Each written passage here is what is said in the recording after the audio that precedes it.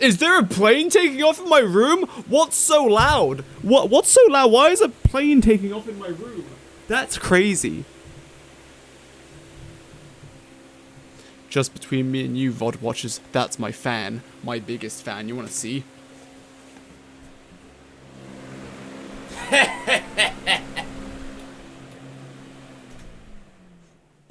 Right. And that, kids, is how you turn off your biggest fan. Huh? I kind of have wet ears still. Yeah. No, my ears are no longer wet. Success! See, only the VOD watchers will know about all that. Okay, alright. Anyway, what's up, gamers? It's your boy, Bajanjo the Business Piggy. And today, we're going to be doing some gaming.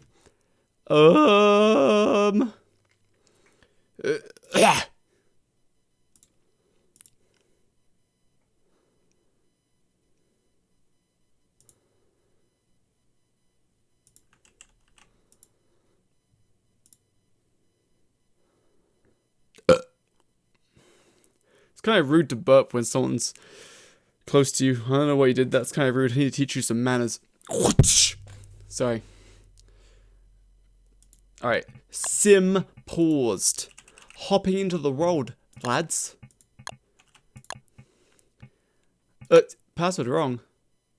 Oh, that's the wrong server.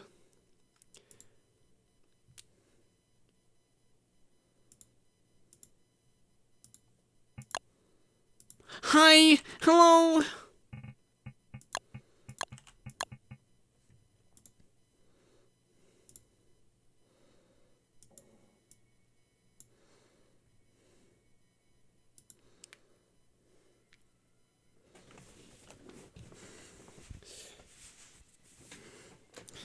I did a small workout, yes.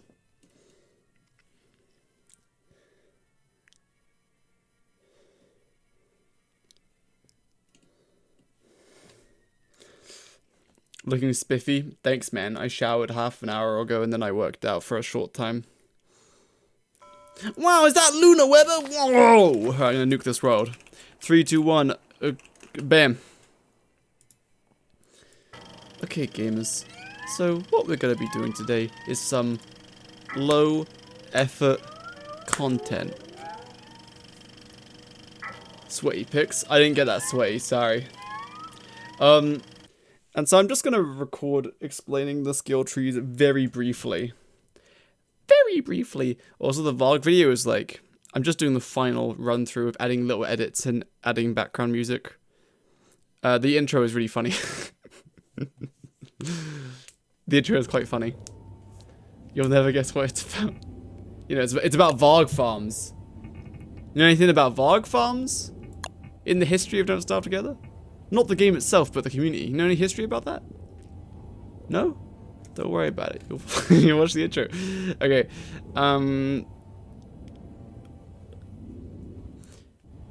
What's a Varg? Exactly. I don't know what a Varg is.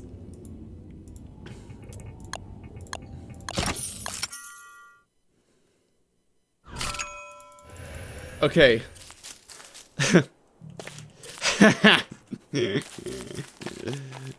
Where's my Krabby King music, guys? Alright. Hello, gamers. Today, we're going to be very briefly reviewing Wigfrid and Willow's skill trees because the update actually came out now and they fixed some bugs. Cool, no longer in beta. Wow, epic. Except, yeah, this isn't on the main channel because the main channel, the video will actually be good, whereas the second channel is for garbage, which is just streams and then sometimes streams that are edited together, which is what this is. So instead of it being 6 hours, it will be like less than an hour, hopefully. So we're going to start with, yeah, and then we'll talk about the new boss as well, but we're going to start with Wigfrid because she's the most popular character. So again, I'm not going to go too in-depth. I'm going to brief overview, roughly what's good, what's not, and then we'll move on. My main channel video will be so much detail and more depth. Yes, right. Okay, cool. So, let's start with headliner. This hasn't changed. What it does is battle stingers, which are the songs that have a one-time use. Let me pull out a one-time use song. Which is just, it's these three. These are the 3 songs with one-time use. including this new song, which we'll unlock. And so what it does is, usually these eat up a certain amount of inspiration. So if I cheat real quick, what's up guys, just cheating here, and I use Starling, it eats up 16 inspiration, and then it does the effect, right?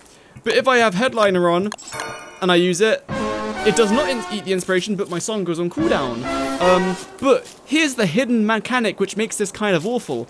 You still actually need the inspiration to cast it. So if I try to cast this this song with 0 inspiration, it won't work. Yes, it's gonna go on in Jakeyosaurus' tail, yes. So right now, we're at now 50 inspiration, I can't sing it. So despite me getting rid of the inspiration cost, you still actually need the inspiration to cast it, which just kind of makes it stupid. And then the real kicker is, I need someone dead, quick, someone Mr. Mytha, join in so I can kill you.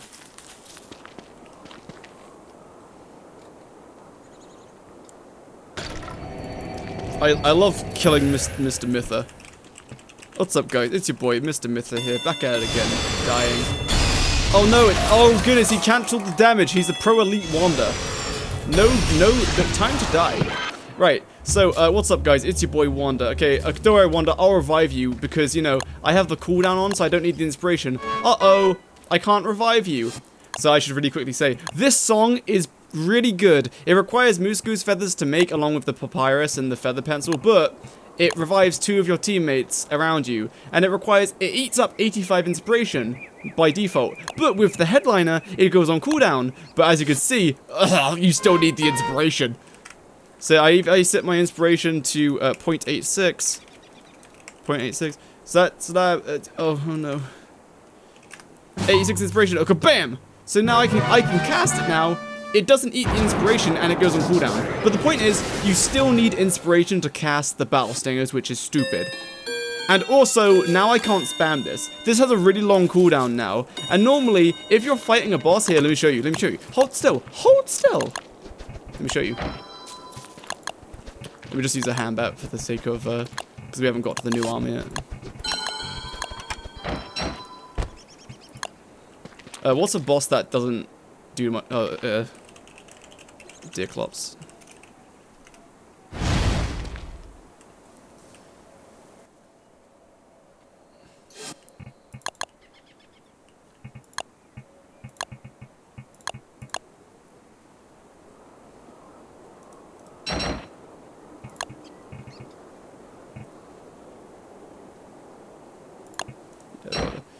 Okay.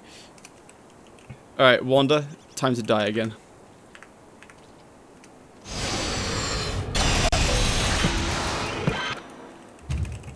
So hypothetically, you're fighting Deerclops. Your inspiration is going up so fast.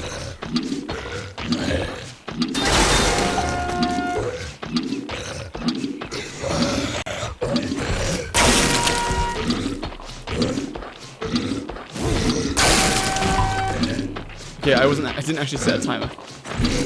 Editing Jiggy, quick! How much time does it take to get 85 inspiration? So the point is, when you're fighting a boss, you'll get the 85 inspiration back to cast this again way faster than waiting for the cooldown to finish. So, unless you're gonna make like 5 of these songs, then this cooldown skill is terrible and bad, and I hate it. And we've already talked about this song, which is this one, which revives your teammates.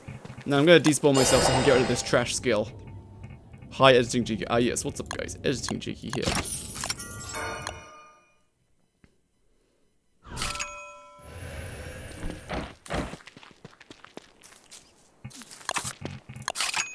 Okay, let me do that again, except this time. Okay, so the point I'm trying to get here is, so these skills kind of influence it, that's why I shouldn't have covered it. It's fine. The TLDR is, it takes about 10 seconds of fighting a boss to get enough inspiration to cast this song again. So this is just a nerf. Bad, terrible, don't use that, bad, boo. And then we've talked about this song, so it's good, yeah, activate it, that's a good skill, you should use that. And then it's this, have 6 different battle calls in your inventory, okay, cool. Maybe that you can have some songs that require you to maintain certain levels, maybe that you keep the part of songs that require you to maintain certain levels. like, yeah, you're right, but also by draining your inspiration down, you get the inspiration quicker, because the inspiration formula, the lower inspiration you have, the faster you get it. But like, you are right though. Like, potentially, you would be knocking a passive song out of action for a few seconds. This is community server. You can join if you want. Oh, I'll turn DST down a little bit. Also, oh, sorry, I forgot to say at the start of the video, Twitch chat will be asking questions so that anyone in the YouTube comments, or the YouTube gamers, if they have questions, hopefully the Twitch chat will ask them first and I can answer them during the video. Wow. He's mentioned the cooldown time as well in comparison to 10 seconds. Well, the point is that the cooldown time is like huge. It's like significantly more. Like, you would rather just use the 85 inspiration and then get 85 inspiration back. And of course, this is my opinion. This is my opinion, of course. Because the point is, this would be different if it was like, oh hey, you don't actually need the inspiration to cast it, but you do. You just like do need the inspiration. Which is just silly. So it's just like, you still need the requirement, it just doesn't eat up the cost. So it's just kind of weird. Because there would be a use, because I guess what they want to avoid is not have this be used out of combat, basically. I got my desk mat. Wow! Any desk mat enjoyers got their desk mats? Good job, technology kid. Very epic. Where is Bass? Ah, yes, where is Bass? Let me just delete those. There we go. Okay. I think we cover that. Alright, battle canisters.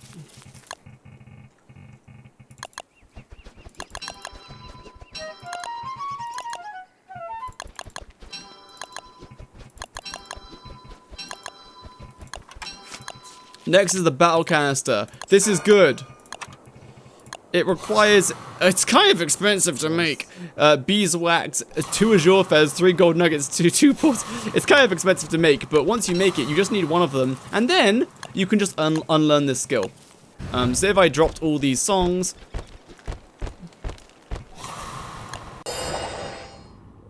And then you used a moon altar idol to despawn yourself, then you can unlearn the skill, so you free up the inventory spot, free up the skill point. Who stole my canister? Thief. Did my canister despawn? Wait, no. Did it despawn? They took it? Who did?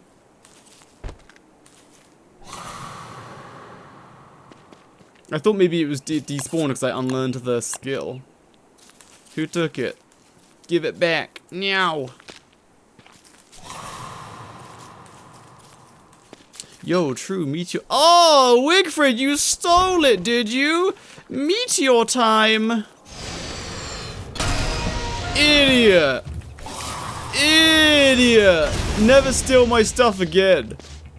Exclamation mark join if you want the server password. Alright, anyway.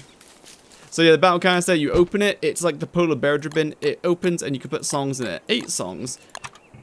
Which is enough to store every passive song? Yeah, every passive song, and you'll have one of the affinity songs, and then you can just, and then you store that. You basically will never use these, like, maybe Startling Soliloquy.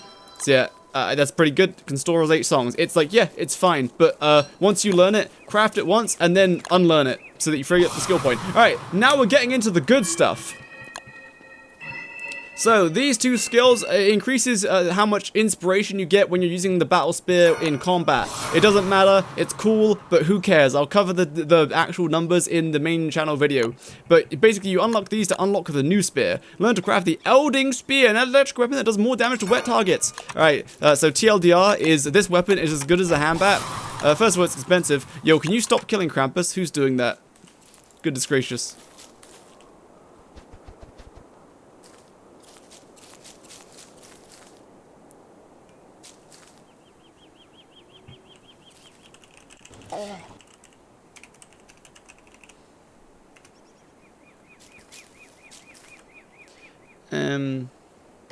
I forgot what I was saying.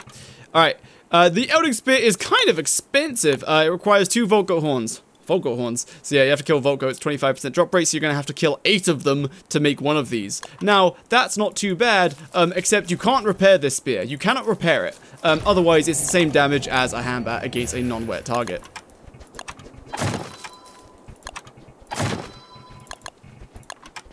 So, kabam, 74 damage, kabam, 74 damage. Same as a handbat. But if your target is wet...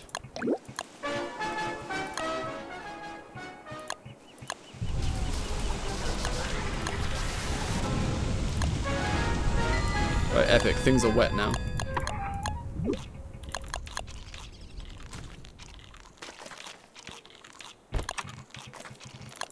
So now that things are wet, kabam, I'm doing 111 damage. Wow, amazing. So yeah, it's as good as a handbat, but just even better if it's against a wet target. Better than a dark sword. Goodness gracious. And also, yeah, good thinking. Like, you can give it to non-Wigfrid characters and they can also use it. Which means, yeah, it's just handbat, but better against wet targets. Cool. Alright, moving on to the next thing. Next thing is the Elding Spear can now perform a special attack. This attack repairs charged Elding Spears if it hits a target. So what this special attack is kabam. It's, yeah, you dash and you hit everything in the line that you dash between, yes. So if, hypothetically, you spawned 100 frogs, and then you dashed into all of them, you kill everything that was around you. Let me turn off God mode, so... all my stuff, no! Alright, so yeah, so yeah, you kill AoE damage for Wigfrid, so it's pretty good. So yeah, it's pretty good. Yeah, pretty good. Yeah, cool. Wow, epic. And as for DPS wise, it is better DPS to hold F than to use your special attack. Just so you know. But we still have the problem that you cannot repair the spear. So let's move on to the next one, which says this. So let's move on to the next skill, which says upgrade the Elding Spear using Restrained Stack to deal plus 20 planar damage. Wow, let's upgrade that. Hell yeah. Alright, so Restrained Stack is the thing that Wagstaff gives you when you do his experiments in the Moonstorm events. And so he gives you one of these. Wow, cool, right? And then you use it on your Elding Spear. Now it is charged. Wow. And so now it does the same damage, except it does plus 20 planar damage. And so when I dash, it goes from 127 to 147. Wow, cool. But also, if we look back at this other skill, this attack repairs charged Elding Spears if it hits a target. True. So now that we've charged the spear, we now get, yo, listen, you're gonna have to stop being so abhorrently loud. Goodness gracious. Does anyone know the password? Yes, exclamation mark join. What was I saying? Yeah, so you just do 20 planar damage now. Cool. Planar damage, I'm not explaining it. Go watch my Wolfgang guide video. That explains planar damage pretty good. But looking back at this skill, this attack repairs charged Elding Spear if it hits target. Wow. Which is this special attack. So now, oh look, a butterfly. Cool, I love butterflies. Hiya! Oh wait, I missed. Yeah. So you get back 3 hits? Oh, it's 4 hits? Yo, Mr. Mythos, you get 4 durability back, right? Like 4 actual uses, but it's 2%, right? Right.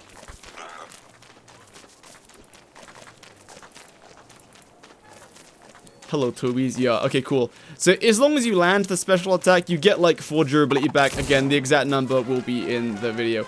And its cooldown is such that you can do 2 normal attacks into a special attack every so often. Stop giving me garbage. Go away. So 1, 2, so special attack. 1, 2, special attack. 1. Goodness. And if your target is far away, you can only get like 1 attack in. But whatever. The point is, it is better DPS just to hold F. It's not better DPS to keep spamming the charge attack unless you're fighting more than 1 enemy. Charge spear is 200.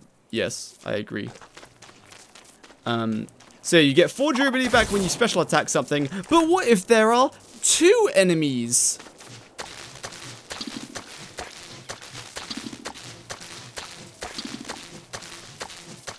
Charged spear do more damage when wet. Yes, sir. So because these targets are wet, I am doing more damage. So it still does electric damage, but then it just does 20 power damage on top of everything else. Good question, Jonathan Wirtz 12. Alright, anyway, so now if I special attack, I'm at 90% durability. Hiya! 94%. Whereas if I just hit one target, I'd go up 2%. So, but that only scales with 2 targets. If you hit more than 2 targets, you don't get any more durability. The max durability you can get is 4% if you hit 2 targets. 2 or more targets. Yo, is that Fancy Banjo with a red hat? Hello, Fancy Banjo. I saw you in the most recent animated short from Clay. Very cool. Nice top hat. It's mine now.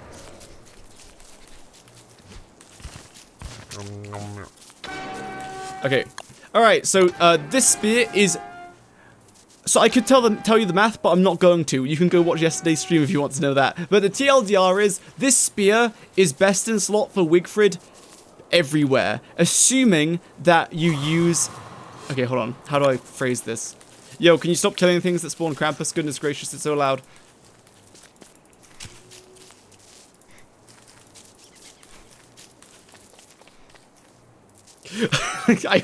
Wherever I move, they all keep following me. Charge attack do more damage against a wet target or just the melee? All of it. All of it is electric damage. So the charge attack does electric damage and so do the normal attacks.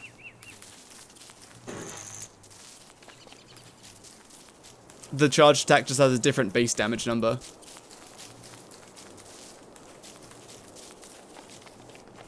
True, go to the Fuel Weaver section, yes. Then no one will get to me. I wonder what Mr. Mithra is building. Alrighty, so...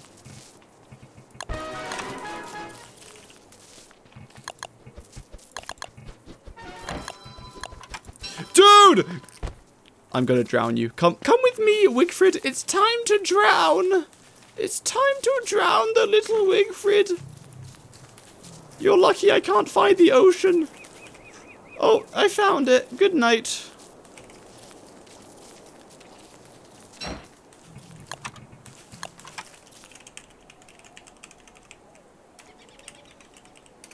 Oh wait, what's the speed bonus of this spear? It also gives you like 30% speed bonus or 20% speed bonus, right? Yo, Mr. Mithra, put a walking cane on and erase me. 20%? Okay, I thought so. So this charged Elding Spear, it's only the charged one, right?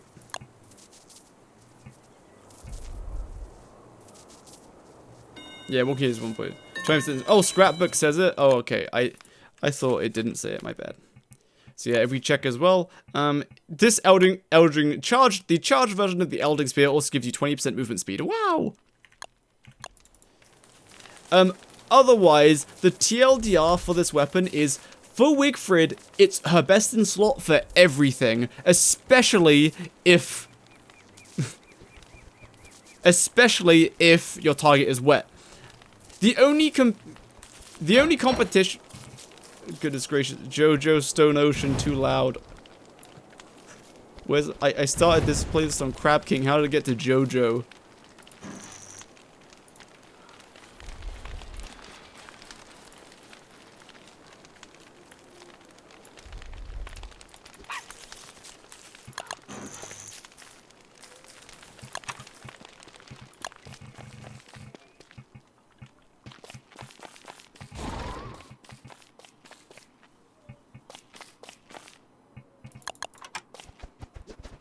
The only competition the charged Elding Spear has for Wigfrid is if you use Shadow Reaper with Void Cowl.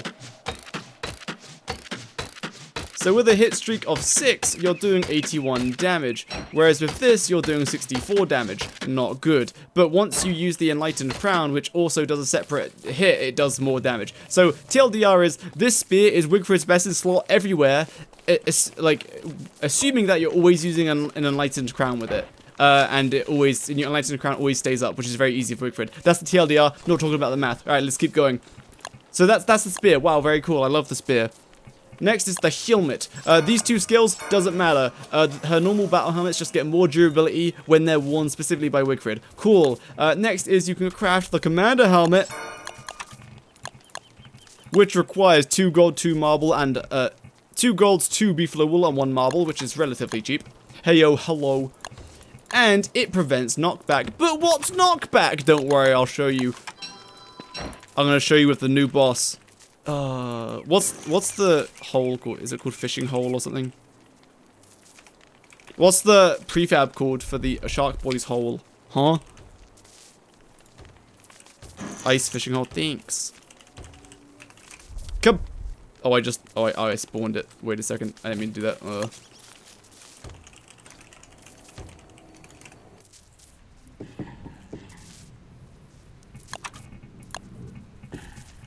But you might think, but Jakey, wait, hold on.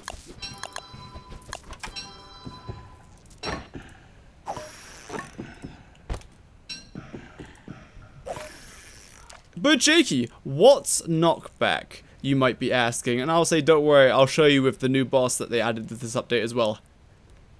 So you have to go onto the ocean. This boss spawns anywhere in the deep ocean, although it does try to spawn closer to the center of the map, but it still has to spawn in deep ocean. Thank you, Kutaru, in my Twitch chat for telling me how the spawning mechanic works for this. It tries to look for the center of the map. And then after you fish 3 deep bass out of the hole,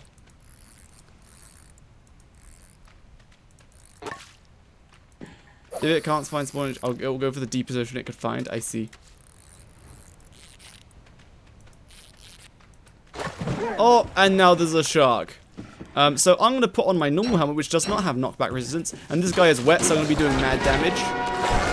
And you're going to be a true Wigfrid main and hold F. And so what just happened right there, that was knockback. That last swipe knocked me back. So what if I put the commander's helmet on? Oh.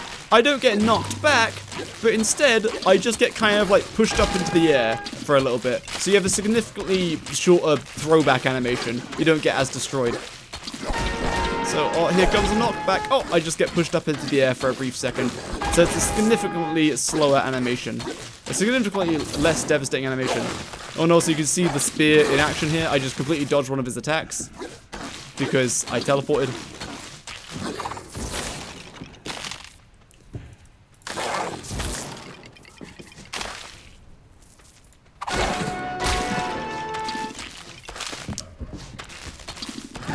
Bam, that's the new boss.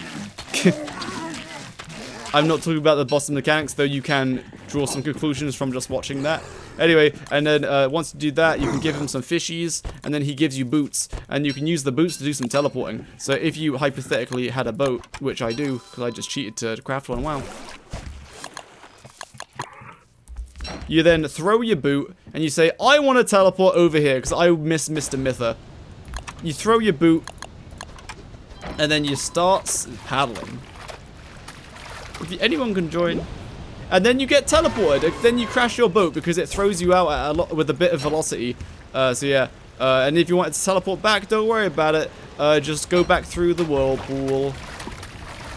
Also, doesn't the whirlpool last for like a certain amount of time now? Or am I wrong?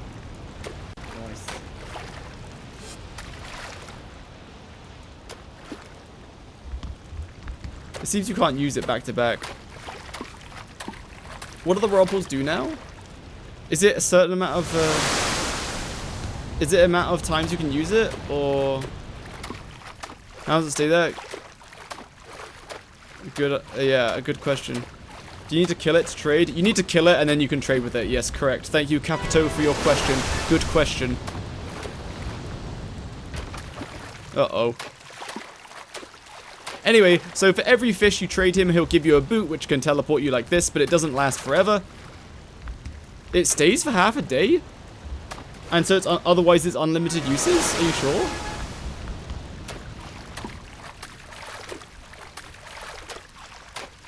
Ah, okay, so leg is, does the limit change regardless of if you feed heavy fish or normal fish? Because it's a limit of 5 boots per kill, right? So it looks like the whirlpool stays around for just half a day, which is interesting. It's 5 trades. Oh, just if you give him 5, you can get 10. Okay, cool. And so you saw that I gave the Sharky Boy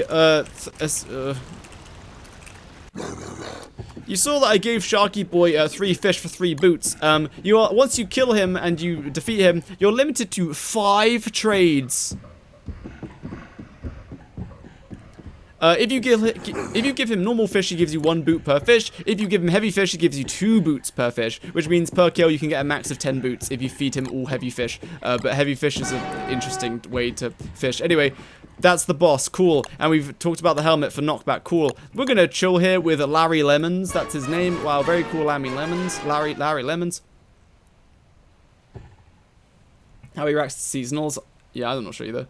5 trades total or 5 trades per person? I think it's 5 trades total. Quick, someone try to trade with him.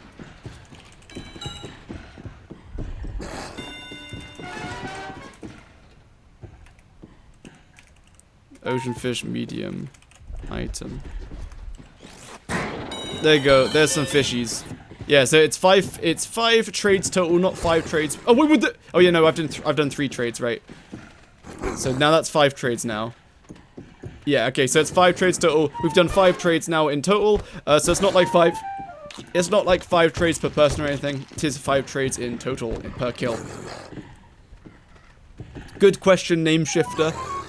Alright, now that we've talked about the boss and the helmet, let's move on. So, next is the commander's helmet now The commander's helm now has protection against power damage. Wow, I messed up so many times trying to read that.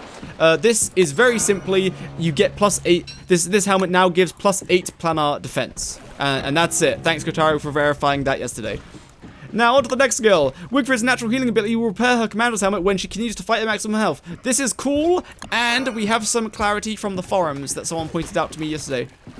Being such for the first time yesterday, I had to roll back so many times, the third phase had my number. Goodness gracious.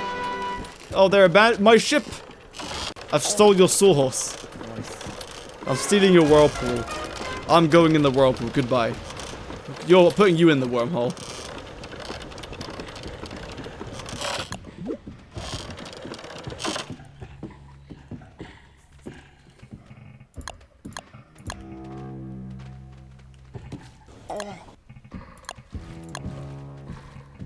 So I'm gonna go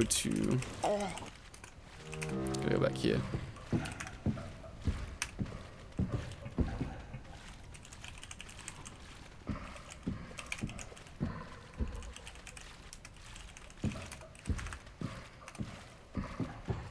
Is the multiplayer portal been destroyed?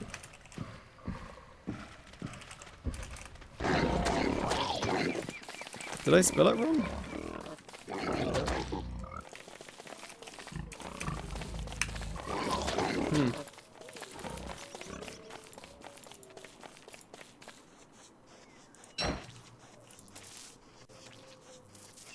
Still seems pretty bad. I think it's like fine. Like with these skills at least it's fine. Wigfrid's natural healing ability will repair her commander's helmet when she continues to fight at maximum health. Okay, so what this does is, basically there's a complicated formula to make you regenerate health. I need a catcoon. There's one over here. Oh my goodness, is that Cat Person TV? No way! Hello, Cat Person Television. So as you can see, I regenerated 4 health by killing that catcoon. Cool. So now, hypothetically, kabam! So now, because I'm full health, every time I hit something and therefore do some regenerating, the regeneration goes to my helmet, except it's not because I've now lost health.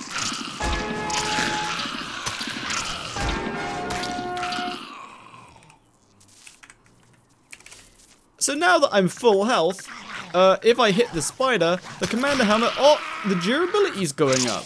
Wow! And what basically is for every 1 health that you would have regenerated to your health, 3.5 durability goes to the helmet. Not 3.5%, 3.5 health goes to the helmet. So yeah, it's pretty good. It just repairs the helmet, more so than it would repair your health. Cool. I believe it used to be 2.5, but then they buffed it to 3.5. Do correct me if I'm wrong, though. You need to make 3 skill points. Honestly, oh yeah, like Dreadstone Helmet. Oh yeah, I guess I'll talk with... In the main video, I'll compare this with the Dreadstone helmet a lot more because they are very similar in that they're just helmets that get self-repair. But otherwise, yeah, Dreadstone helmet is technically better. It gives more damage reduction because this is still only 80% damage reduction, which is the same as the default Wigfrid helmet. Just that this one gives knockback resistance.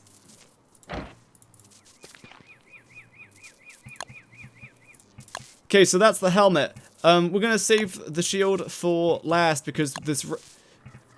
So next we're going to do Rider right before we do the shield. Alright, so this is Beefaloes will be domesticated 15% faster. I haven't looked into in what way it actually does this, whether it makes the domestication ticks with Beefalo happen faster, or you get more domestication points. Either way, yeah, you domesticate a Beefalo faster. Cool. If you like Beefalo, go for it. This one allows you to ride Beefalo for 30% longer. This kind of sucks, because you already get to ride Beefalo for really long, if they're trained at all.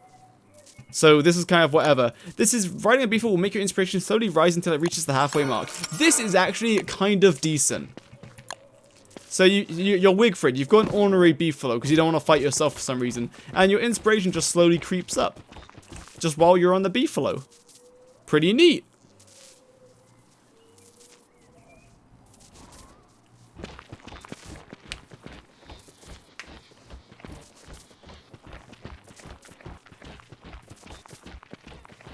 I just disregard the riding time entirely, because who's sitting on a Beefalo for longer than 13 minutes? Unless you're Glurms and you have to ride to the other side of your Omega base world. But even then, you'll get there faster than 13 minutes. But yeah, so it does tick up very slowly, but it does tick up. And again, I'll talk about the numbers in the main channel video, because I'm not going in depth here. Wow, a top hat for me! Is this where Banjo perished last video? Goodness gracious. Does the inspiration work for riders too? Yeah, it works for any Beefalo. It'd be weird if it only worked for that one. It's just like while you're riding a Beefalo. It doesn't even have to be tamed and it would still go up. Like if it... I assume so, because that'd be riding a Beefalo. It just says riding a Beefalo. It'd be kind of weird if it didn't. Yeah, so it goes up slower. But the one thing about this that's interesting is if you had full inspiration and then you hopped on your Beefalo, suddenly your inspiration simply does not drain anymore until you get off the Beefalo. Then it will start draining again. So it's like so while you're on the Beefalo, it's like being in combat in that your inspiration will just stop draining. So my 100 inspiration is starting now to tick down until I hop on the Beefalo, and then it stops ticking down. So yeah, it just, you get to effectively store your inspiration if you use a Beefalo between fights. So it's like, it's fine. It just means as soon as you hop into a fight, you can activate passive songs immediately. Decent, but like, whatever. Valentine would be nice if you fight on cow, but that's not going to happen. Yeah, that's kind of my thoughts. Then lastly is learn to craft a new Beefalo saddle that protects your Beefalo. Okay, so the TLDR for this Beefalo saddle is, it's bad. It's 6 azure feathers, 3 marble, 4 gold nuggets. It gives 30% speed bonus to your Beefalo and gives 40% damage reduction. You might think, wow, speed bonus and damage reduction, cool. But the default saddle gives 40% speed bonus. And the Glossamer saddle gives like 55% speed bonus? Is that correct? And the war saddle gives like more. Yeah. So the point is, this war saddle gives less speed bonus. This battle saddle gives a less speed bonus than the default saddle. So the only thing you get is oh wait, I'm in the way. Don't worry, guys. Me and the Twitch chat will move for the YouTube gamers. Me and the Twitch chat are moving just for you. So this saddle sucks. 40% damage bonus, but only 30%. Oh, sorry, I said that wrong. Battle saddle gives 40% damage reduction to your Beefalo only, and it gives 30% speed bonus. But the default saddle gives 40% speed bonus. So like, you know what I'm saying? Moving me back. Nice. Goodbye. Need to do some sipping. Doesn't get 5 pound now, does it?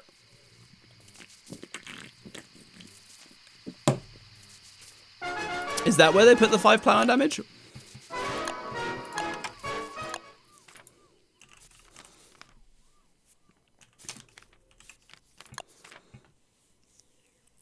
Can we put onto a bit of it if it's... it doesn't say it does, but it might. Either way, I don't know if that would make it good. But again, stuff like that I'll talk about in the main channel video. But the TLDR, it's bad, and Wigfrid doesn't even use beefalo, so like, if you like beefalo, sure, but it's kind of just, I don't like it. Please clear. Oh, now I'm gonna die. What? What? What's the problem? The wiki says it does? Ah, yes, the wiki is very accurate.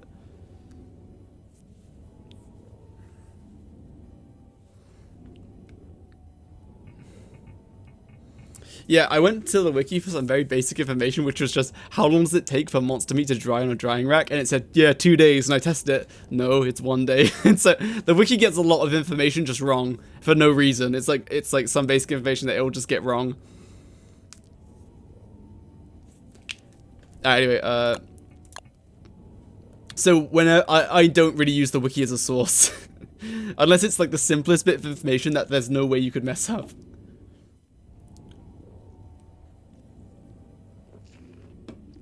Big meat is 2 days. Yeah, I looked up monster meat and it said 2 days. But monster meat is 1 day. But maybe it maybe it talked about monster meat and meat and then gave the meat drying time and not the monster meat drying time. But I'm pretty sure I went onto the monster meat page to check it. Anyway, use the wiki.gg one instead. What's that?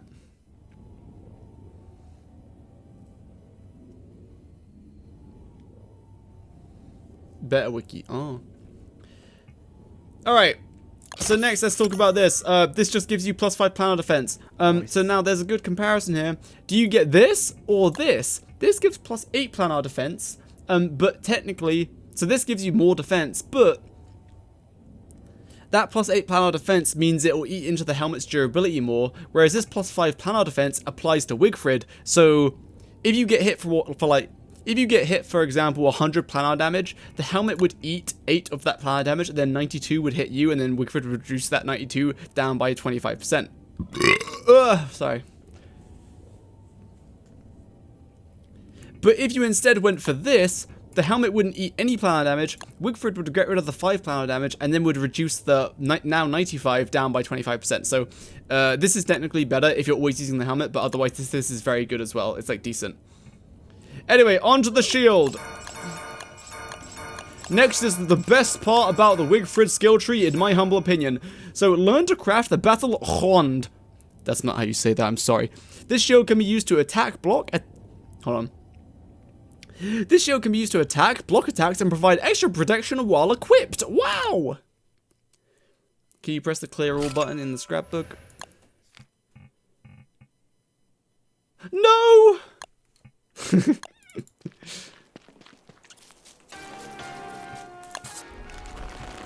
Okay. What do you... Sorry. The battle run requires 4 gold nuggets and 3 beefalo wool, so pretty easy to make. Go to the ruins and kill a beefalo, and then you've got yourself the shield. Did the shield get a buff to actually be worth making now? Is it still funny you use for like 3 fights at most? So the shield has the shield does 51 damage, so the same as a tentacle spike, so the shield does 51 damage, the same as a tentacle spike, and it's craftable. So it's filling the hole, which is, mid-game craftable weapons for, like, multiplayer. Because, except not really, because only Wigfrid can use this, right? No one else can equip this. Right? Hey, Walter! Try to pick up this shield, Walter. Walter, try to pick up the shield, Walter. Willow, try to pick up the shield, Willow. You can't equip it, right? Gosh darn it. Yeah, so only Wigfrid can use the shield. Sorry, I said that other players can use the spear, which they can, but they can't. Can they use the charge spear? Like, other players can't do the dash attack, of course. Because some noobs thought it's unbalanced because it's kind of okay against Dragonfly. I mean, it's like fine. I like the shield.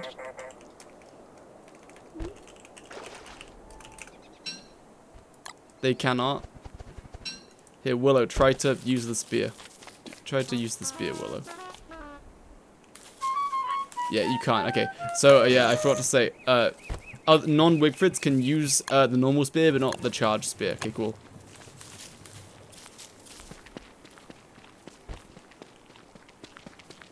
Anyway, back to the shield. The shield does 51 damage, can only be used by Wigfrid, and has 85% damage reduction. Wow, cool. Only 420 durability, though, and you can attack with it. So, you know, not that good, but then, what's this? Kabam! You can block with it. And this block is amazing, because when you block attacks, it doesn't eat into the durability at all. So, if you, so here, watch this. See this evil-looking frog? Let me attack the evil-looking frog. Attack. Block! Attack! Wow, I'm amazing. So the only thing that eats durability is if you get hit while you're not blocking. So I got hit while not blocking, and I'm losing durability. Wow, sad. And of course, when you attack, you also lose durability. The twin shield is 80% with 51 damage, so technically this shield is better, but twins is rechargeable.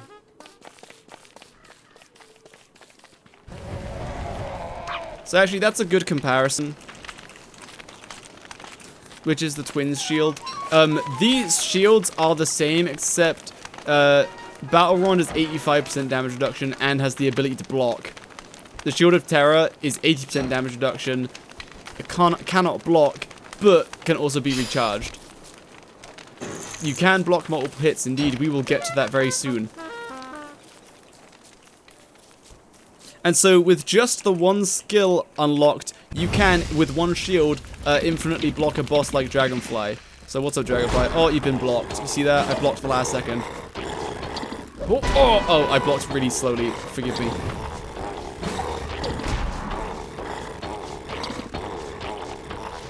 The cooldown is just fast enough so that you can constantly block Dragonfly. And it's really funny. It's like it's really satisfying to block boss attacks. Like, it's really satisfying.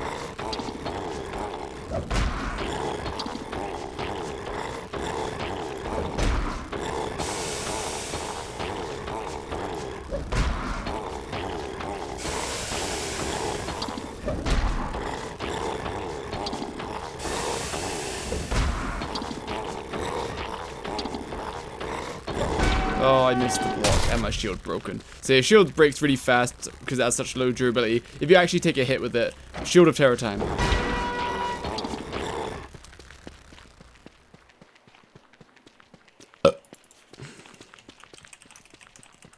Did the multiplayer portal get yeeted? Like, what happened? See, go next, Walter. So yeah, the shield is cool, but we're not done with the shield yet. Okay, hold on, let me talk about the, So, the shield being 51 damage is bad. You know, it's only as good as a tentacle spike.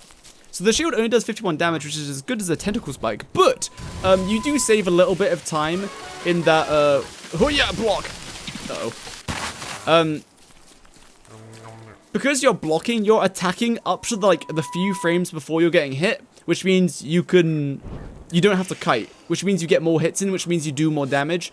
So it's probably equivalent to, like, a Hambat in DPS-wise, depends on what you're fighting, because you don't have to kite as much. Like, with Dragonfly, you can get 7 to 8 hits in rather than 6 to 7, because you don't have to kite, you just have to block.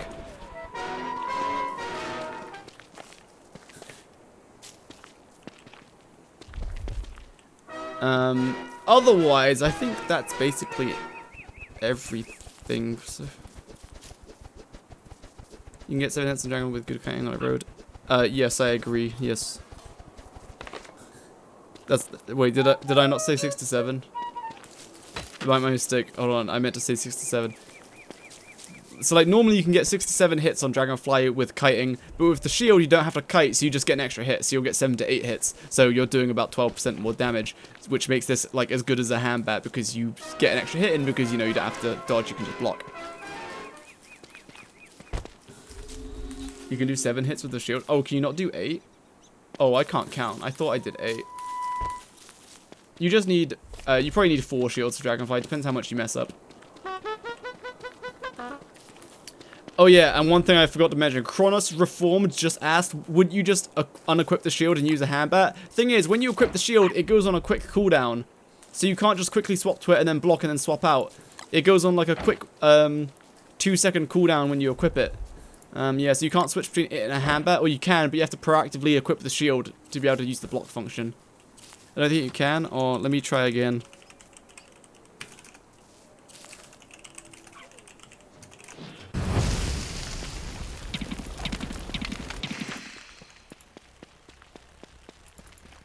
It's actually 1.5 seconds. My mistake. It's a 1.5 second cooldown when you unequip the shield. Thank you, Benedict.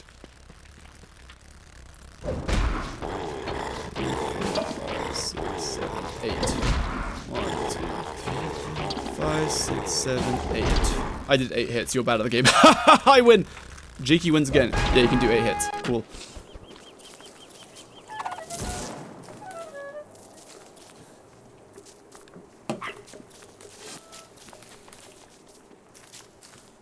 It's my birthday. Happy birthday! Everybody, at AF116 with a Jakey Mr. Scruffles. Can you play a song for me? Don't worry about it. I'll play your song just for you, my child. I'll re-record that because I forgot what I said. So normally with Dragonfly, you can get 6 to 7 hits in if you're kiting with like a hand bat. But with the shield, as you just saw, you can do 8 hits and you don't have to dodge. But because you can't, yeah, so because you don't have to dodge, you get 8 hits in. So you're effectively doing it like between like 12 to 20% more damage because you're getting 1 to 2 more hits in, right? Can you animation cancel with the shield? Probably. I mean, I can't. I mean, I don't see why you wouldn't be able to. How much end lag does it have? These have awkward targeting. Remember that I'm bad at the game and I never animation cancel? What's the server IP? 10.0.0.1. 127.0.0.1. Use a helmet, it's easier. Oh, yeah. I don't see why you wouldn't. I mean, unless it doesn't have a lot of end lag.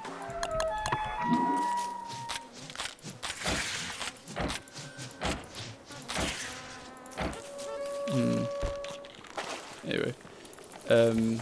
Let's play this. I'm just gonna open the queue, okay? Ah.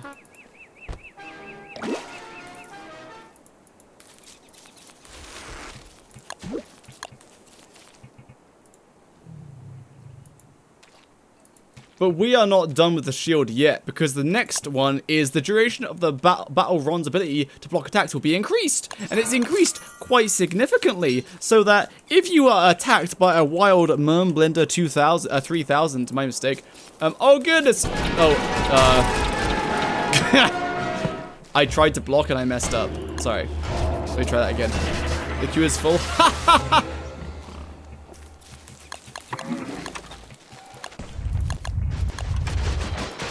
Great job, thanks. Thanks. Yes, let's try and kill them all. Oh. Sorry. Okay, do the spin attack.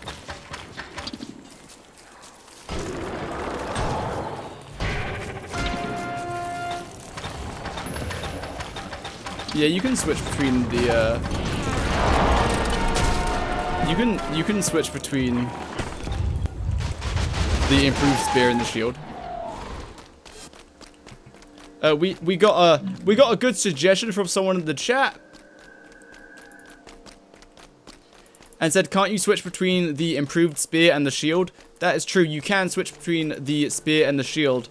You just have to switch to the shield a little bit earlier because, like I said, it has that 1.5 second cooldown when you switch into it. And also, you don't want to cancel one of your own attacks, like, before you actually land the hit. Otherwise, you're doing less DPS. But anyway. Oh my god, Celestial Champion's here. Oh no, block! So you get to block the entire attack, which is very satisfying.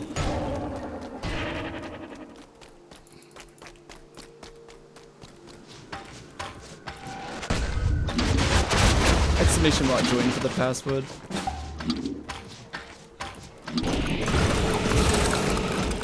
So yeah, the duration is increased so that if you mess up and you block way too early, you might still be able to block the hit. Because there's one big mechanic that I didn't mention yet, which is, if you block, but you don't get hit by anything, this is what happens. So I'm gonna block this and I get hit. So, did you see that? The cooldown on the shield went down a lot. But if I block, I'm gonna block the Celestial Champion's attack. Block! Oh wait, it didn't hit me. Oh no, my cooldown is massive. So now I can't block the next attack because I blocked incorrectly. So yeah, if you block and then you get hit, your cooldown gets reduced a ton, which means you can block the next attack probably. So if I block now, okay, I got hit on. How comparable is that with impedance to kite pattern?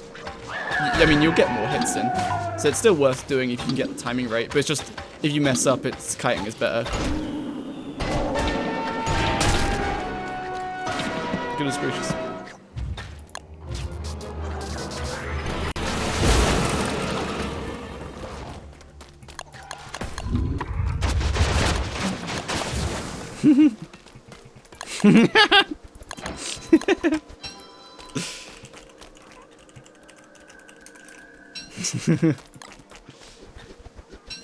Okay.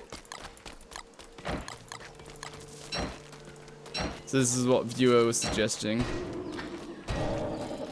As to threat attribute shield. Yeah. You do an attack every about half second. So he's gonna do blender attack. So you do that, you block kabam, he's gonna do an attack almost immediately. And I can switch into this. But as you just saw, I just blocked one of my attacks when I switched into the spear.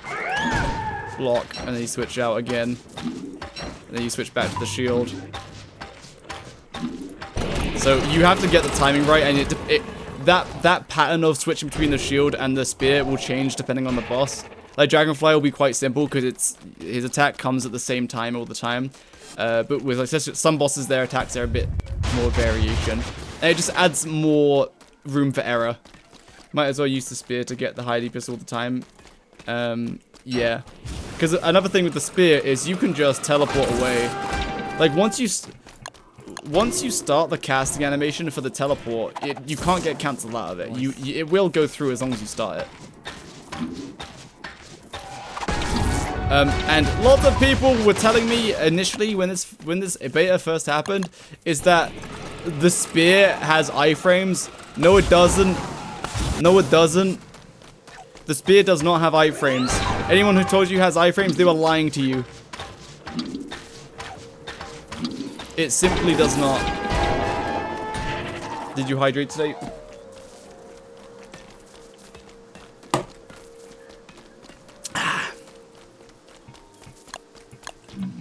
So, I should mention, what are iframes? Iframes are invulnerability frames, which are frames where you cannot get hit. So with Wartox's teleport, there are a few frames where his body actually disappears and he cannot get hit. But this, you do not disappear. You go from one location and then you appear in another one. So your hitbox never disappears, you simply teleport. You do not have iframes. But yeah. Oh no! So yeah, you can use the spear to kite some bosses, but some bosses it doesn't really work that well. So yeah, I think the shield is great because you can block with it. But we're not done with the shield yet. No, no.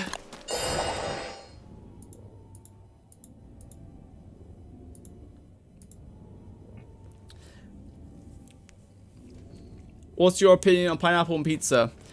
I love pineapple on pizza. Please increase song timer to 7 minutes. No, no. Miso, thanks for the subscrumble. Miso, happy that Miso subscrumbled. Wow. Hi, Jiggy, how are you? I am well. Fantasy Llama, how are you?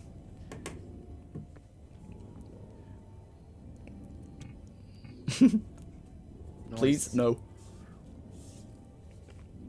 Remember the good old days where the song limit used to be 3 minutes? Anyway, so the next shield skill is called Battle Rond Enhancement 2. Wow, very cool.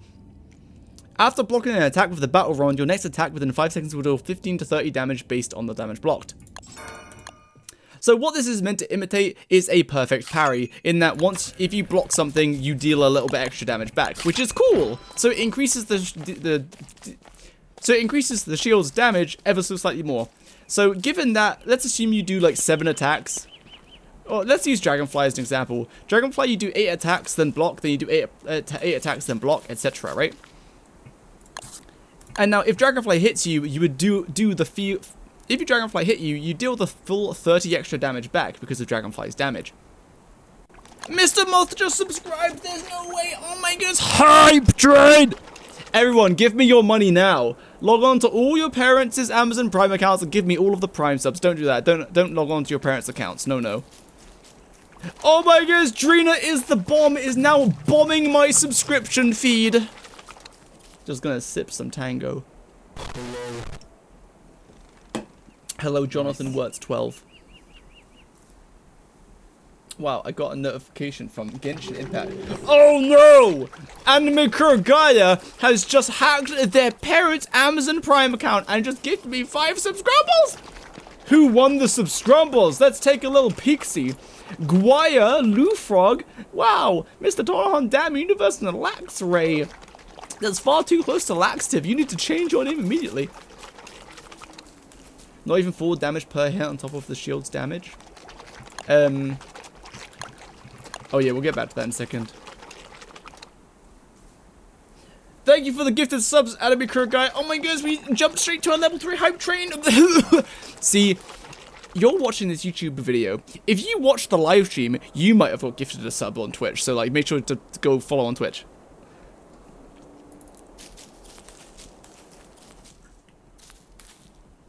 No prob, love your content. Thanks, Drina. Very cool.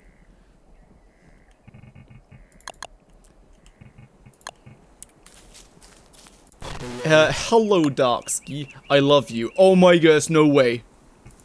Alright, okay, so first of all, after blocking an attack with the battle round, your next attack within 5 seconds deals bonus damage. Okay, so what does that actually mean? That was gross. I'm so sorry. It will happen again. Celestial Chonkian has returned. Oh no! Block, block, block, block, block. Punch. I did 101 damage. Isn't that cool? So, what's my default damage without blocking against Celestial Champion? Let's take a look. So, my buff damage was 101, and then it's 63. And you might think, but Jakey, that's like 48 more damage. You are correct. So, I am actually getting the full 30 damage here, but it's affected by all of Wigfrid's damage multipliers, which is 1.25.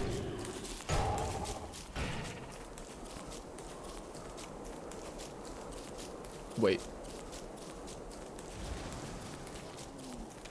It's not 40 something damage, it's 30 something damage. So my default damage is 63. Then I block and I do 101. So yeah, I'm doing a nice 37 extra damage. You might think, but Jakey, 37 is more than 30.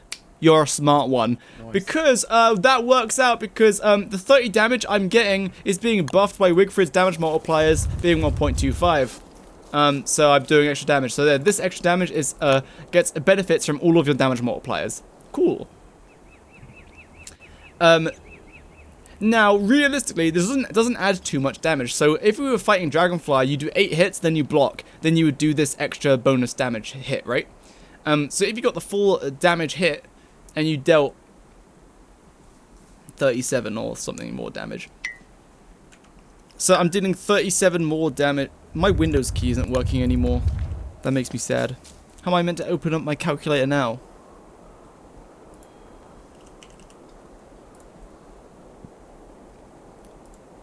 So if we do 38 bonus damage divided by 8, you're doing 4.75, about 4 damage more per hit on average because of this, which is not too much. It is like an 8% damage increase overall, 8% DPS increase.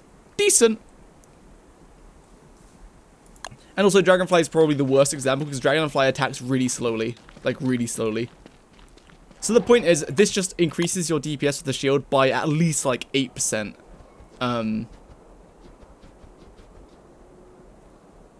As long as you block and you don't mess up. Now you might think, but Jakey, how does it determine the 15 to 30 damage based on damage blocked? And the way it does that, compared to a hammer, which deals does like 18 DPS more. Oh, I mean, I'm not saying that like this is better than a hammer. I'm just talking about the shield. Is that Dio singing? Yes, he's a great pop singer. Yes.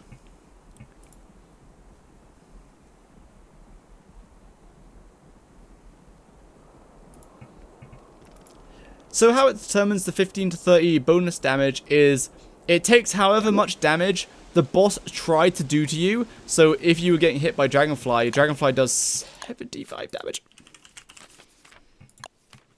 Yeah, 75. When it's enraged, it does 150. So Dragonfly does 75 damage, right? In the code, how it calculates this is it takes the damage you should have taken, it cuts it in half, and then maxes it and caps it at 30. So if Dragonfly hits you for 75, it cuts it in half, and so it goes to 37.5. But you can't do 37.5 bonus damage, you do 30 damage. So it gets rounded down, or it caps out at 30, then your damage multiply the 30 up to whatever it multiplies up to.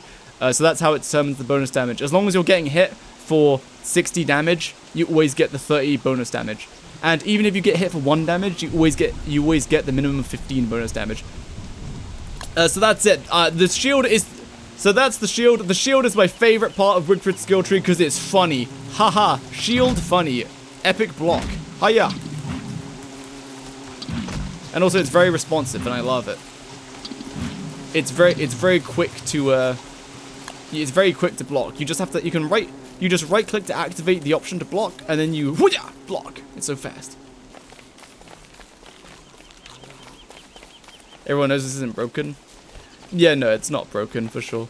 Oh yeah, so I like the shield. I think it's really cool, but it's still better DPS to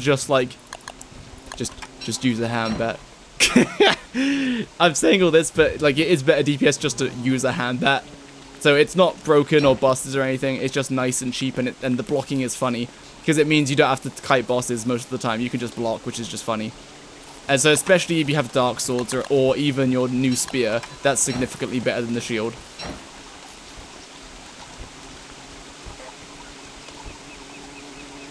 Can I get play points link? Exclamation about points might get it for you. Alright, then lastly we have the affiliation skills. Now what these do is, let's just go on the shadow one. By the way, you should choose the shadow one because I'll explain later. Well, stop making me wet. And that unlocks the the affiliation song of whatever you affiliated with, and it requires 3 pure horror or 3 pure brilliance to craft, so it's kind of expensive. Does the block take the damage of the attack and stop others from getting hit? No, I should probably... Good question, RFSMGG. When you block, it only blocks you from taking damage. So if you have Celestial Champion, hey, someone come here. Say if the Mermblender arrives and it's about to kill everyone, that's a shame. Wigfrid doesn't care. Wigfrid blocks it for you, but it doesn't block it for everybody else. So yeah, it only blocks the damage that's going to hit you, not for other people. So in multiplayer, it's kind of awkward to use, because if you've got a single target boss... So like there, I blocked, but the hit didn't actually hit me. So now I have a really long cooldown on my shield.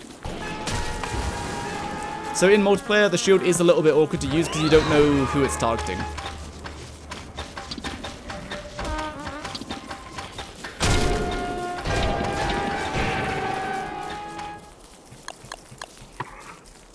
Anyway, Dark Lament. You sing Dark Laments, and now... all your friends around you will now deal extra damage to lunar enemies and have defense against shadow enemies. And what those numbers are is you get 5% damage buff, so now I should punch for... I'm punching for 14, there you go, that makes more sense. So that's 1.25 multiplied by 1.1 multiplied by 1.05. Let me just check that's correct. So it's 10 multiplied by 1.25 multiplied by 1.1 multiplied by 1.85. Yeah, 14.43 damage I'm doing. Is that correct? Yeah, it has to be 1.25 multiplied by 1.05 makes 1.3. Yeah, that has to be correct. Yeah. So 5% damage and 5% damage against lunar aligned enemies and 10% defense against shadow aligned enemies, and the opposite is true for the lunar melodist. And you also, of course, with the affinity skill, you get a hidden 10% damage buff against lunar enemies with the shadow, and 10% shadow defense with the shadow affinity, and opposite for the lunar. That is hidden and doesn't actually get stated here, but that is hidden for every affinity. No, if you have a long cooldown, it stays on the shield regardless. So if I have a long cooldown, I switch to a different shield, then I switch back, it still stays on that long cooldown. Hound's Teeth.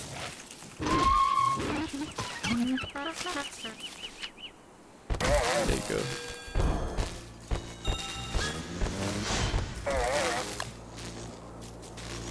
So that's what the song does, and that's it. That's all of Wigfrid's stuff. We've covered all of it. For Wigfrid's skill tree, you're looking at it. This is what I would use. Actually, that's a lie. Sorry, I made a mistake. And that's it. Now for for Wigfrid's recommended skill tree, do this.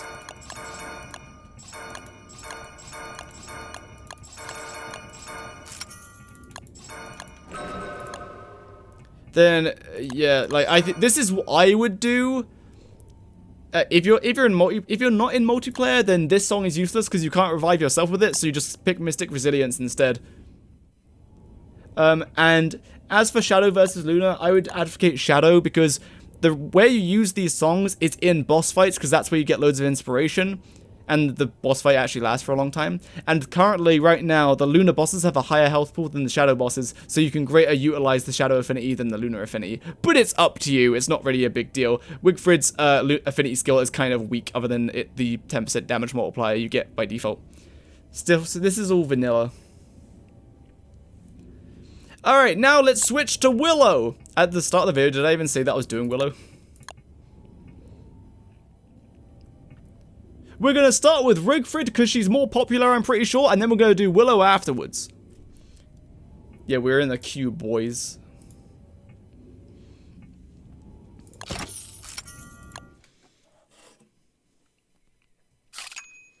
Posture check. My posture is flawless.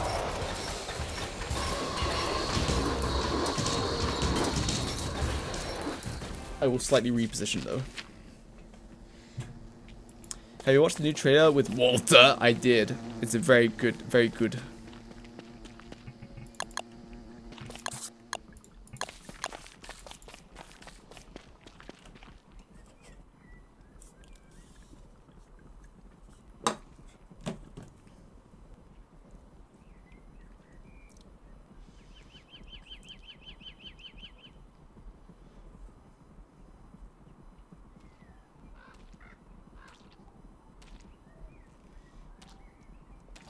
Why do you hate Beefalo so much? I don't hate Beefalo, I just haven't used them. How long moggles last? Is it 8 minutes?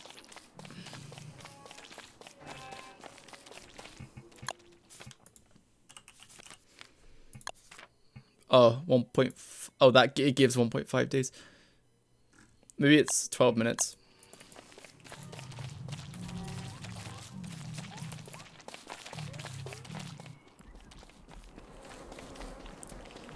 Alright, I'm gonna nuke this world because it's so much a mess. It's 12 minutes. Thank you, Dark Sky. There you go. It's 12 minutes. And one glowberry fully restores it.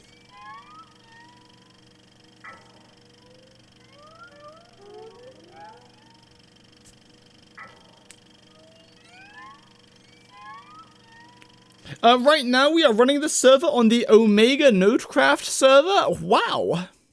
Oh my goodness, is that Dystony? No way. Give creative mode to everyone for these, but it's funny. Luna or Shadow on Willow? I would do Luna. But that's just me. Alright, now let's talk about Willow. So let's quickly go over the skills. So first of all, controlled burning. Willow has probably got my favorite skill tree in the game now. So, controlled burning. Fires you set won't spread, and burnable loot will just smolder. Items like torches and Willow's Light have a 100% chance to ignite targets. This does exactly what it says, so I don't need to show you. Anything that you kill while it's on fire, normally any drop that could be set on fire would be burnt to ash before it dropped, but now it will just smolder instead of burning to ash, so you don't lose the drop. So yeah, the controlled burning, I don't need to show it, it does what it says. Burn duration. Creatures burn for a long time. Again, I don't need to show it to you. Creatures simply burn for a long time. I believe it's 30 seconds. It goes from like 10 seconds to 30 seconds. It's very significant. Next is your fire deal more damage to creatures over time. Again, it's simple. It just does more damage to creatures over time while they're on fire. The only significant thing to note is that if you set a spider on fire, without this skill, the spider doesn't die. It almost dies, but it doesn't. But with this skill, the spider does die, which is significant for later. So next are Brighter, Lighter 1 and 2, which just make your lighter brighter. Imagine that. Brighter, Lighter 2 makes it almost as good as a lantern, but you're going to be tight for skill points with Willow's skill tree, so do not spend it on these because you have something better to spend it on. Next is Hungry Lighter. Stop things from burning by absorbing the flame even when they're the only thing smoldering with your lighter. This kind of doesn't matter, but it's like a free way to stop things from smoldering. So if Walter just set fire to your base's favorite tree, oh no! Just absorb the fire to stop it from burning. So it's pretty cool. And it has a decent radius. Like, see, oh no, these trees are on fire! Oh no! Suck! You just suck up all the fires. Cool.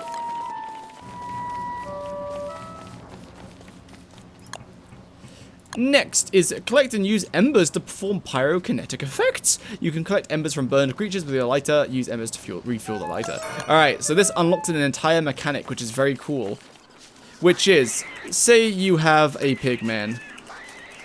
His name is Olive, except it's Banjo's cousin. You set Olive on fire. And now you kill Olive with your cheating mode of turning on one-hit kill mode. Oh, and because it died while it was on fire, it drops an ember soul, or an ember. I forgot what they're called. Then you absorb it with your lighter, yum yum, and you pick it up. You have to pick it up with your lighter by absorbing.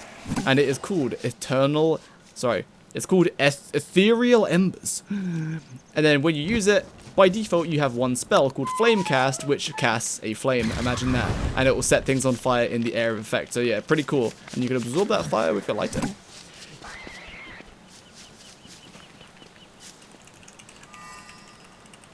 For the sake of testing, I'm going to give myself a bunch of embers. You can also use these embers to refuel your lighter. It's the only way to refuel your lighter. Otherwise, you have to craft a new lighter every time it depletes.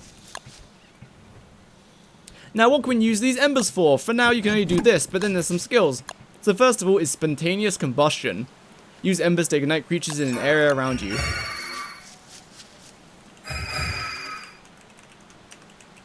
So, we have 100 spiders. What are we going to do? We're going to use combustion, of course. And now they're all cooking. I'm going to turn on damage display.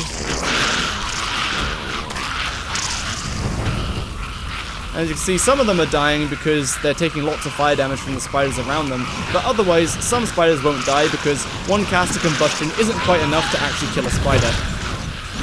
But, like I said, if you had this skill, it would be enough to kill a spider. So let me just unlock that real quick.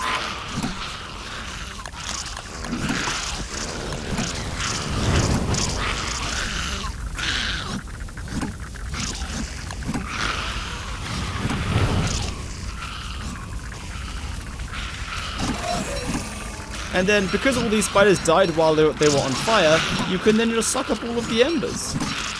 And so, if you didn't guess already, this is how you'll be farming all of your embers. You'll be having some spider nests near your base, and then you'll set the spiders on fire using combustion, and then you pick up all the souls once you're done. That's how you'll farm for the embers. There's the world seed. But, like, why do you guys ask for the seed, though? There's nothing about this world that makes it good, and it's a lot of effort to actually grab the seed. And you can't even use the seed unless you use a mod. I bet you don't even know how to generate a world from a seed. If you absorb a flame into the lighter, does it not refuel it? It does not. Read what I said. What? Crabbing sitting next to Luna?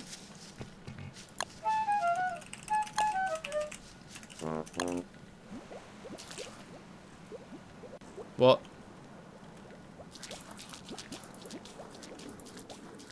Does it what? Crab King off the shore of Luna Island?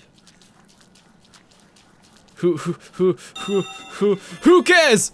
I mean, I guess that's kind of funny because the triangle fissure is there, but like, Crab King does just go off the shore of things, so it's not too uncommon that he's off the shore of Luna Island.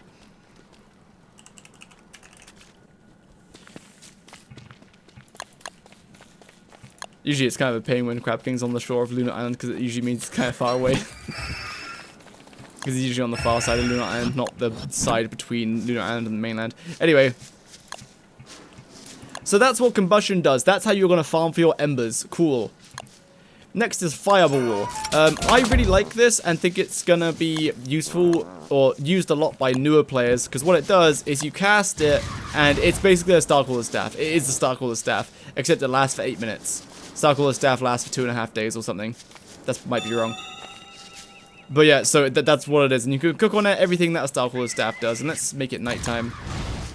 Oh look, another Fireball. Yeah, I'm just going to delete them real quick so that we can see the light from one fireball. So as you can see, it's nighttime. That's a big radius. It's almost like it's a Starcaller staff. So yeah, yeah, fireball is good.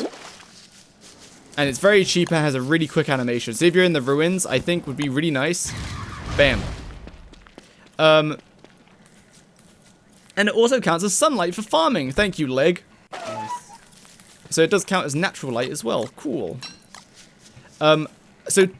Mechanically, if you're like a hardcore player, you probably won't want to spend the skill point on Fireball, but I just think it's so convenient and such a nice quality of life skill. But you later on you will have to decide between Fireball and another skill. Does it spread fire? I believe so, like a Starcaller staff. Yeah, it does.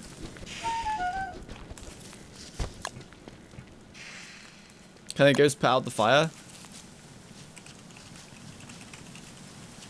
Good question.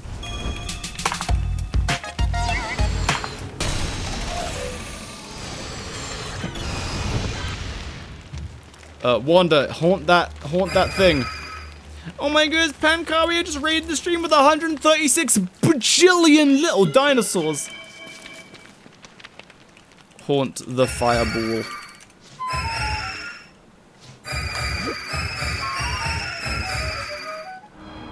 Oh, look at that. If you haunt it, it gets rid of it. Good question. Camphor Proper Nickel, it can indeed be put out with a haunt. Exclamation mark song for the current song playing.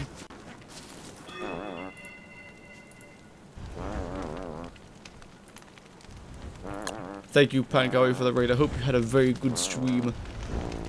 Anyway, so that's what Fireball does. I think it's really nice, but it's very optional. Mechanically, doesn't do anything. You can technically see without it with your lighter, but you have a very small radius. That would be almost completely useless to me. If you're able to rush the ruins, you'll have Starcaller stuff before you need to do anything. Oh, for sure. So I think if you like I said, if you're a hardcore player, you won't use Fireball. You'd rather spend the skill point on something else. But if you're a beginner, Fireball will be so nice for a newer player. Like, so nice. So if you're a new player, get Fireball. If you don't really care for it, then don't get it. Burning Frenzy is one which I think people think is pretty skippable. And it is pretty skippable, but it's also very simple. So what it does is while something's on fire, you can cast this. So there's a pigman. Here's me with a spear. When I hit the pigman, I do 250 damage because I have one hit kill mode on. Now I do 34 damage. But what if I do the combustion? What if I combustion to set him on fire? And then I use Burning Frenzy to give myself the buff. And now I touch the pig. Now I do 42.5 damage. So yeah, because the pig is on fire, my damage gets multiplied by 1.25. 25% damage multiplier is pretty strong, also paired with the fact that you can light things on fire for like 30 seconds with this skill. So, yeah, 25% damage buff, good. You can also set things on fire with flame cast, but you can miss with that.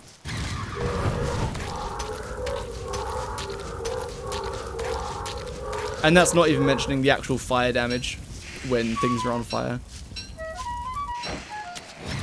You can set other people on fire with combustion. Oh look, that willow is now on fire. Unlucky.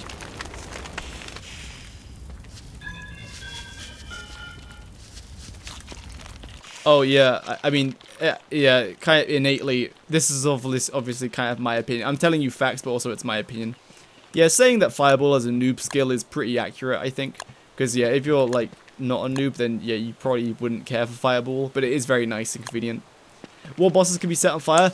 Good question, and I will be answering that in the main channel video, because I'll have to actually go and check. But the only downside to Burning Frenzy is that, one, you have to waste a hit with your lighter to set them on fire, or you have to use combustion, but that costs souls. So, or it costs embers. So you have to sacrifice a hit to then get 25% damage. Now, as long as the enemy was gonna die, as long as the enemy is gonna take 4 or 5 hits or more to die anyway, then setting it on fire is worth it. Damage boost work on Beefalo? Not sure. 66 damage.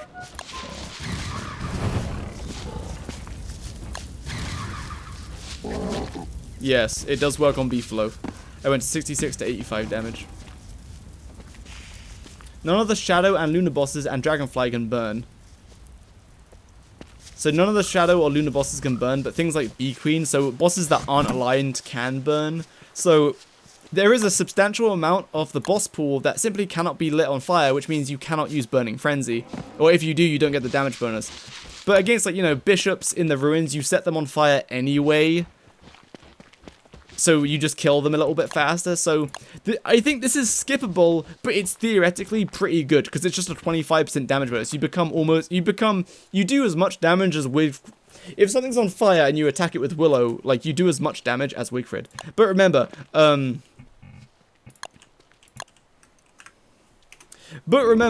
the thing in question needs to be on fire, and you need to cast Burning Frenzy, and then it lasts for 60 seconds. You can see by that little circle surrounding me right there. That means Burning Frenzy is active.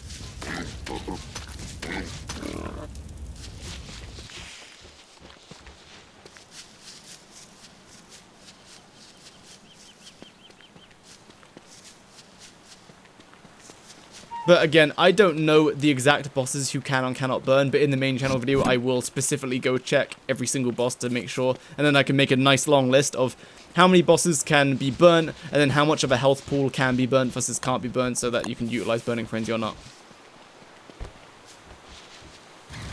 Anyway, so that's all of those skills. Cool, now let's move on to Bernie. Don't worry, there are a few more Ember skills that we'll learn later.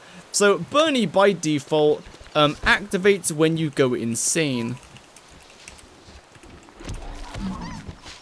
Okay, I'm gonna have to go away from everybody so that my Bernie doesn't activate.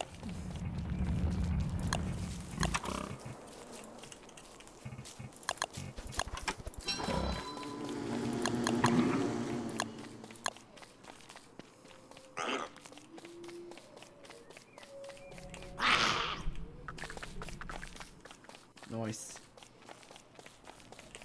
I want a nice green biome though.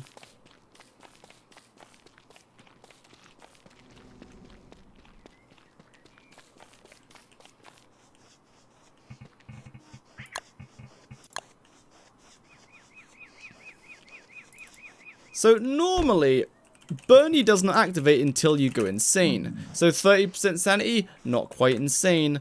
But below 30% insanity, wait, I'm still wrong. Was it 25%? 25% sanity? So is it below 25%? I'm pretty sure. Below 25% insanity, oh, still didn't activate. Okay, hold on. Below 20% insanity. Is my other Bernie still active? I think my other Bernie's just still active. Or is it 15% sanity? Like, what? The other Bernie was mine. Okay, why isn't this guy? 15% is insanity. Oh, 15%, I see. So, once you hit 15% or below max sanity, then kabam, you're insane, and now Bernie will activate. Cool. Bernie by default has 2,000 health and does 50 damage. So if there's a Terror Beak, oh no, oh, Bernie got hit for 50 and Bernie hits it back for 50 when he punches it. Wow, cool. Any vid? Yeah, I'm working on my Varg farm video. It's nearly done. It should be out before Christmas. So, and also whenever Bernie slaps his head like that, he re-aggroes everything around him. So he taunts everything, so he'll take the hits for Willow. But then, and also I accidentally did it there, if you calm Bernie, it makes him back into small Bernie until you go insane again, and then he comes back out. But this is a new feature for Bernie where you can calm him. So you can calm him to then pick him up and then run away, for example. Because before, if you let him stay active, then you ran away, he might not be able to catch up to you, and then he would deactivate and stay there on the floor where you couldn't find him.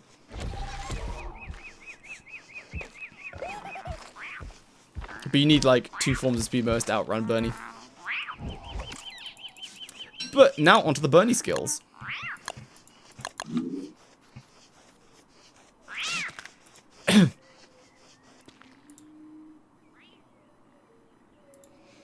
I'm gonna switch off of the list because I don't like the music on it. Alright, let's go.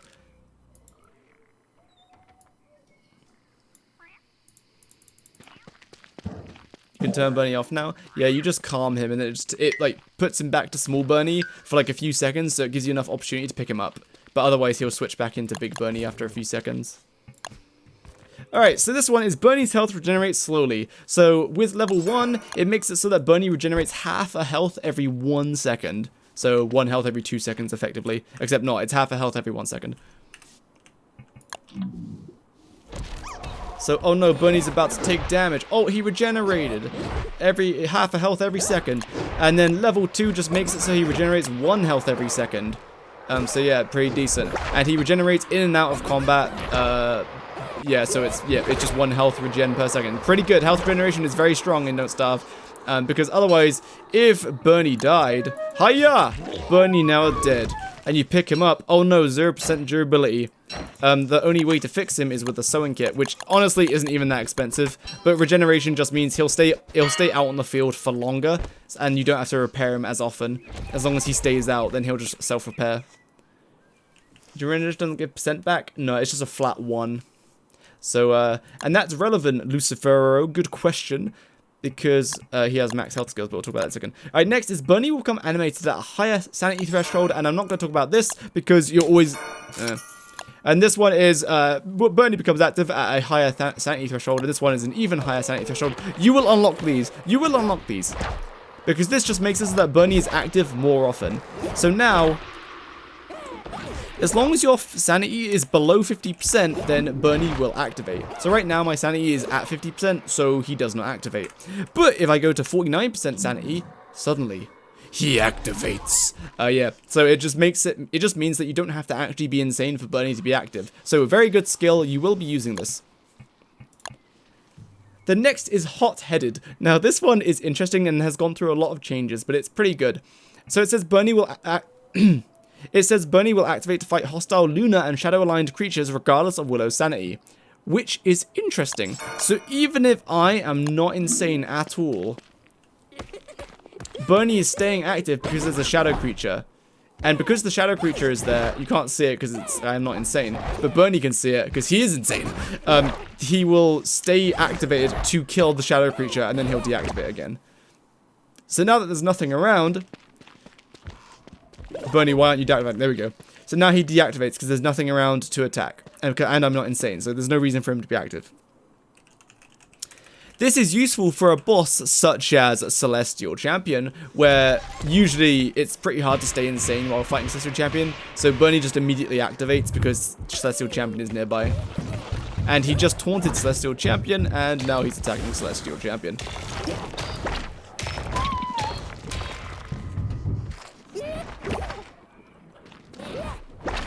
But he attacked kind of fast.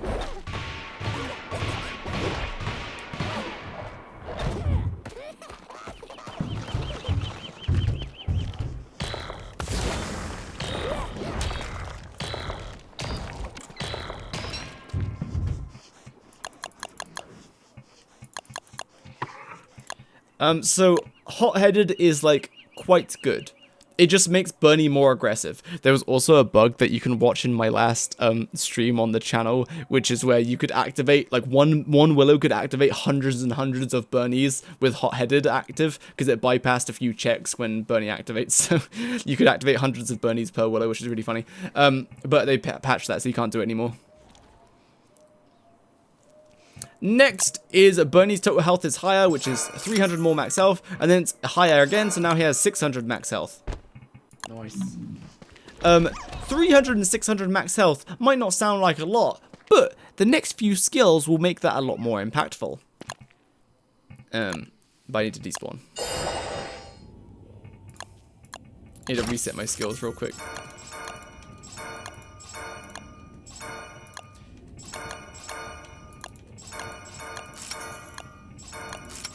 So that is just max health for now. Next, then there's these two skills, which is Bernie's movement speed is a little faster and much faster. It's garbage. You don't need it. This is a waste of skill points. Don't do it. And then we have Burning Bernie.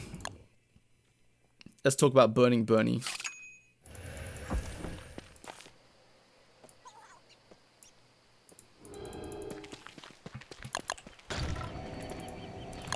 Burning Bernie requires 8 Bernie skills unlocked to unlock Burning Bernie. These 2 affinity skills do not count towards that Bernie skill count. So I currently have 1, 2, 3, 4, 5, 6, 7. So I need to unlock one of the speed perks to unlock Burning Bernie. And what Burning Bernie does is if you ignite Bernie by either using combustion or just by lighting him on fire with your lighter, he will gain a fiery aura, and whenever anything attacks him, it will deal damage back to whatever attacked him. 50 damage to be exact.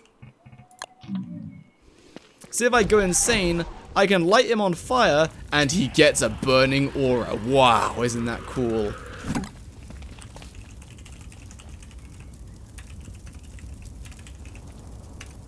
And oh no, there's 2 Terror Beaks. Help Bernie. And every time, so Bernie deals 50 damage, and whenever they hit Bernie, Bernie deals 50 damage back without attacking. Oh, his fire ran out. Let's start again. Alright, 25 seconds. See how long he stays on fire for. Does he stay on fire for 30 seconds? Maybe it's 20 seconds.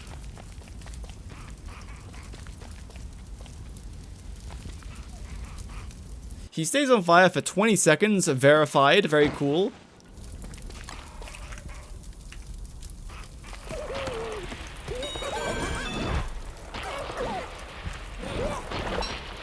Sure. So if you watch, you can see the damage going out. Every time Bernie gets hit by something, it instantly deals 50 damage back, which is very cool. Which just means, if he gets swarmed by something, like Spelunkies or something, then he will absolutely destroy them. Because they get dealt a lot of damage back. Let's test him on a bunch of spiders. Bernie, help! There's a bajillion spiders! Kill them, Bernie!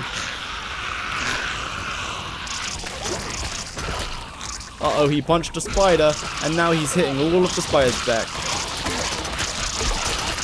Oh no, Bernie died! He took too much damage.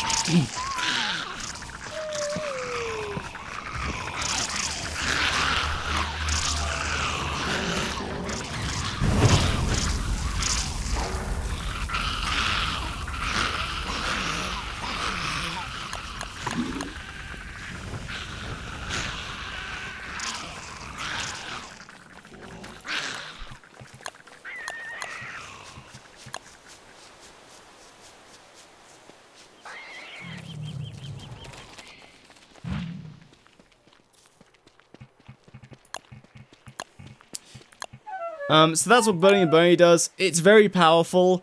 It was even more powerful when you could have hundreds of Bernies at one time. If you go watch the last live stream, like I said, there was a bit where whenever Celestial Champion Phase 2 would do the spinning attack, every Bernie he hit, it dealt 50 damage back, and there was like 100 Bernies around Celestial Champion, so it would take thousands of damage in seconds. It was very cool. So that Bernie plus Combustion or Lunar Flame is more effective in most situations. Yes, I agree. I mean, yeah, Burning Bernie is very much, if you're relying on Bernie, then this is really good. But, we'll see later that basically you can't have, Burning Bernie and some of these 2 flame affiliation skills. But let's now talk about that, but not yet. So next, still on Bernie, is the affinity skills for Bernie. Now, this is the biggest buff for Bernie, because what actually happens here is, it says, let's look at the lunar one. If we look at the lunar affinity, it says, entreat to the moon to strengthen Bernie's planar attack and defense, particularly against shadow enemies. So what this actually does is, it gives Bernie +5 flat planar attack. Okay, cool. So he deals 55 damage now, 50 physical and 5 planar. Cool. He gains planar defense, which is true. He gets 15 planar defense. But one thing that it doesn't tell you is that Bernie becomes a planar entity. And what that means is he gets a big chunky physical damage reduction.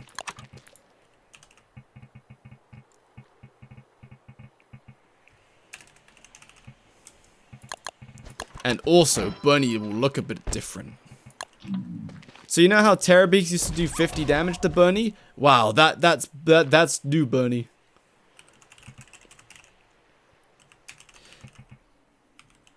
So let's spawn a Terrorbeak. This used to do 50 damage against Bunny. Now let's see what it does. Oh, only 33 damage. And that's because... planar defense garbage. You know what? I'll open up my planar spreadsheet real quick. Oh, I didn't mean to pause the server. Let me open up my planar gaming Excel spreadsheet. Alright, here you go. Here's my planar gaming spreadsheet. Isn't it cool? Alright, so Bunny is getting hit for 50 physical damage here, and you run that through the formula, which is this up here. Here you go. I'll just show you that. Bam, there's the formula. So it gets by running it through that formula, it gets reduced down to 33. So yeah. So if Bernie got hit for 500 physical damage, it would get reduced down to 149. So yeah, he's really tanky now. And most of the time, he's going to be getting hit by shadow creatures, which will be about 50 damage, or crawling horrors, I believe, are 33 damage or something. So TLDR is he's going to take like at least 12% less damage from everything. And the more damage he gets dealt, the more it gets decreased, as you can see. So basically, that one affinity skill makes Bernie, like, roughly, depends what you're fighting, but it makes him about 30% tankier. He will live for 30% longer because of his defense. He also gets the flat planar defense against planar enemies.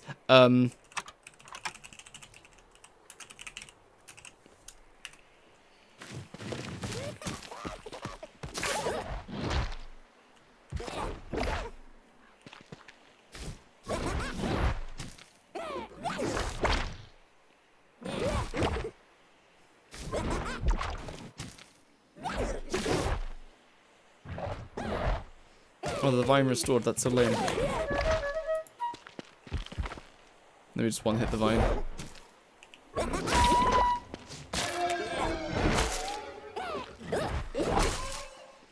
I want to see him get hit by this stuff.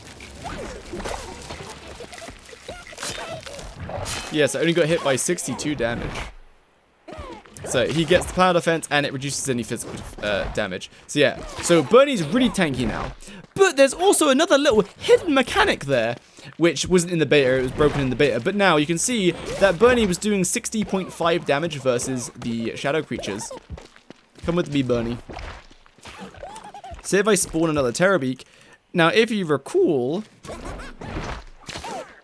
Why is it only doing 38 damage there? Oh, wait, the vine still counts as a planar entity. Never mind. I want a mushroom. Alright, attack the mushroom. Oh, I one-hit it. Come with me, Bernie.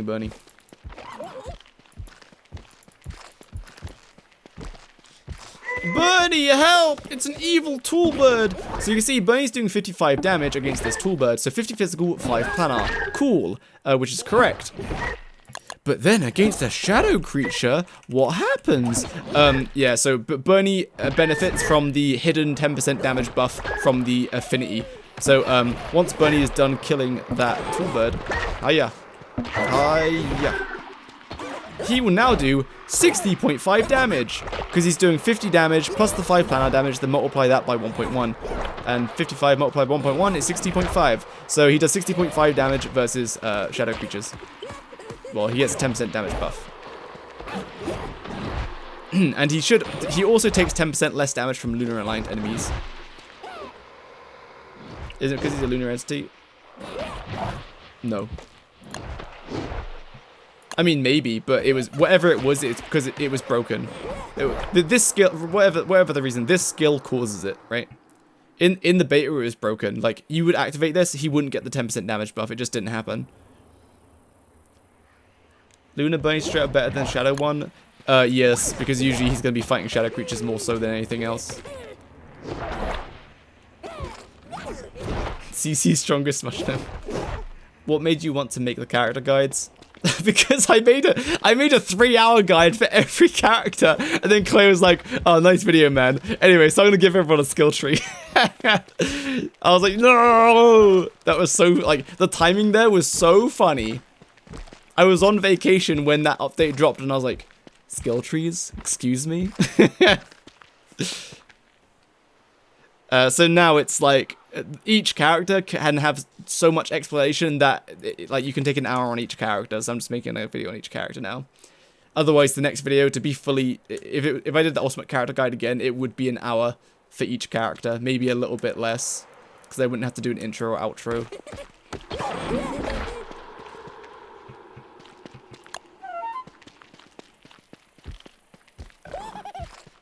Maybe for the ultimate character 2.0, be 50 hours. Ah, yes. The first one, like the 3-hour one, because I just thought it would be cool. Just condensed all of the characters. I knew it would do well, but it would also be a lot of work. Here's Luna Ashley. Show me Luna Ashley. Oh my goodness, Luna Ashley. So all of the Bernie skins have the affinity skins as well. Alright, so we talked about the affinity. So now let's switch to the shadow affinity just to show what Bernie looks like.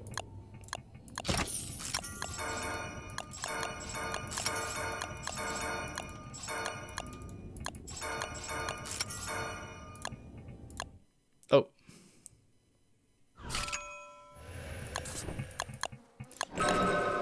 Alright, so we've unlocked Shadow Bernie, and that's what Shadow Bernie looks like. Now, because Shadow Bernie is Shadow Bernie, he doesn't get the bonus damage versus nightmare creatures, but he gets it versus lunar creatures, of course. But he should only get hit by less than 33. Yeah, so as you can see, 30.5. So the Terrorbeak tries to hit for 50. That gets reduced down to 45. Hold on, let me... So the creature tries to hit for 50, it gets reduced down to 45 because of the 10% damage defense. So the shadow creature tries to hit for 50, but the damage gets reduced to 45 because, you know, Bernie is Shadow Bernie, and that reduces, and then it gets hit by the planar entity defense, and that reduces it down to 30.5. So that's why he's going to get hit by 30.5. So he does get extra defense against shadow creatures with Shadow Bernie. And that's the same for Luna. Luna Bernie also gets 10% defense against lunar-aligned enemies. So he's a bit tankier against nightmare creatures in this form, but he does more damage with the Luna one. And honestly, they trade shots 1-for-1, so yeah. Yeah, I'm not gonna lie though. They introduced planar mechanics. Show Ashley. I don't know if I have that skin. They introduced planar mechanics and I was like, oh, okay, cool. But now they're just like, everyone gets free planar damage. I'm like, okay, but like, why did you introduce it if you're just gonna give everyone free stuff? Whoa, is that Shadow Ashley? Yeah, that's what Shadow Ashley looks like. Wow, very cool.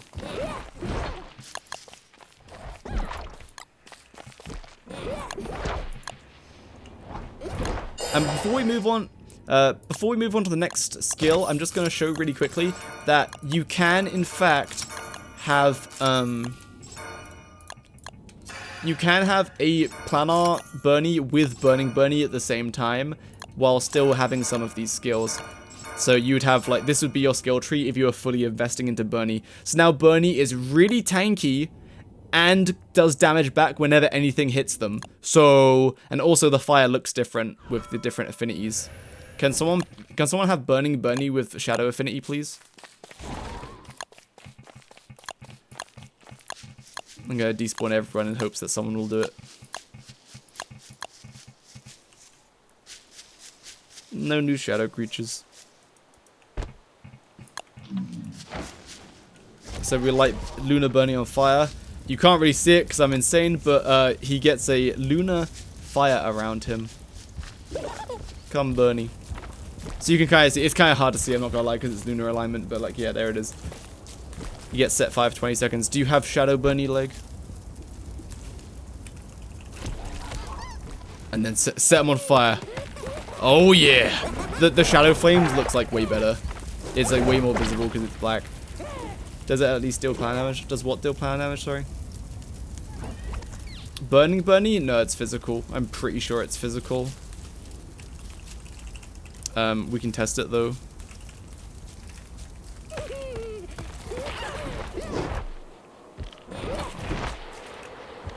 Yeah, the burning aura, I'm almost certain is physical, but let's find out.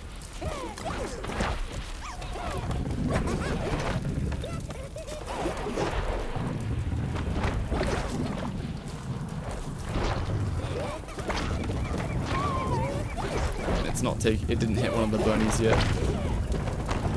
It's not hitting the Bernies.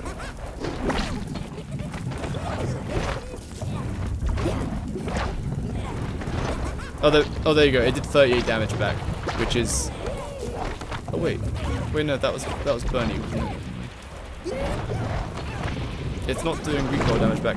Let me spawn horns.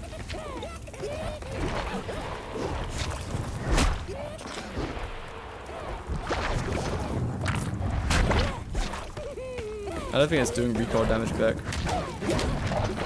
Oh, there we go. How much recoil damage happened there?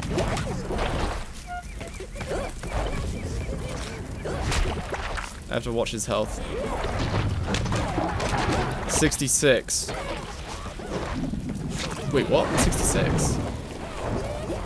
Oh, that was both of... Yeah, no, that was 33, but twice, because it was hitting both Bernies. Okay, it was 33 twice. I was gonna say...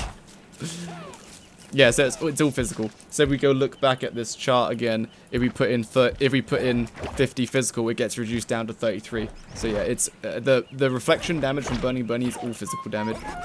He despawned me again. I want my original skills back. Yes. I will respawn. Oh, I despawned myself. Oops. Guys, make sure to type exclamation mark drops. It actually makes you get the drops just as fast as if you didn't do exclamation mark drops. Thank you for listening.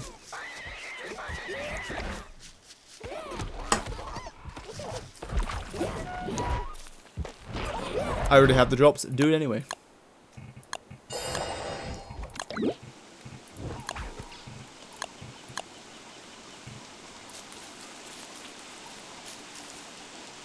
Okay, what's next?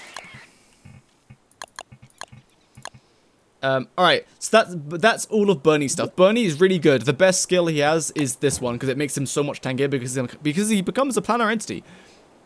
Now, I saved the best till last. My favorite part. So, we want to now unlock Lunar Fire Razor and Shadow Fire Razor. This requires 7 lighter skills. So those lighter skills, they're up to you, but I would do this. So that's 1, 2, 3, 4, 5, 6, and now you just need one more. So you choose between Firefighter, so you can use combustion to kill spiders in one combustion, or you can do Fireball. Let's do Fireball this time. And now you unlock, we'll start with Lunar Fire Razor.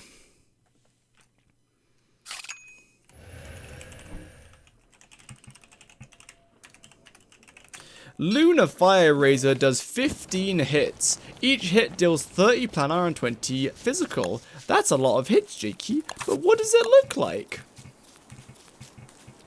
Totaling 750 damage. That's a lot of damage. Goodness gracious.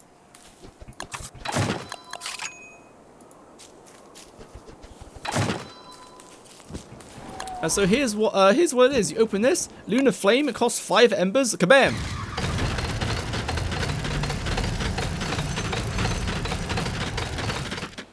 So there you go. 30 planar, 20 physical, 15 hits, so 750 total damage, but it's area of effect. So it hits everything in the direction that you fire your flames. And you can move the direction by moving Willow.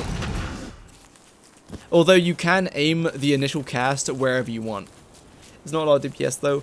I mean, I guess it depends how many enemies you're fighting. If you're fighting one enemy, it's 750 damage over 5 seconds.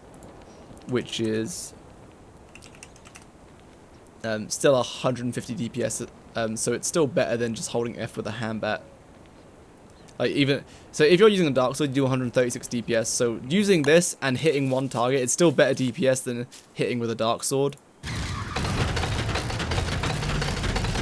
It's like 14 more DPS better than a Dark Sword against one target. But as soon as you're fighting many targets, then it's just straight up better because you're hitting multiple targets. But unfortunately, there is a cooldown. So once you finish the Lunar Flame cast, it has an 8-second cooldown. But it technically actually has a 13-second cooldown. The cooldown starts as soon as you cast it, and as you can see, there it is. So yeah, it has a 13-second cooldown from the initial cast, so you can't spam cast it. It's important to clear up. It's only 10% better than a Dark Sword. Other people are going to call it OP again. Oh yeah, I'd clarify. So if you against one target, this is only 10% better DPS than a Dark Sword. So like doing that is only 10% better. That took 5 seconds. Whereas if I just held F with a Dark Sword, I'm not attacking at full attack rate, so it looks kind of weird. Hold on. Whereas if I attacked with a dark sword, this is 136 DPS. Whereas this is 150 DPS. So it's not much better than a dark sword, and you can't spam it. But of course, if you're attacking lots of targets, then the DPS goes up more and more and more. Because you're fighting lots of things. Say guys, we've got quite the spider infestation. Goodness gracious, someone should sort this. Don't worry guys, what's up guys? It's your boy, Willow. Dying to a bunch of spiders again. I bit off more than I can chew. So yeah, you do get left kind of vulnerable because you do have to channel. You do have to channel the flames. Ain't no one who watches my videos animation cancelling, no. Blast.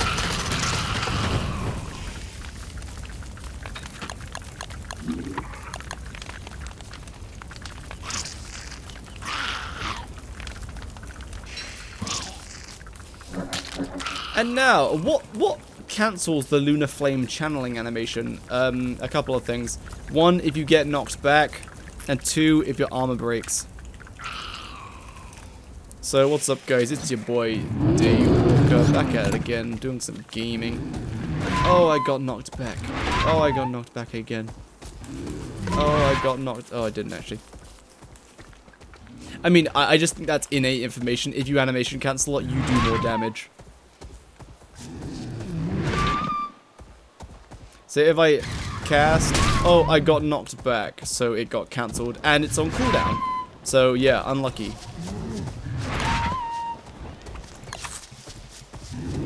There's a lot of information which I don't specify because it's just kind of like when people say, oh, but does it work on a B-flow? It's kind of just like, yeah, why wouldn't it? You know what I mean? Blast! And so you can see, now I'm not doing 50 damage, I'm doing 60.5! That's because I have the Lunar Affinity versus a Shadow enemy, I do 10% damage, and the Lunar Flames count as like a Lunar weapon, or like a Lunar attack, so you get 10% damage because you're fighting a Shadow enemy again, so I'm doing 50 multiplied by 1.1, multiplied by 1.1, that's why I'm doing 60.5 damage rather than 50. And those damage multipliers are true multipliers, and they're even buffing the planar aspect of the flames.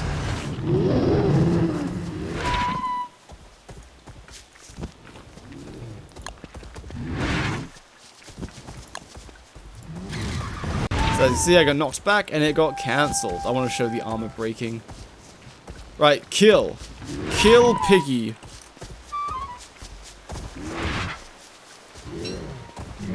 Can you aim with mouse? You cannot, unfortunately. I mean, you technically can. So if you just walk towards your mouse, then you can aim it. So like you technically can aim with the mouse. You just have to hold down and walk. Because that is a way you can walk. You just hold down left click and just move your mouse around. So technically you can aim with the mouse, but yeah. A huge issue with this because they thought it did so much damage. So saying a dark sword is better just help clear that up. Why people still believe the flames are broken? I mean, I think it's just a cool attack. Alright, so now we're gonna go fight a pigman. So, what's up guys? It's your boy Piggy McPigpig. Gonna get blasted. Oh! He broke my armor and therefore cancelled my channeling of lunar flames. How rude. But yeah, otherwise you aim with movement, but you can move with your mouse, so therefore you can aim with your mouse. And the initial cast, you can aim any angle, but after you've started channeling, you can only aim in 8 directions, because you can only go, like, left, right, up, down, or anywhere in between those. So if I click, like, over here, like, you either go up, oh no, that is, oh never mind, it's like 12 different angles, 16 different angles, never mind, I lied, never mind. It is a little bit more flexible than I initially thought. So yeah, I think the best way to aim is just actually move your cursor at what you're aiming at. Because if you can see that you can actually aim more than just a few angles.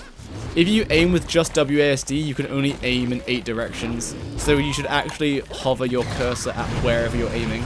So like walk to, oh, and that's another way you can cancel it. If you accidentally attack something like I just did there, it cancels the channel. So if you do your attack animation, like you hold F or you click on an enemy, then yeah.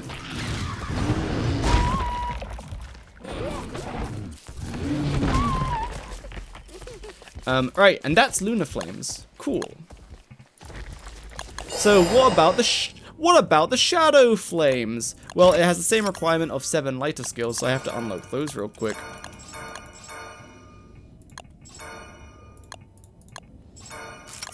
And this time we get the Shadow spell.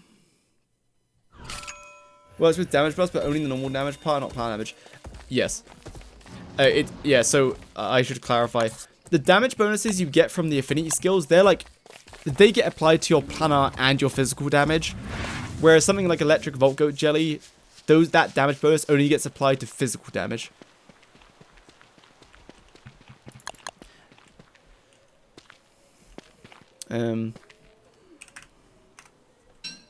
So this is what the Shadow Fire does. It throws 5 flames out in a triangle not a triangle. In a star pattern. In 5 different points around you. And you can aim the points. And it has an 8-second cooldown. But the difference is, there's 2 main differences. Or 3, I guess. The first being, with Lunar Flames, you have to channel the fire. You have to channel it. You have to sit there in an animation and channel the fire, otherwise you don't do damage. With the Shadow Fire, you cast it, and then you keep doing whatever you're doing. And those Shadow Fires deal 100 damage each, and they will home in on whatever you're fighting. At least they will try to. So right here, I cast it right next to the Werepig, and 2 of them, 4 out of 5 of them hit, and 1 of them ran off in the other direction. So most of the time, at least 1 of them will miss. But, and yeah, that's the second big thing, is that it homes in on stuff. So it's an instant cast, and it homes in on whatever, so you don't actually need to aim it. I mean, you kind of do, you have to just be close to the enemy. So I think, and then lastly is the cooldown. The cooldown for this is 8 seconds, whereas Lunar Flames is 13 seconds. But because you channel the Lunar Flames for 5 seconds, by the time you're done channeling the Lunar Flames, it's then on an 8-second cooldown, so it's like kind of the same, but not really. So Shadow Fire, oh yeah, and lastly, this is like 4 points. Oops, I can't count. Lastly, Shadow Fire does 100 damage. I believe it's 60 planar and 40 physical.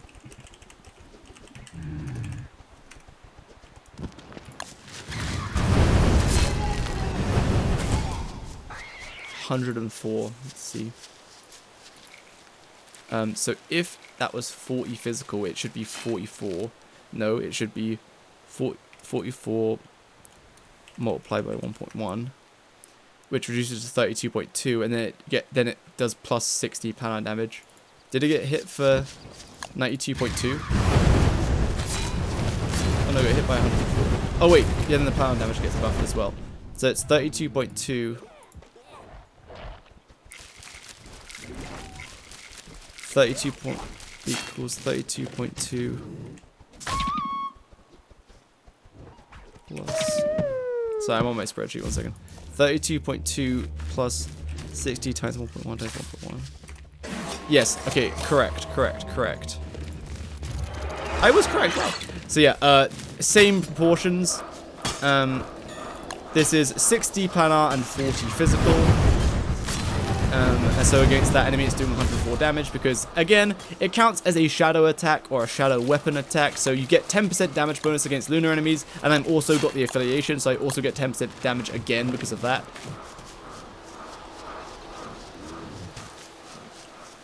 Grab us, Jakey. Oh! Well, the angle's far too low. Goodness gracious.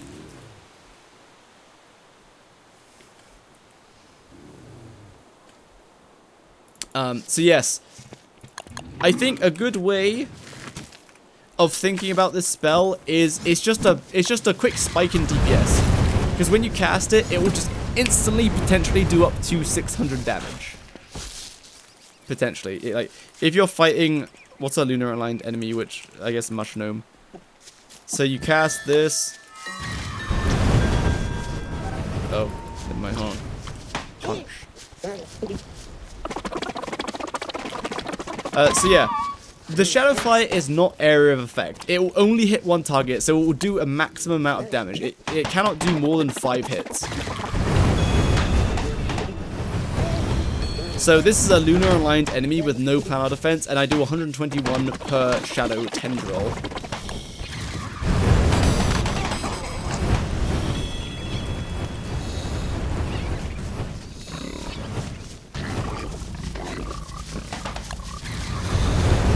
So against Pigmen, 100 damage. It will never do more than 100 damage. It will never do less. Unless the Pigman has less than 100 health, then it will. But yeah, point is, without any damage bonuses, it does 500 damage max. But yeah, it's just a cool damage spike. You just bam. With like a less than 1 second casting animation, you just do 500 damage. Which is really good, just burst of damage. For cheap-ish. Let's assume that it takes a full second. Like, even if the cast, like, puts you out of action for a full second, which it doesn't, it's like half a second, maybe a little bit more, it's 500, it's effectively 500 DPS, but you can only use it every 8 seconds. So, I think a good way of thinking about the Shadow Fire is just, it's a nice burst of DPS. But otherwise, it's not very good. Like, it has no utility. Whereas, the Lunar Flames, you can blast a big area with flames, and do lots of damage and kill lots of things. Yeah. Otherwise, pretty strong, because it has 60 power damage. So yeah, cool. And that's everything. I think, right? Did we cover everything about the Shadow and Lunar Fires?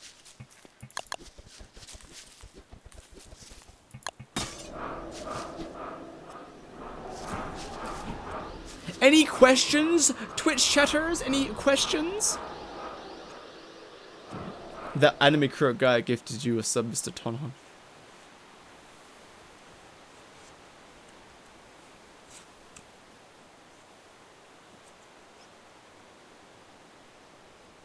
Nice.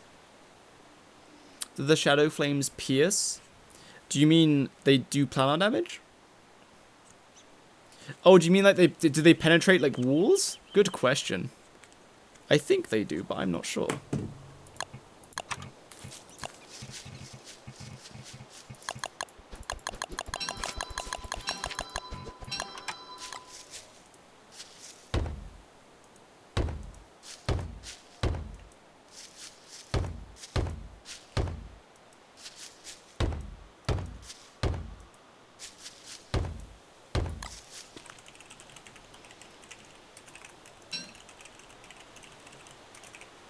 So I have meat in my inventory and a bunny man in the cage. He will get angry at me.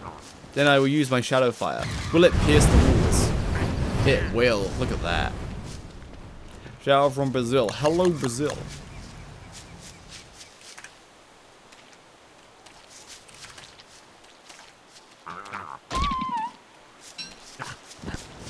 Does it path around a wall? I don't think it cares about walls. Yeah, you can see that one, it just traveled right through the wall. So yeah, it doesn't care about walls, it will just go through them. Wait, the Lunar Fire doesn't damage walls anymore? That's huge. Wait, what? Since when? That's huge. That makes fire farms with her Lunar Flame skill way easier. Hell yeah. If you have the power that makes fire do more damage, do the spells do more damage? They do not. This just buffs things being actually on fire with normal fire. I thought I saw something move out of the corner of my eye, but maybe I'm going crazy.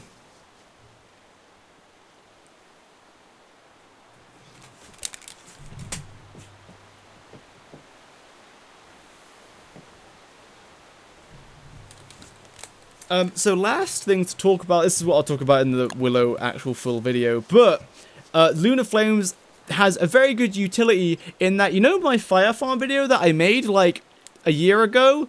You can do that farm without the complicated setup, and all you need to do is use the lunar flames instead of like the fire farm setup.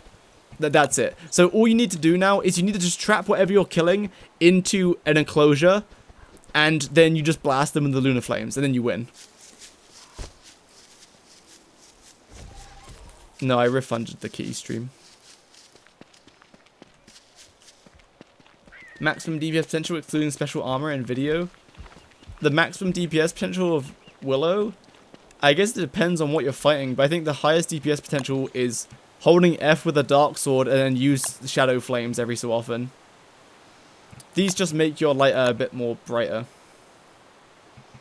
Like, I think holding F with a dark sword or with Shadow Reaper and Void Cowl, and then just using this occasionally is more DPS than like doing the same but then using Lunar Fire Razor. Because this is just like, bam, big DPS. But this is better DPS than just a dark sword by only 10%. In light section, what there's two on the right? Oh, I read that already. Does Willow Shadowfire work with the Void Cowl? A good question. I imagine not, but let's find out. Wouldn't it be funny if it does?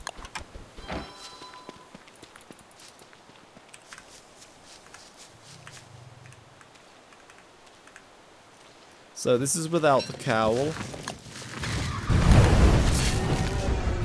104 damage. Nice.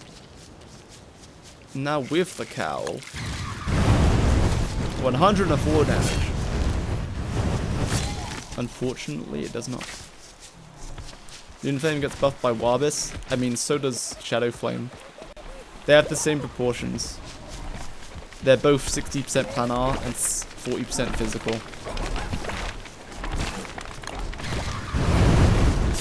So only the physical aspect gets buffed.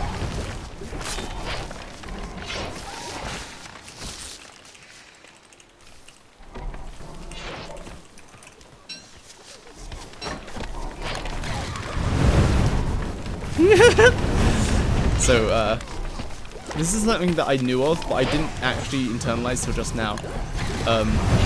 Every time one of your flames hits something, it triggers a Gestalt from the Celestial Champion crown. So, hypothetically, it says 2.5 DPS. I think saying it like that is kind of, it's good for like calculating how fast something's gonna die, but like no, because it doesn't actually take you 8 seconds to do it. It takes you like half a second to do it. It's just the casting time. So technically it's 1000 DPS, but you can only do it every 8 seconds, right?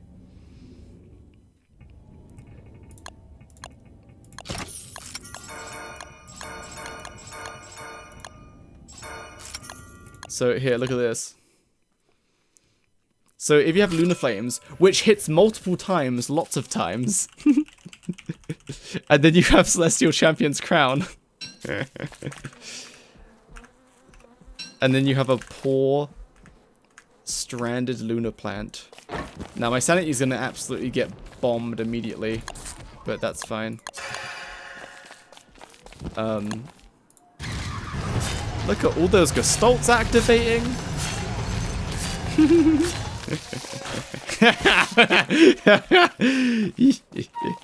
That's so funny. With Wigfrid sanity song, quick, switch to Wigfrid.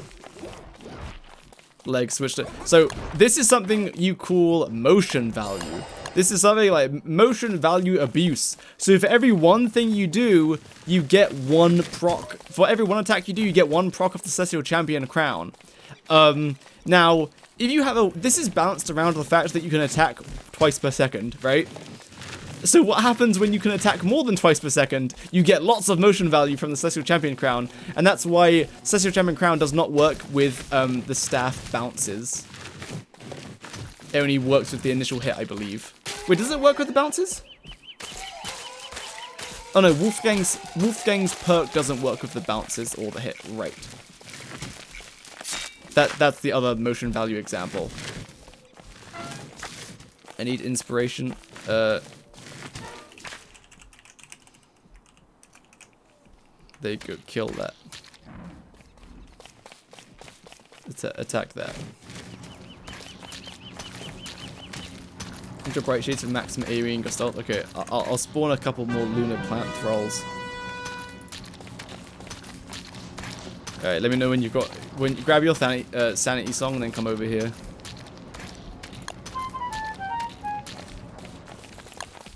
Alright. Whenever you're ready. Just use it. Use it. Just use it! Oh, I'm dumb. Okay. Go!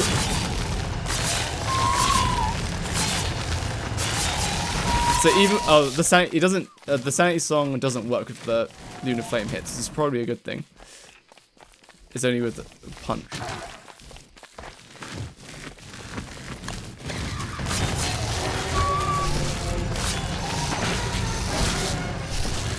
Okay, the Wigfrid song doesn't work with it, but still, for a one blast of Lunar Flames, you get lots of Gestults with Celestial Champion Crown.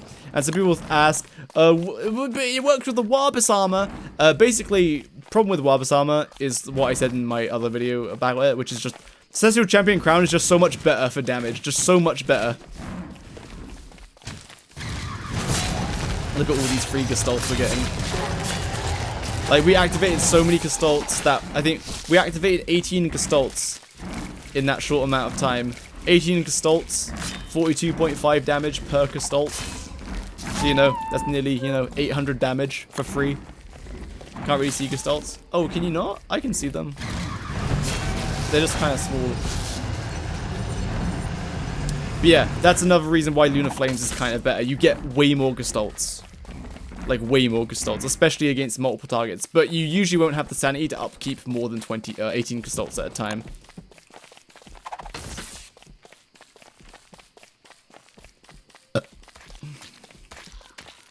Where the hound's at?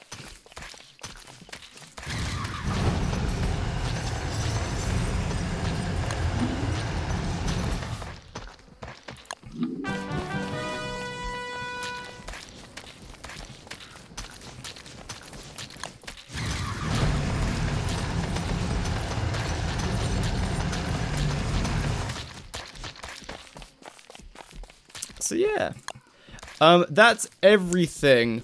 Yeah, okay, last thing I guess is a recommended skill tree for Willow. What is considered best, Blue Flames or the other ability? What is their cooldown? The Shadow Flames is an instant cast and it has 8-second cooldown.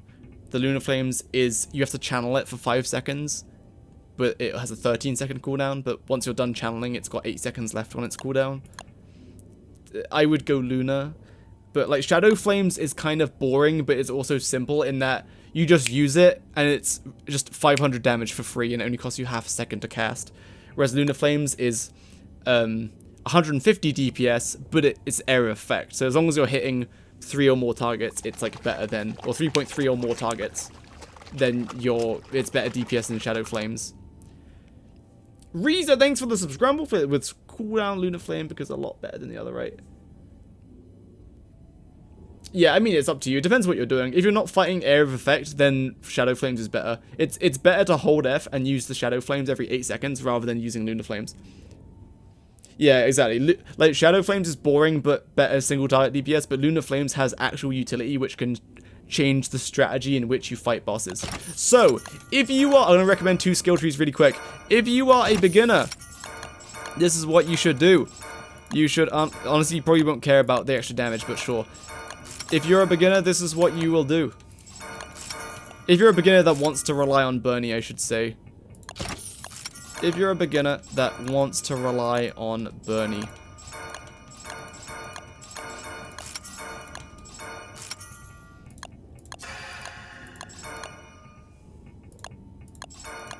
That is your skill tree. This is the maximum noob Bernie skill tree. Never mind, I lied, I messed up.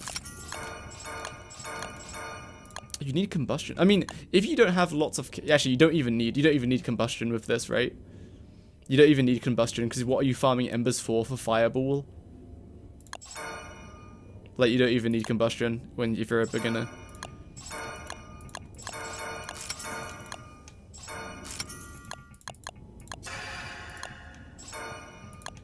So if you're a beginner, this is your skill tree. You're only going to be using your embers to cast Fireball. Bernie will protect you because he is tanky and he will deal damage back to everything. Yeah, this is heavy reliance on Bernie. You could get rid of the extra burn time and unlock combustion, but you kind of need the burn time for combustion to be good, so... So this is for a noob that wants to rely on Bernie. So next is what I would think is comfy, and you get to use the other ones. So this is cozy.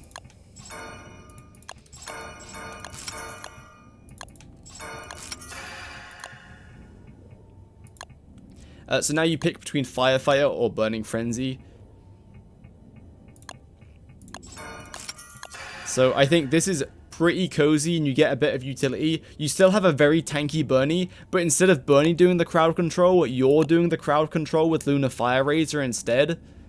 And you get the utility of Fireball and you got Combustion to kill everything. Here I ditched Burning Frenzy because a lot of bosses can't be set fire, but Burning Frenzy is good. You do get more damage, but usually it won't matter because if you're fighting like a Bishop in the Ruins, the Bishop will be attacking Bernie probably because Bernie will grab its aggro, so you're not taking the damage, you know what I mean? So it doesn't really matter that you're saving resources by increasing your damage.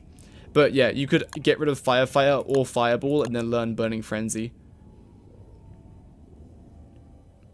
And then if you want Lunar Flames, that's fine. You can, sorry, if you want Shadow Flames, you can just grab Shadow Flames. But yeah, that's kind of it. That's basically Willow's skill trees. You either have to, you can have Burning Bernie or you get your Flames. You can't have both, unfortunately.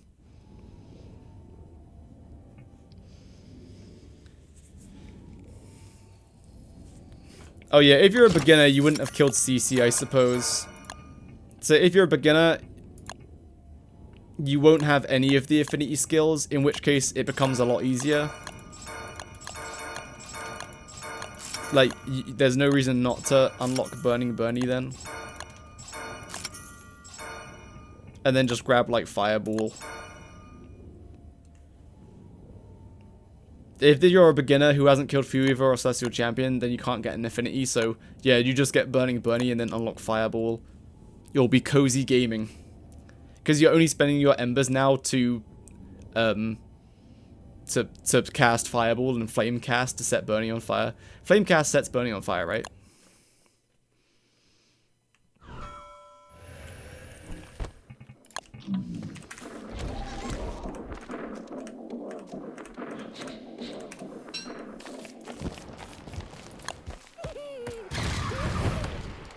Oh, it didn't set Bernie on fire. Interesting. Okay, so Flame Cast doesn't actually set Bernie on fire. Combustion does, though.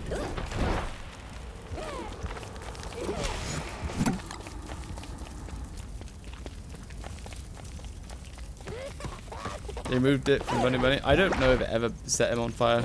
It used to. Oh, it did? Interesting. But yeah, killing Celestial Champion will be a big buff to your Bernie. Makes him a whole lot tankier.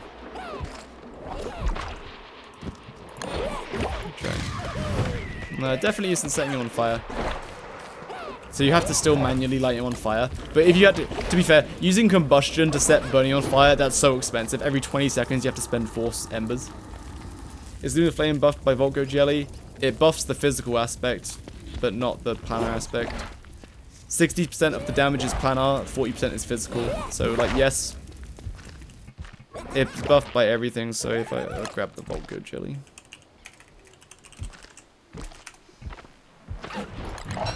Let me just select the skills. Where you get embers from? Whenever you kill an enemy that's on fire. So like, what's my skill tree that I would use? I really want to use Burning Frenzy though, because it's like technically better. Like, it's technically good.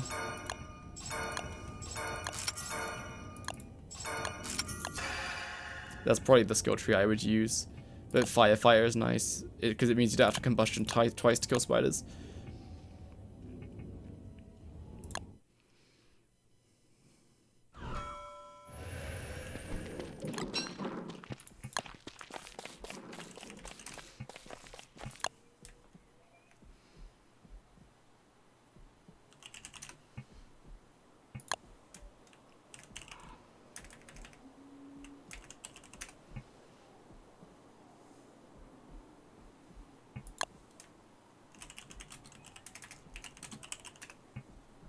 Huh?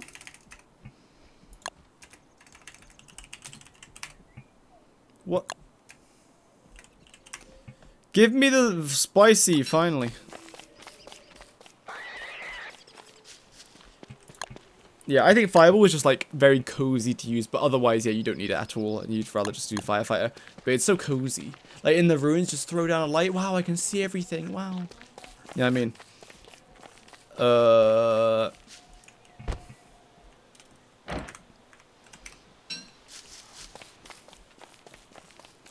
So people were asking, does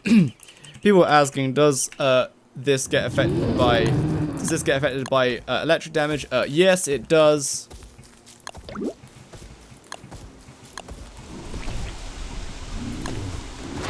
Alright, now Nightmare Werepig is wet.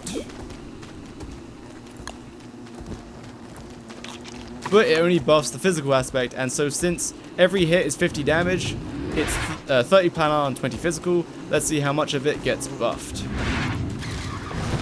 I'm doing 108 damage. Now remember, that's like the electric damage doing lots, and I'm getting my affinity bonus, and I'm getting a bonus because this is a shadow enemy. And I'm using a lunar like skill, so I'm getting 1.1 multiplied by 1.1 multiplied by 2.5 multiplied by 1.1. Or wait, what's the Volgoat jelly? 1.2? 108 damage per hit. But the planar aspect is not getting buffed, except for my 1.1 and 1.1. Yes. But otherwise, yes, it does get affected by Volgoat jelly, but only the physical aspect, not the planar aspect. Anyway, that's everything. I'm pretty sure I've covered everything. Comment, but except don't. Actually, you can, but the actual dedicated videos that will be good will be on the main channel in like a month or something. I don't know. I have to make them. They'll take a while to make. Yeah, affinity bonuses apply to planar damage, yes. Anyway, so say goodbye, Twitch chat. Goodbye. Say goodbye, everybody. Twitch chat, be nice and say goodbye to the YouTube gamers. Say it now. Give them a couple of Mr. Scruffles. Mr. Scruffles, thumbs up.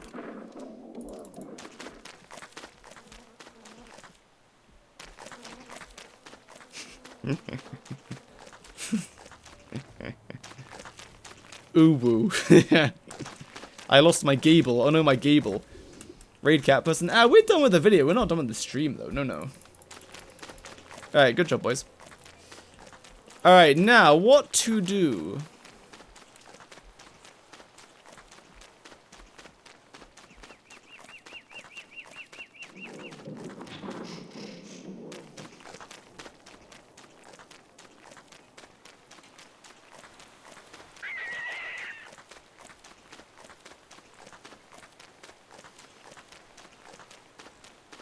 Alright, let's theorize. Hypothetically, Wigfrid boss run, what would the skill tree be? Because you're solo, you don't care about Encore. You might... Do you care about Battle Canister? At most, you would bring, like, what? I guess, maybe potentially 4 songs, so maybe. Weaponized Warble, Heart Song, Sanity Song 1, Sanity Song 2. Oh, and the Affinity Song. So you would actually bring, like, 5 songs, and potentially Startling Soliloquy. Actually, so yeah, actually you would use it. Powder can too expensive to craft? Was it require? I forgot what it requires.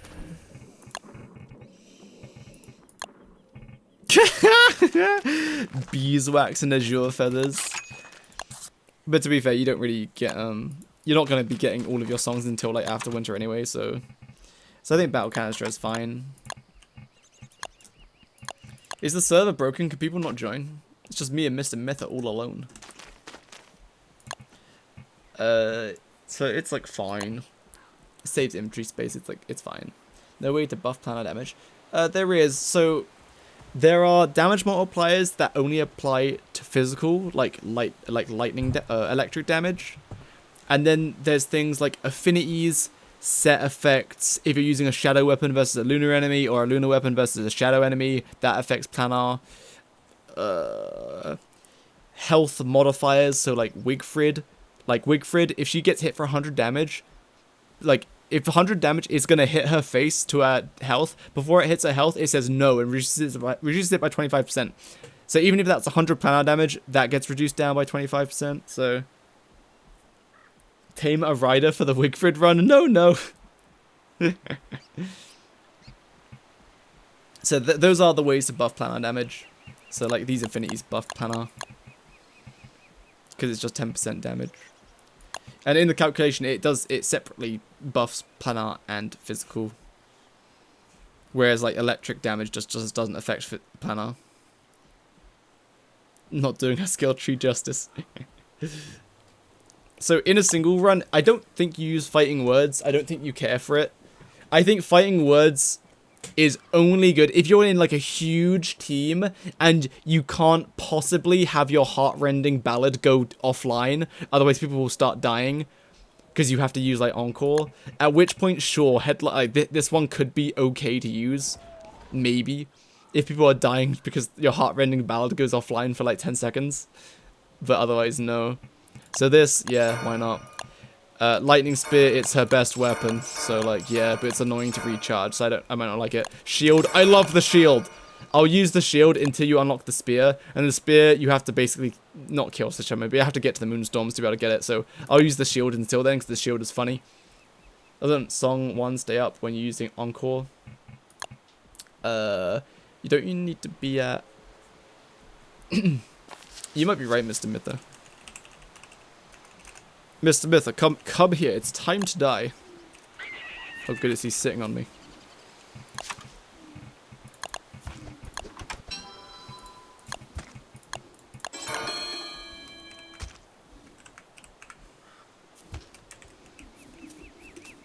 Time to die, Mr. Mither.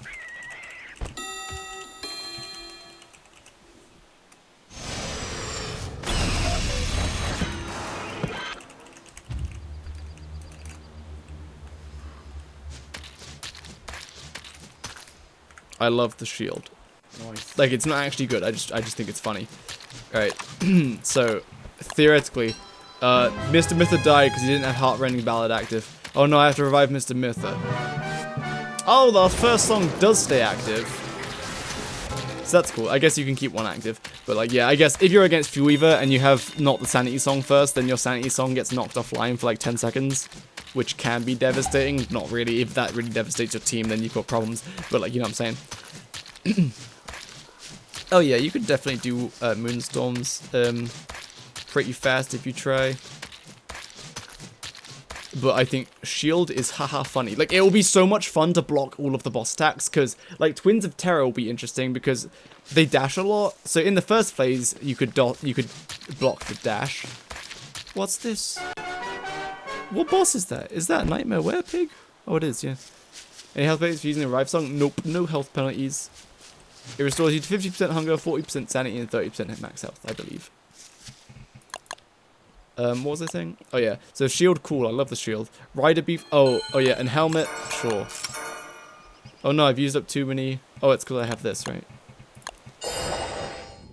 Yeah, it costs down feathers to craft, so you have to survive till spring, which is like a good way to balance it, kind of. Because it's solo, I'm not going to use Encore. And then use Shadow. That's the skill tree. The helmet, I think it's fine. Like, I would personally use the Dreadstone one, but like, what else am I going to spend the skill tree points on? Like, potentially a B-Flow, like, maybe. Yeah, you could definitely aim for Werepig before you go Ruins.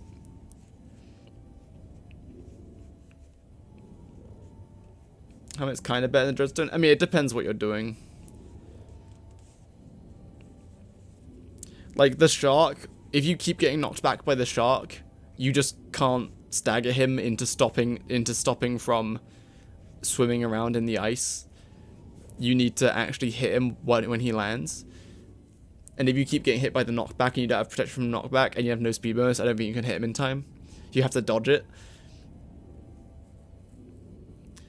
Commander Helm is faster to get. Yeah, you can get the Commander Helm on day 1 if you really try, but Nightmare Werepig is something that you can kill on like day 3. Like, you just need a hand bat and like don't get hit too often. What causes the slip? I think it's just random.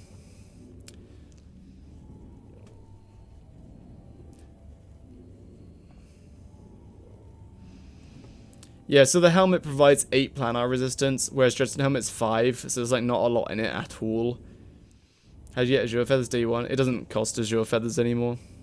It costs B-Flow Wool, Marble, and Gold? Willow or Wigfrid? I really like Wigfrid's shield, like, I really like Wigfrid's shield, but Willow's flames are really cool as well.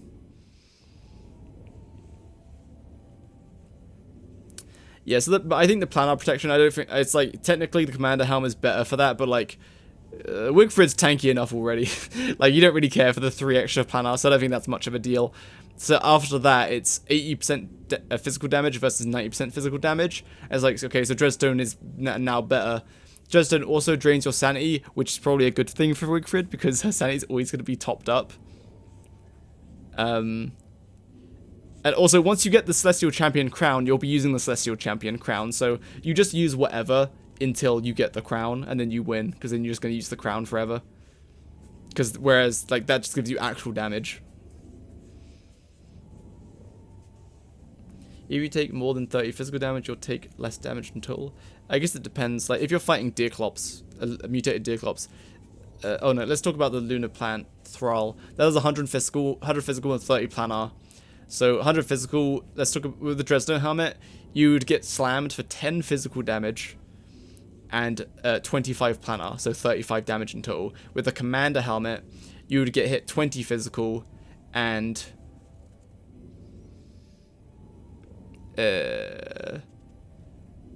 18 planar.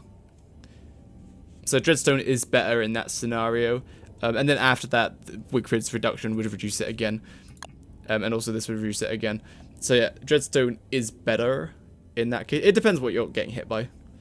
If you're getting hit for a higher proportion of planar to physical, then Commander Helmet's better because you just get a teeny bit more planar.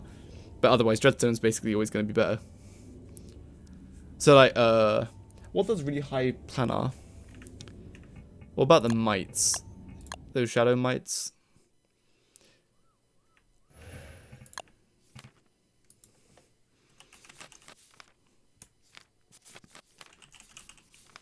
These things. So, oh, this is 20% planar damage, so it's, don't think. So if you got hit by this, it would go down to 8 physical, and it would go to 2 planar, so you get hit by 10 damage. Whereas with Dreadstone, you'd get hit 4 damage, and 5 planar, 9 damage. So Dreadstone just wins. Just. Yeah, so the high proportion of planar damage. If the planar proportion is more than like 21%, then the Commander Helmet is better, but not really, because that's not how it works. It's not proportional like that, because it's all additive with planar damage. But basically, the Dreadstone Helmet and Commander Helmet, in practice, Dreadstone Helmet is probably going to be a little bit better at reducing the amount of damage you take. Then after that is the self-repair. This can repair way faster than the Dreadstone Helmet, but if you get into trouble and this goes down to 1%, you have to go back into combat to fix it. Whereas the Dreadstone Helmet, you have to go out of combat to fix it. Let me just do a little bit of testing real quick. What if, hypothetically, my name is Wigfrid, and I have a moon static item? Is the world glitched, Mr. Myther? I think someone tried to join, but then they can't join. Hypothetically, there's 1,000 bees. Yeah, hypothetically, there's 1,000 bees. Oh, maybe 100, because my server will explode if I do that.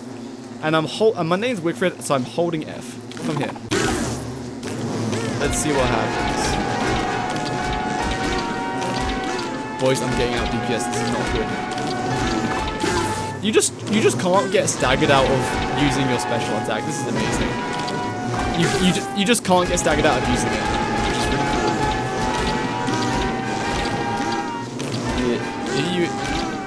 So this you can't craft this, but you do get.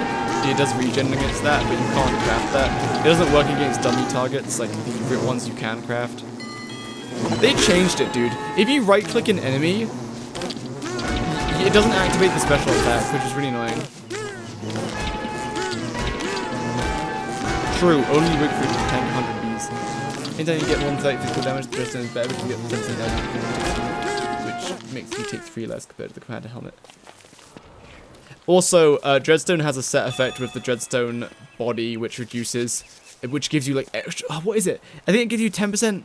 Does it just give you 10% defense again on top of whatever against shadow enemies? It's something like that. It also has an extra effect which reduces damage. So yeah. And it regens mildly faster.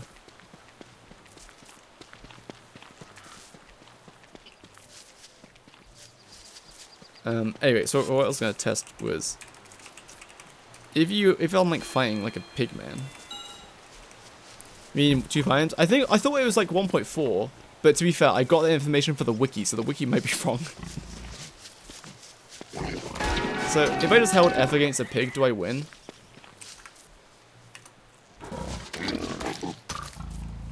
Killing them too fast.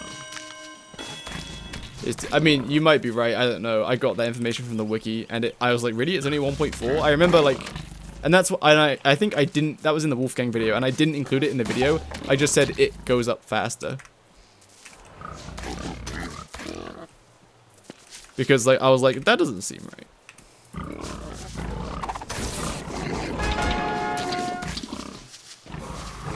Like, the helmet doesn't allow you to just sit there and hold F. The helmet will eventually break, even with the restoration. So you still need to actually kite.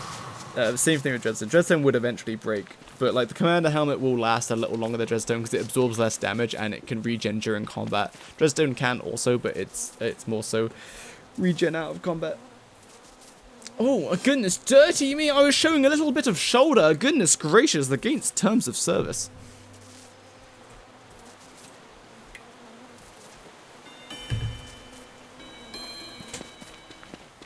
Ah yes, a killer bee field. Oh yeah! Oh yeah, tasteful nudity. Wait, no, artistic nudity. There you go. What is artistic nudity? Mitha, please give us the definition of artistic nudity. Is it artistic if I stripped off naked right now and said, but my body is a sculpture and I've been sculpting it for 25 years? Is that artistic nudity?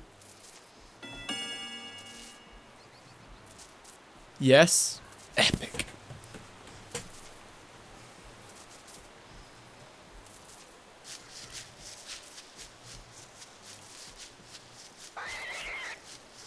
Ah, Queen of Mushrooms has spoken.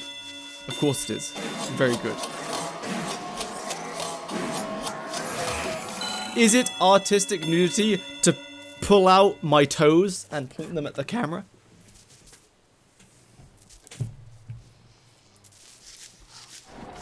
Is it artistic nudity to show you the inside of my nostrils? Is it artistic nudity to show you my bumhole? Sorry. Goodness gracious. Yes, yes. What isn't artistic nudity is perhaps the question we should be asking. What isn't artistic nudity? Is it artistic to do the naughty on stream, on camera? Is that artistic? You are being artful because you are creating a child live on stream. That is art. Art is creating something. Smashing is creating a child. Therefore, smashing equals art. I think the logic there is undeniable. Unimpenetrable. Unlike Mr. Mythos Anus. Sorry.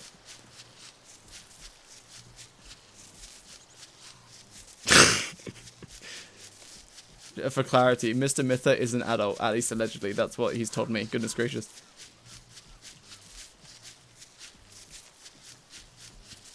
You are a grown man, what are you saying? Exactly, I sure hope a child wouldn't be saying this, but I wouldn't be surprised. All you kids that watch me, you're all weird. You're weirder, you guys are weirder as kids now than I was as a kid, and that's saying a lot. I have a master's in art, hell yeah.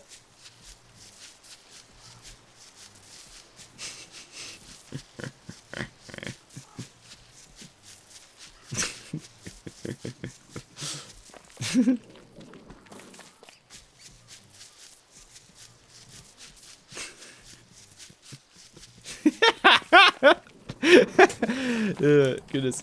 I'm gonna turn the server on and off because I don't think people can get in. See, why are you talking about bumholes?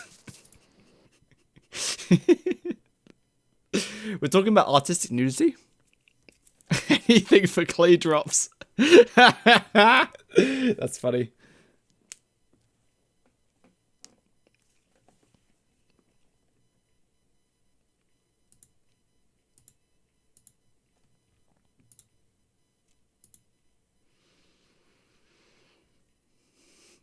Boys, I've added the permitted term bumholes. You're welcome. Is it artistic nudity? Let me think. To consume a beverage from the wrong end of your body. Is that artistic nudity? I actually cut my hand. Go clean it and then wrap it in a bandage. Jake talk about his bumhole. Mother walks in. Goodness gracious.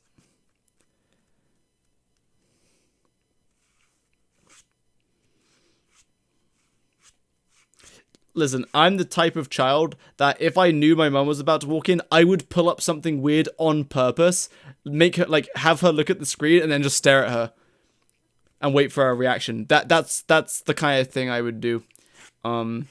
So unlucky. Wouldn't be embarrassed. No,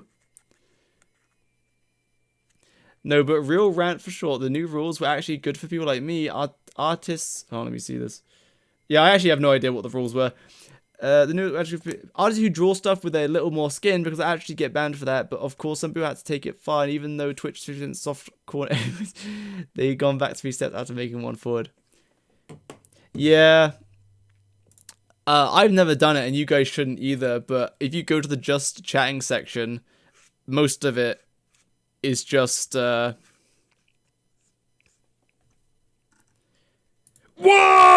It's that, except real woman. So gross. Ew, gross. Real women. Am I right, lads? No, bad. But it's basically that. So, like, yeah, they're basically already doing it anyway. So, like, yeah. Seems bizarre to like say, oh no, but you're not allowed to do art that shows skin.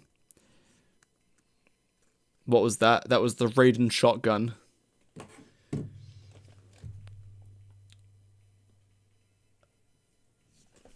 Is it artistic to dangle my testicles in front of the webcam? Sorry, you said no balls is just chatting. In just chatting, and that made me think about dangling testicles in front of the webcam. I thought it'd be funny. Yep, I'm out. Bye. So artistic thing. Thanks, man. Let me check. Let me check if the server's back up. Is the server up?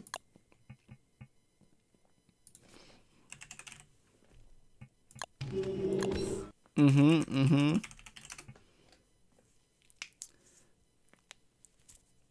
The evolution of Jakey's stream. Sorry, this is what happens when I'm not playing the video game for like 5 seconds.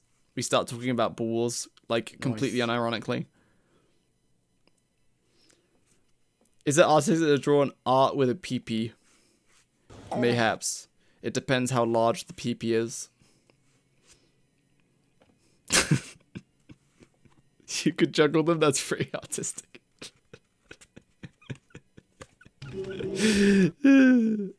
Good grief! That is the only word combination to describe this chat. It depends on the detail. Is it art to draw a woman with a baby? Yes! That's not art. That is... What's something that's greater than art? That is... No, I can't say it's godlike. That's... No, I can't do that. That's against God. Women with penises, I think. Is that against... Okay, hold on. That sounded wrong. In the context of art. In the, not real people, but in the context of art. I'm saying. Nothing against women with penises. Love it. Very epic. But we're talking about art, not real people. Yes. Perfection. Yes, exactly.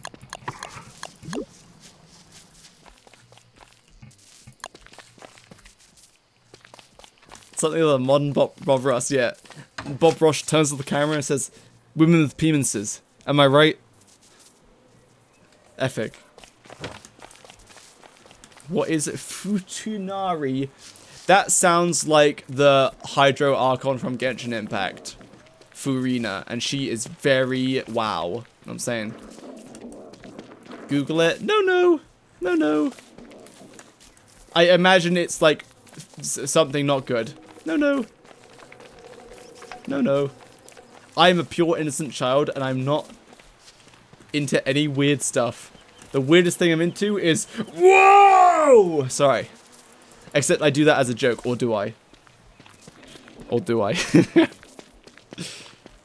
Where is anime? Oh, sorry, you saw the anime just there.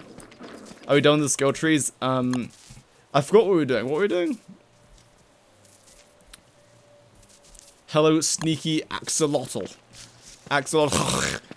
Sorry, whenever a name is hard to say, I just kind of make that noise. Okay, listen.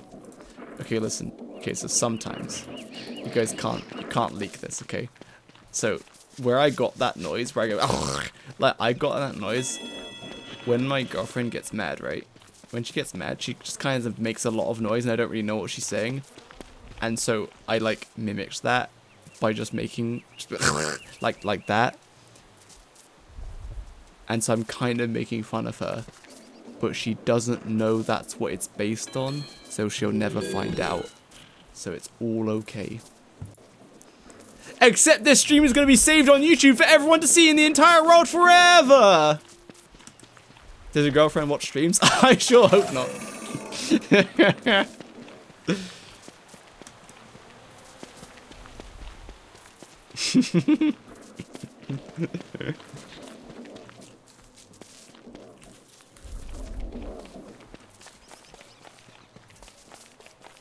Are you playing creative? Yes. I'm new, welcome. And right now you receive a text from her. Oh goodness gracious, I'm gonna check the phone. Nope, no text. Nah, if she watched and got offended over something, she would just go and stay silent for a few days. She wouldn't actually. She's one who is actually good, and if there's something that bothers her, she'll say, hey, this bothered me, and I say, oh really? That's a shame. Whoa, is that Wendy? Ooh.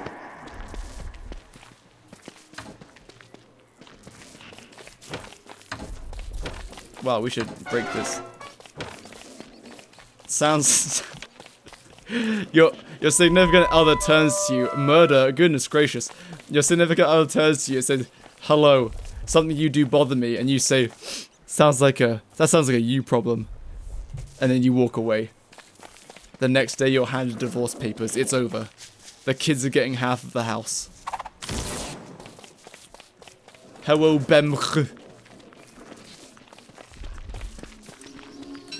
Hello, Wendy with a shield. Now I am Wigfrid with the shield. Hey, what's up, guys? It's your boy, Mermblender 3000.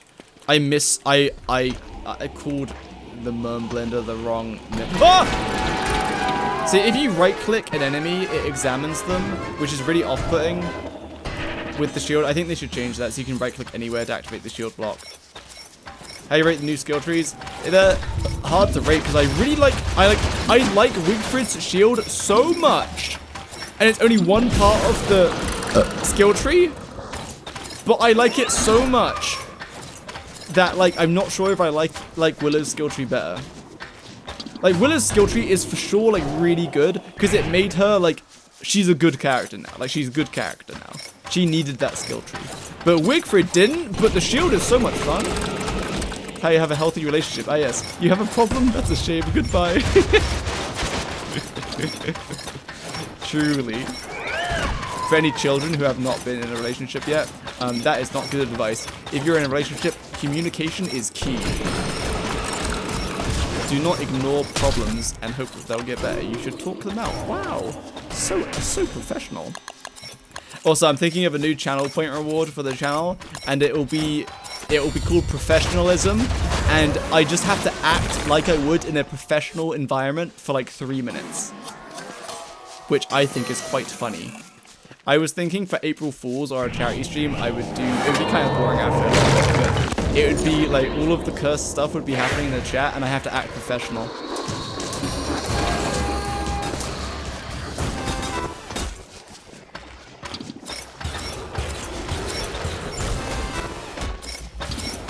You are capable of that? I mean, I hope so. Because when YouTube inevitably crumbles and falls apart and I have to go back to being a software dev, I'll need to act professional again. Or I won't, and I'll just be homeless. People pay for therapy instead of watching Jakey. Truly, just get all your relationship advice from your favorite streamer.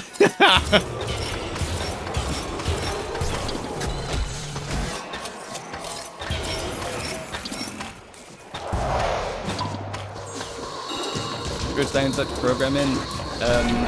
Out of all the languages I programmed in, Java and C#, because they're the same thing, kind of. But I do some practicing from time to time, and some people don't like Python, but like it's very easy to do what you want in Python, like what you want it to do, and then you just like do the code and it just kind of does it. But I do like building nice classes and structures like that.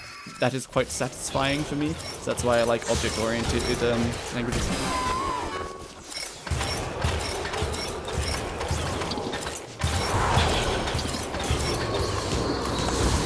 There was one time where YouTube Jakey and Professional Jakey crossed over. It was an epic crossover. I went for some interview for some cybersecurity place, and they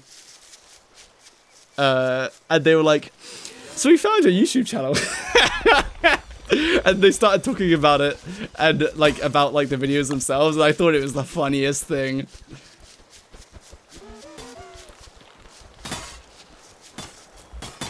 Yeah, a Wigfrid spear is better in every scenario, except if you don't have the Celestial Champion crown, but you have a Void Cowl and a Void Reaper, and you're fighting a planar enemy.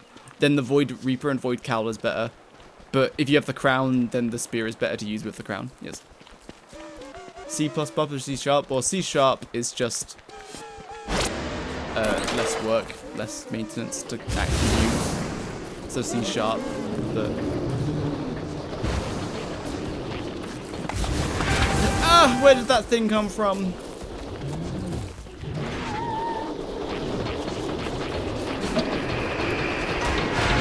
I thought I blocked. What the?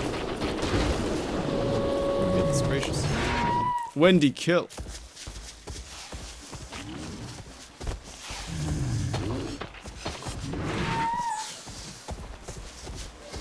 So OP right now, they'll have to do a lot with the other new skills to balance that again. Well, I think they're just, every character will just get more powerful. I think that's how it'll be. Like with like Wolfgang and Wander and stuff, their skill trees might give them a bit more utility, but they won't actually buff them as much as like Willow needed it, Walter needs it, so they'll get buffed, whereas like the others will just get utility. Like Wendy, what will they do for Wendy's? I would think like, oh, they're just gonna upgrade Abigail, but like that's what the potions do. The potions upgrade Abigail. Can you block Charlie in the dark? I would assume not, but I don't know. Abigail tending the crops. Yeah. I'm gonna have Python on the uni for the next... Oh, wait, I missed that. Uni for the next semester. I'm really afraid of that. Oh, don't be afraid of it. I think when people teach programming, they use Python to teach it because it's so easy to pick up. Like, my lecturers, or one of them, just didn't like Python, so he just didn't teach it. So in all of university, I never used Python. But that's just because the one time we were going to get taught it, he just didn't want to. So he taught C# and Java.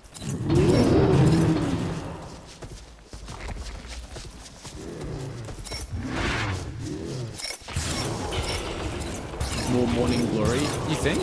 There might be like some filler stuff like that, like Pipsqueaks just give, Pipspooks give like more Morning Glory, or their toys aren't as far or whatever.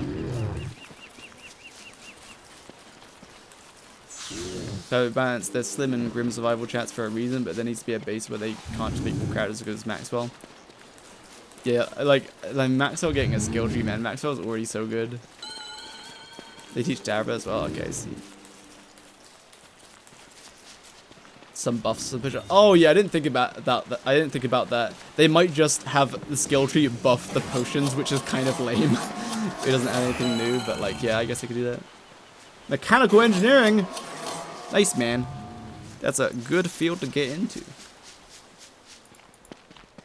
Yeah, programming is pretty... Like with mechanical engineering, it's like programming is a small aspect of the job. Like you just need to know how to write the code to do the thing. So usually you're using scripting languages. You're not making like a massive data structure. I see that's like I did computer science, where programming is the entire thing. So whereas you'd write the script to do the thing, which is probably that's what you should do. Let the and then us computer science people would actually make the data structures behind it to do the thing. Do boom boom, yes. Do boom boom. My princess. I'm a princess. Yes, my king. Come sweep me off my feet. They need to code. You have Copilot and ChatGPT to code for you. Yeah. So you see. Quick, someone follow. Everyone, follow the stream so I can show a bit of programming language that I did on the stream using ChatGPT. I had to do a compiler for university. Goodness gracious. Alright, see that scrolling across the screen? So let me break down what's happening there. So you have a WebM file, which is just the dinosaur going across the screen, which is animated in the WebM file. But also, the dynamic Twitch chatter name, that is a separate entity on a web page. So I have to grab that entity, like the ID it's called like alert text or whatever. I have to grab that and then animate it with the video. Now to get that pixel perfect, it's basically pixel perfect. I had to count pixels, how much I had to count pixels, right? So I had the math done. So the text has to start centered minus like 25% on the right and then end 25% on the left, or over 13 seconds or something, right? That was the math done. But I forgot the syntax to animate in CSS.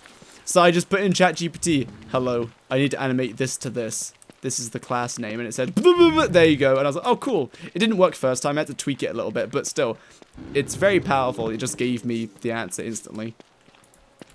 Or close to the answer, so yeah. That's the only time I've used ChatGPT for any of my workflow. I don't use it for any creative stuff at all.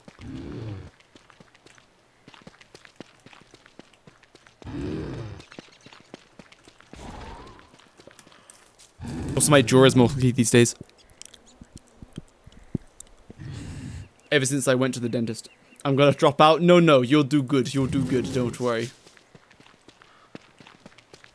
A security course this year, we were allowed to use ChatGPT and GitHub Copilot during the tests. Really? Prompt it and then prompt it again to make adjustments. It can literally write days worth of codes in minutes. It's incredible. Yeah, it's pretty interesting. Being a software dev must be fun right now. Like my university friends, when I meet up with them, they just talk about their jobs, and most of it's code maintenance. And they're like, yeah, ChatGPT. So I mean, usually they don't have to do that because it's usually just a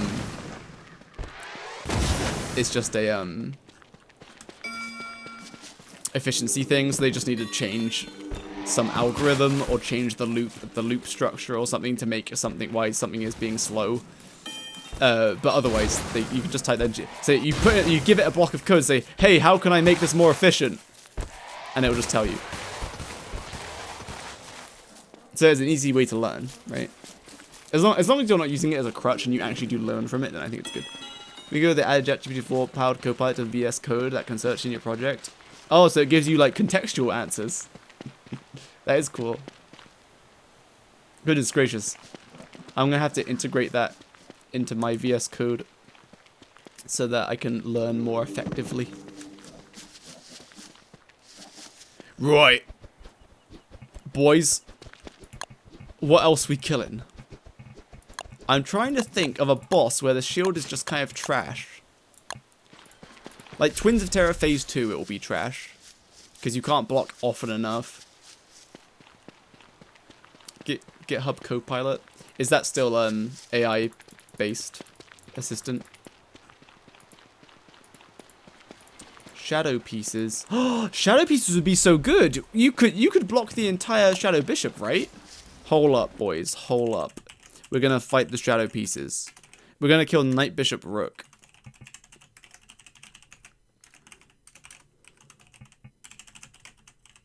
Because the Rook you can block for sure. The Bishop, I think you can block, right? Kill the Knight first. He says, and then just doesn't block the Bishop. Doing 130. Wait, why am I doing 138 damage? Wait, excuse me? Why am I doing 138 damage? Oh, you don't block all of the Bishop attack. I was shooting with Howlets. Oh, okay. I'm going to study informatics engineering. Is it worth it? Informatics engineering, anything engineering is usually pretty good. Like that's a high-paying industry because you have an actual physical skill that you'll be using on actual physical machines, and you'll probably be a good problem solver as well.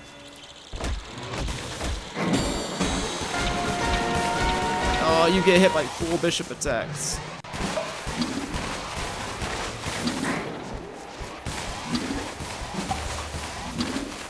So it's better to just run away, get hit by 2 attacks rather than blocking. That's a shame. It's better to run away. Guys, bring the rook over here. Actually, I can bring the bishop over there. Uh-oh, we're in trouble. Oh, it's over, boys. It's still better to run away. Because the blocking isn't long enough to block all the bishop stuff. Gets Traveler, thanks for the subscribble. Still get hit by 4 attacks. Keep throwing the bombs, Wendy. Keep throwing the bombs. Woo! But yeah, anything that is computer, like tech, or engineering, that's gonna be good. If I were to redo university, honestly, I would do engineering with a little bit of programming. Because if you want to know more programming, you can just learn it once you know the basis. Like, I did computer science, so mine is not only programming, but how programming works, and how programming on the computer works, and then how the computer works, right? But ultimately, for a job, you don't care how the computer does it, unless you're like a engineer who needs to understand the fundamental hardware, so that you know what runs efficiently and what doesn't. But ultimately, for like functional purposes, learning how to program, good enough. And then after that, just do the mechanical part. But yes, wow, cool. The shield block their knockback attack from the new boss. It does. Pick a number between 1 and 69. 53.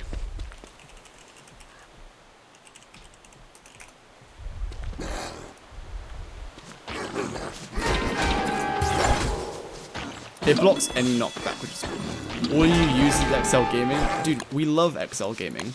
It's so versatile and easy to set things up.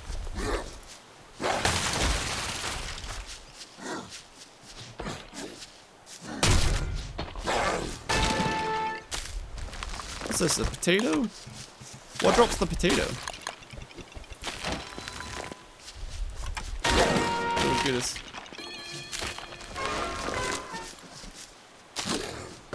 They added a visualizer, while being his ice floor.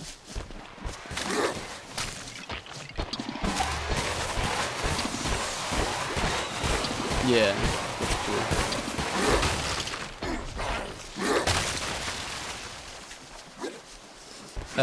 When you mine this ice, you don't get ice, do you?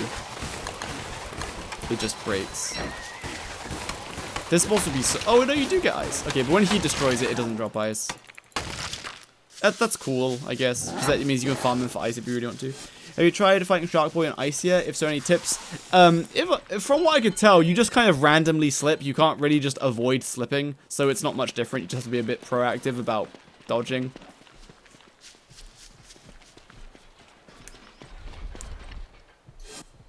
One person always say, being an efficient engineer starts with being good at Excel. Good. Yeah, I mean, Excel is just a good gateway to I guess, not really programming, but just like problem solving, I guess, I don't know. Fundamentally, it's all just problem solving. If you like math, you'll like problem solving. If you like problem solving, learn math, and then you'll learn everything else. Sense when to stop moving, but it didn't work. Do you mean to dodge the dodge the thing? Oh, that'd be good. What's it called? Ice fishing hole?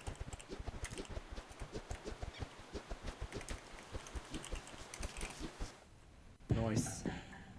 What's up, gamers? We're gonna do some gaming today.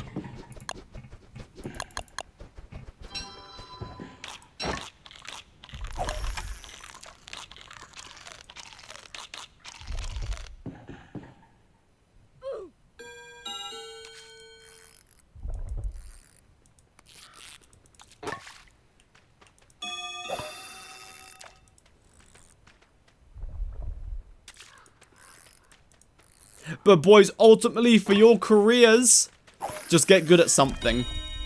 Just choose an industry that you think you'll enjoy, and then just get good at it. Then even if you don't enjoy it, once you get good at it, you will enjoy it because you're good at it. You know what I mean?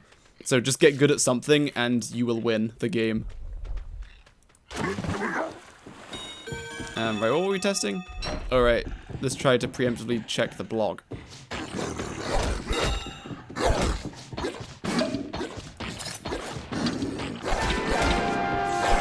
Oops, I blocked too late.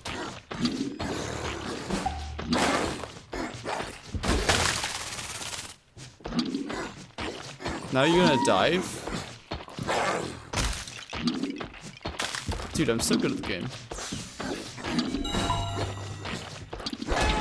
Oh, I blocked too late. Dude, I haven't got used to predicting his attacks, but I know his attack pattern now. 2 normal attacks, do the ice dash, then he'll dig under, then you stun him. Or he'll jump and then dig under. But then if you stun him, he doesn't dig under. Then he shakes his head once he's not stunned anymore, and then he does the normal attacks. Oh, he jumped. Since when can we slip on the ice here? It was a recent update. Also, they changed his jump to be more forgiving, I mean.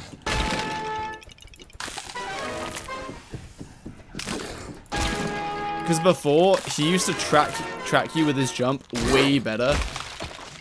Like, you would have to move at a very specific time or have speed bonus. Oh, I blocked way too early. Get poop dudes in a row, I guess.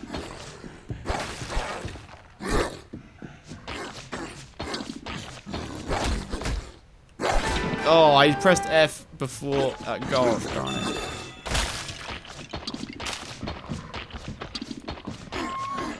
If you have a fast enough reaction time, you can block bosses where you don't know their attack patterns. Like this guy, I didn't really know the attack pattern, but I'm still kind of blocking it most of the time. They should change it though, so that when you right-click anything with the shield, it activates the blocking stance. Because right now I'm like right-clicking the boss, it just doesn't activate the blocking stance, which is really annoying. We're bullying Gil. Sorry, Gil. Wendy wants pain and suffering. Yeah, I thought it was kind of inconsistent as well with the direction changing. And I don't remember if I figured it out or not, but it's irrelevant now because they changed it. So it's just a bit easier now. As long as you just keep moving, then you don't get hit. But maybe it was inconsistent because I remember not being able to figure it out for a while. The slipping over animation looks so funny. So is the slipping over, I'm guessing the chances are, is this guy lunar aligned? I don't think so. He's just always wet. So it introduced you to a lot of mechanics, knockback, well, a lot of mechanics, 2 mechanics, knockback and electric. Because he's always wet. Probably just my skill issue. Well, if I recall, I wasn't able to dodge it consistently either. So I'm willing to bet that it was something funky happening. Or it was just very hard to dodge without very specific timing. I'm guessing when you move, you just have a higher chance to slip when you're moving. Or is it like maybe it's not a chance, but it can happen every X seconds. But it seems to be happening every 5 seconds. Maybe it's after you travel a certain distance. 1, 2, 3, 4, 5. Now I step. Now I step. Okay, it might be after you travel like 5 tiles worth of distance. Maybe a bit more than that. Oh, maybe 10 tiles worth of distance. And you just like, it reminds me of the Tiger Shark from Shipwrecked. It's funny you say that because his jumping bite attack is similar to the Tiger Shark attack. Now that I think about it, it's based off of your speed. Oh, it is interesting. Like the chances that you slip. So the higher your speed, the more you. Okay, that makes sense. The faster you're moving, the more chance you slip. Yeah, I'm like slipping really fast now.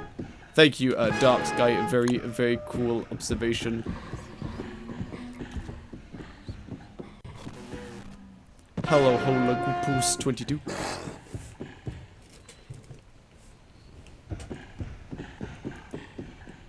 Which gen items do you use?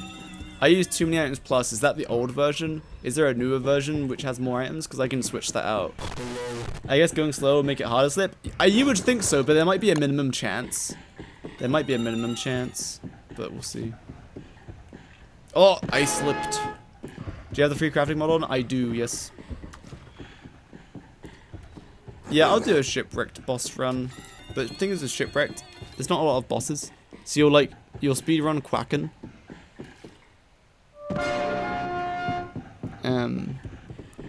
And then you just have to spam thingies until you skip to the next seasonal boss. So maybe I'll do shipwrecked, and it'll be all bosses. It'll be called all bosses, but there's only like 3 bosses. So I'll just try to complete shipwrecked. Basically, I'll just try to do everything roughly. Cheese the shark as Wanda, or does the swipe attack outrange the clock? With his 3rd attack, he does lunge forward quite a bit. So, Wanda, it's time for you to kill the Sharky Shark. I'm gonna spawn a Sharky Shark for Wanda to kill. See if you can choose it. We must answer the questions. You want a piece of me, tough guy? Are you Jakeyosaurus from the hit game Amogus? Ah yes, Amogus. Oh good, Abigail is so full of violence. Uh-oh. Also, this guy chases you quite a lot. Metha, help. Metha, go kill the Sharky Shark. Oh, you meant like with a boat. Oh. Yeah, I don't see why that wouldn't work. Here, Wendy, come. I love these boats. Except when... Oh, help! Help! Help! Ah! Help! Help! Help! Wanda! Wanda! Help! I'm gonna drown! I'm just gonna cheat. Aha.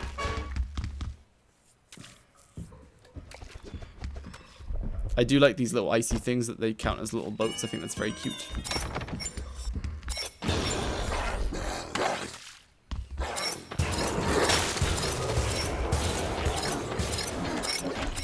Oh, Wendy got pushed onto the ocean. Oh, Wendy drowned. Oh, Wendy drowned again. Ah! So, is his range long enough, or were you too close? You technically can cheese him, I think. You just have to step back. Oh, goodness, he's on the boat! Run, Wanda! Whoa, he's swimming like a true Sharky Shark. Oh, no, now he's really swimming. Goodness gracious.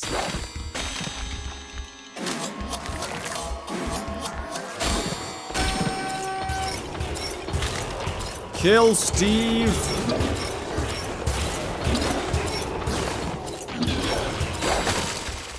Oh, he's back to swimming. Did I just see a howlitzer? Ow, I've been blocked by right the boss. Are you actually supposed to mine out of the ice, or is the walking around strat intended? If you just walk sideways, like when you know the attack is coming, then you dodge it, yeah. I think it's just like a nice attack to teach noobs, like, hey, you can preemptively dodge attacks. Or you can just use Wigfrid and say no, and you just start blocking when he charges towards you. I was about Shark Boy changes might just be insignificant though. Yeah, they don't always put things in the changes, like changing little values, like that. Uh-oh. Boys, I have made the ship go explodey-woody. Goodness gracious. High tip pickaxe insta break those ice pieces, like gold or like handed team things for the subscribe. Oh man, there's no way that you subscribe more. You chose me. Guys, remember to subscribe to Cat Person TV. But you can subscribe to me instead if you want. Yeah, what's other? I mean, you could ditch the helmet. You could ditch the helmet and you get the B-flow stuff. I'm actually okay with that, I think. The shield is so much fun, though. So, yeah, you could go helmet. And then, but you don't care about the battle saddle, though, right? Like, the battle saddle was bad. Unless, like you said, doesn't it give +5 planar damage, though? But, like, you get a rider B-flow. So, you won't use this. You'll just use the normal saddle. Wigfrid boss rush needs a B-flow. Just like for the... Oh, yeah, you need the B-flow for the moving the statues. But, like, you don't need, like, a actual good B-flow. But, like, yeah, okay. Yeah, we could use that. That's fine. We'll ditch the helmet. But, like, the helmet's cool, though. Then what else do you spend your stuff on? I guess battle canister. And you still don't use headliner. No, you don't use headliner. Yeah, it's a tanky saddle, which also isn't as fast as the other saddles. You get the 2 helmet perks, I guess.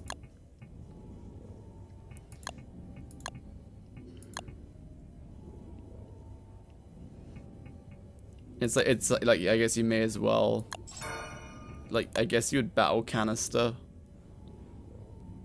Yeah, battle canister, sure. Like, this is fine. This is like assumes you get a Dreadstone helmet, and then after Dreadstone helmet, you're just using the Enlightened Crown. At which point you wouldn't use this anyway. So this is a noob helmet because Wigfrid's best helmet is the Enlightened Crown because she can keep it up. Her synergy with the Enlightened Crown is just so insane. Is that a mod? No, this is a new update. The helmet durability is goodish. Yeah. I'm just new to the game. It's okay. Welcome. Little newbie.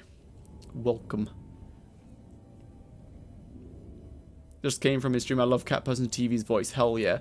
Boys, let's treat ourselves to Cat Person Television's voice.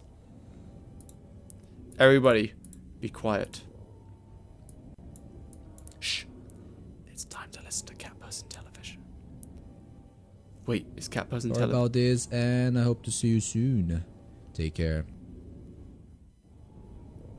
Oh wait, is Cat Person Television leaving us? Don't leave us, Cat Person Television. Oh, don't leave us, Cat Person Television. Oh, don't leave us, Cat Person Television. Oh, don't leave us. What is it? What's that? Timing? Oh, no way! Cat Person Television has raided us. That's crazy. You had to raid us? No, someone subscribed and I said, guys, make sure to subscribe to Cat Person Television. And someone said, oh, I just came from Cat Person. I love his voice. Then I said, you know what, guys, let's go listen to Cat Person's voice. So I went to the stream and Cat Person just said, goodbye and take care or whatever. And then raided me.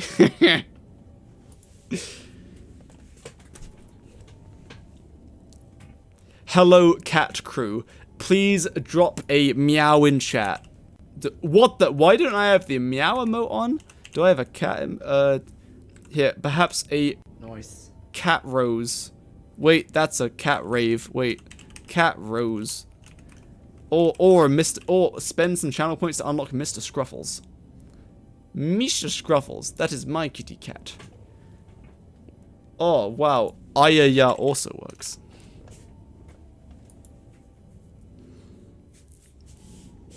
Mr. Cat Person Television, how would you rank my Mr. Scruffles? By the way, the only acceptable rank is 11 out of 10. Otherwise, I will cry. Nice.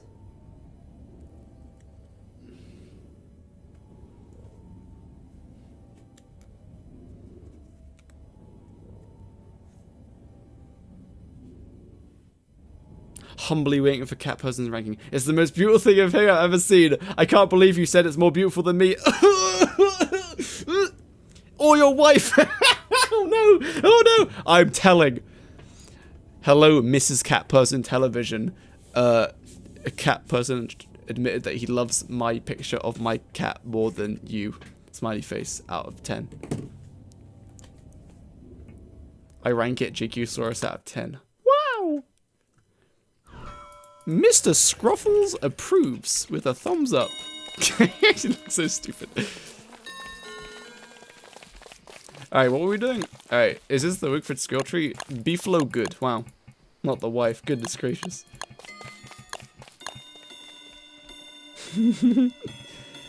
Look, Cat Person. Is this the Wigfrid skill tree that you would use in a Wigfrid all boss run? Because we figured that helmet bad. Because you would just use Dreadstone helmet, and then once you got the Enlightened Crown... No! Huh? And then once you got the Enlightened Crown, you would just use Enlightened Crown for everything. All my homies love the shield. I love the shield. I would use the shield exclusively until I got the spear, and then I would continue using the shield. Then I would get the Enlightened Crown, but I would keep using the shield. Shield, my beloved. How you doing? Hello, Alcon Chloe. How are you? I am doing swell. Cat person loves beefalo. Wow, I thought they loved kitty cats. Meow meow. Just a helmet until it breaks because you missed a shield block on CC. That's true. That's true. I mess up a shield block on CC and then my chest helmet explodes. Good grief, Wendy is sleeping. Alright, we best practice. Everybody, if you are not Wigfrid with a shield, you must step back and observe. Do you live in the UK? I do live in the UK. Oh! See that epic block?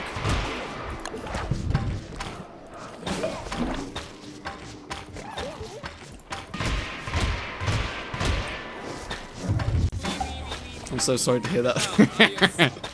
Hey, we got a cloud. Oh, Wendy perished. Deconstructing a bad flute. Why are they two slightly different? With the same name? Oh, did I unlock 2 or something? Also, I should have Dark Lament on.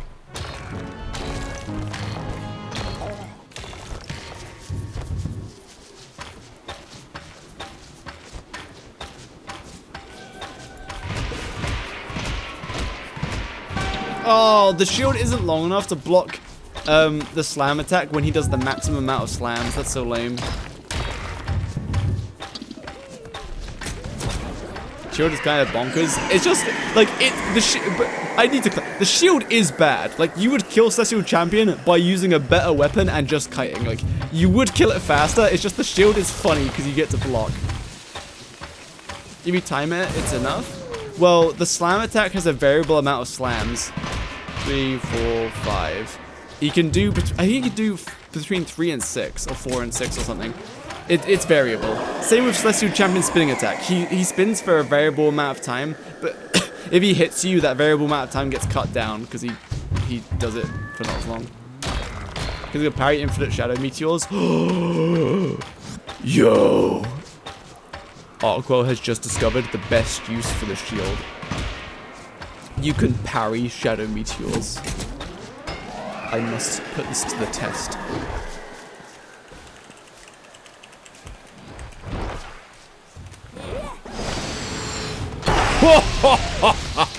Oh, look at that. Arkwell, genius once again.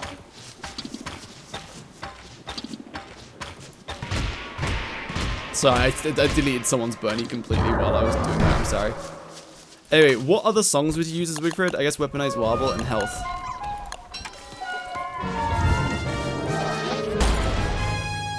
Despite if you get hit while using the shield, it's kind of a big skill issue. You block the first hit, but then you need a dodge, and also you kind of need a mag.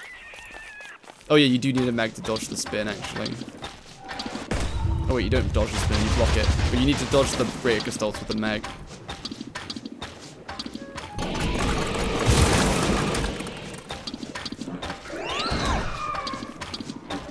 Luna song, Health, and the Revive song. Yes. Bad at the game.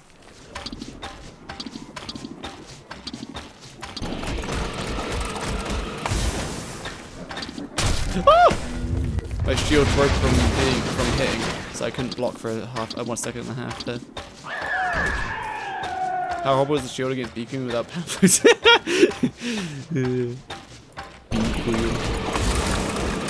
See, the thing is, Beacon is so mobile, and you'd be parrying the Grumblebees more often than not.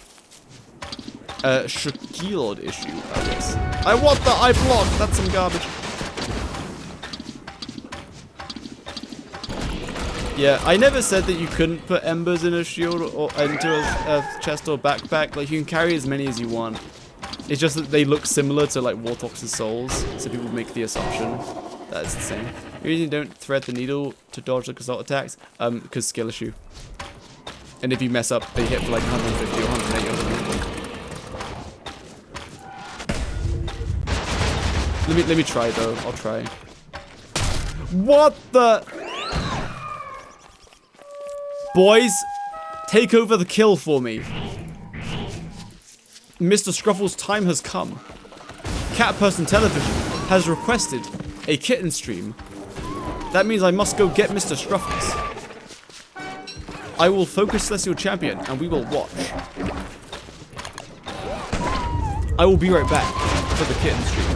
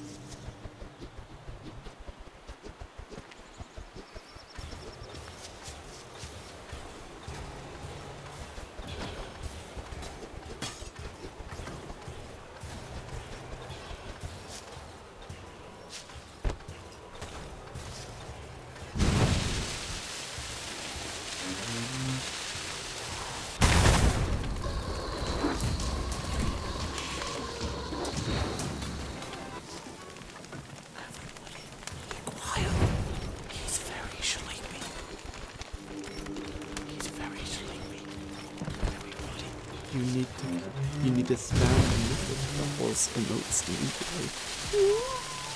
It is Mr. Scruffles and he is asleep. No escape. It's okay, Mr. Scruffles. You can continue eating. Mr. Scruffles, you are sleepy.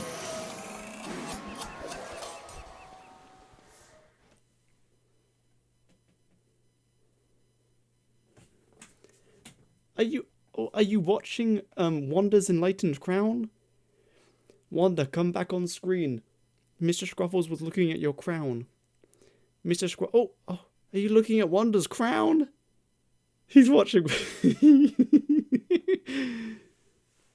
Oh, you want to go on the desk? Oh, big stretch. Hold on. Oh, you got a tail. You got a tail in your face.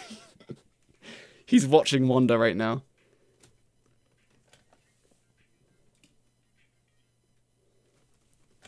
Look, that's Wanda, and he's watching. Artistic nudity. No, Mr. Scruffles. No, Mr. Scruffles, come back. No, don't sit on the keyboard. Oh. Are you going to go eep right there?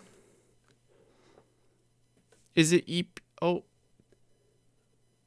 Is it EP time, Mr. Scruffles?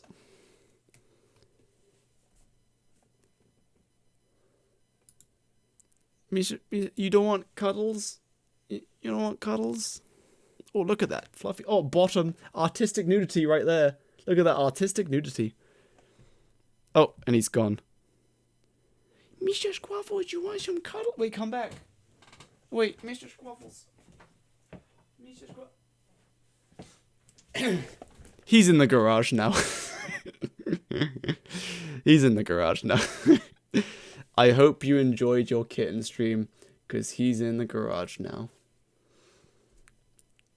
Thank you, Cat Person Television, thank you for requesting the meow. Yes.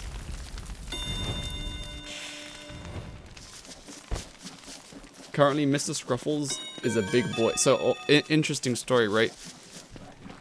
We took Mr. Scruffles, we took him to the vets, and they were like, wow, he's chunky. He's putting on weight fast, but he's not fat. And so basically, all of his siblings are like normal cats, like peasant cats, right? But Mr. Scruffles is growing very fast, and he's very fluffy. Almost like a Maine Coon cat. But he doesn't have some characteristics of Maine Coon cats he does not have. So, then the vet said, well, female cats can get impregnated at the same time by like 2 different guys, which is an awful thought to have. But, point is, the other 4 siblings could have been from Father A, and Father B could be from who made Mr. Scruffles, and might have had a bit of Maine Coon in him. You know what I'm saying? and bam, Mr. Scruffles, who is bigger than his siblings and is way fluffier. Like, he even has fluff coming out between his toes. Hold on, I'm gonna go find Mr. Scruffles again. One second. Mr. Scruffles!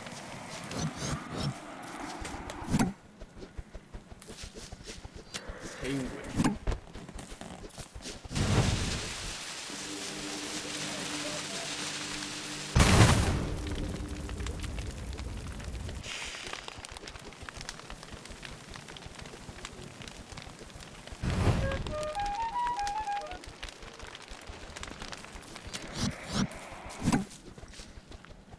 Nice.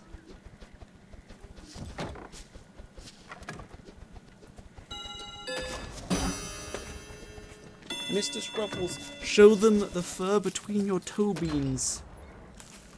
Full screen camera. We gotta show off your toe beans, okay?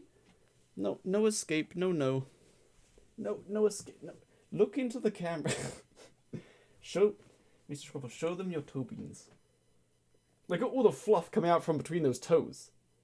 Isn't that insane? Look at those fluffy beans. No, no struggling. Goodness. Okay, fine. Go on. You're free. So there you go. You saw the fluffiness between his toe beans.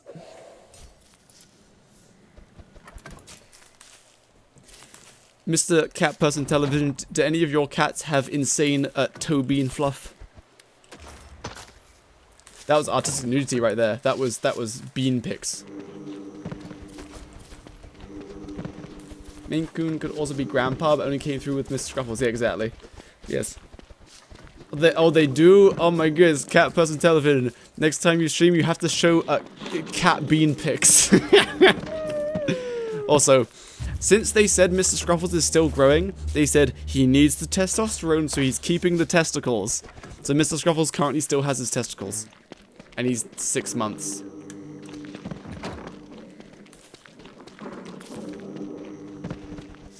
So if I recall, normal cats without whatever Mr. Scruffles has are like grown by now. I can only show to the only kitty subs. Ah, that is a good trade deal. But boys, make sure to subscribe to Cat Person TV to get free toe bean pictures.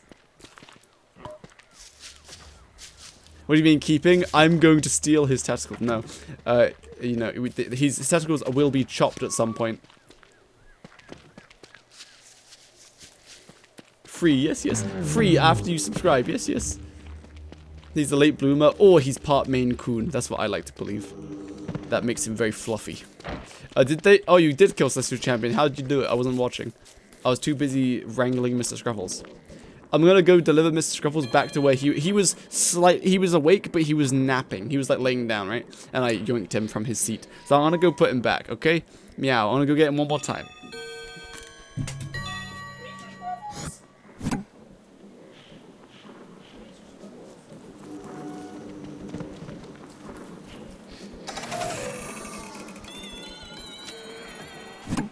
Oh, he did a little scream.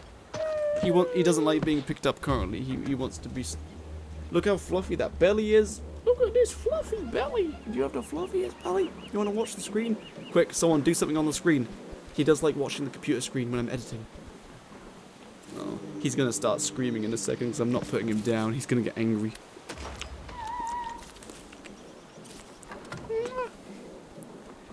You should see if you follow me on Snapchat, you'll see Mr. Scruffles in the morning where he's very loving and gives me lots of kisses.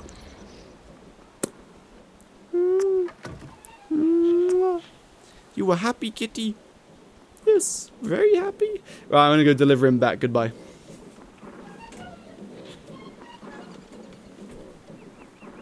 Call Mr. Scruffles. Let's go back out into the world.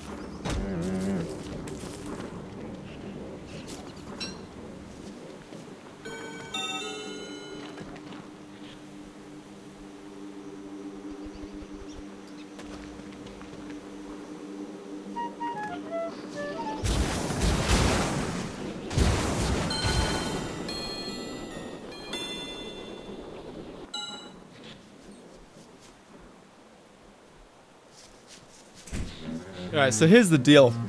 I delivered Mr. Scruffles back, but then Mr. Scruffles, he followed me again, and now he's in the room with the recycling bins. So he's currently sat inside the cardboard recycling bin, so he's sat in the trash, and he's not moving.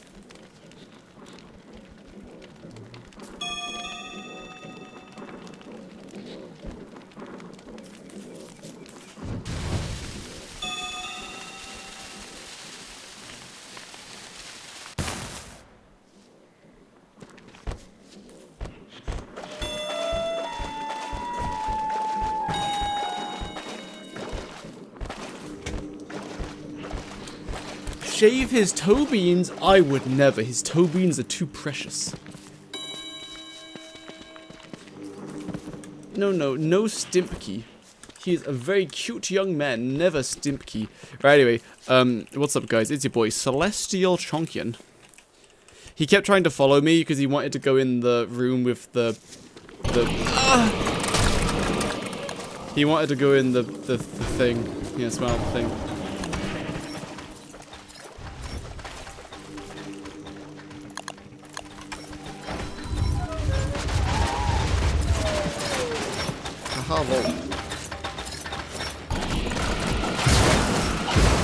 This is the ideal male physique. Shapike, oh my goodness, is that the voice actor of Woody in the Jakey cinematic universe?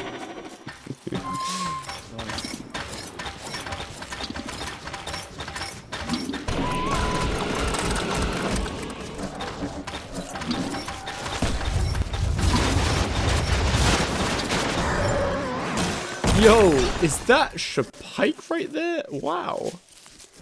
Thanks for the raise, Shapike. How'd your stream go? What were you up to? I voiced Weber. Yeah, so I did the Weber boss run without, like, before I started, like, actually having voice actors. So it's just me talking. Ow, I didn't block him out of the game. I think Maxwell is OP. He's pretty OP. He can completely stop a boss from doing anything.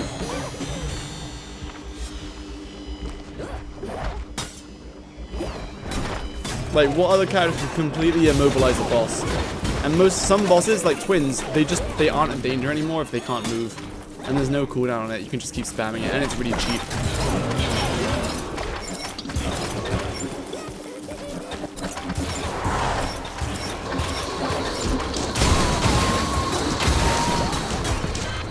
Sounds like a skill issue.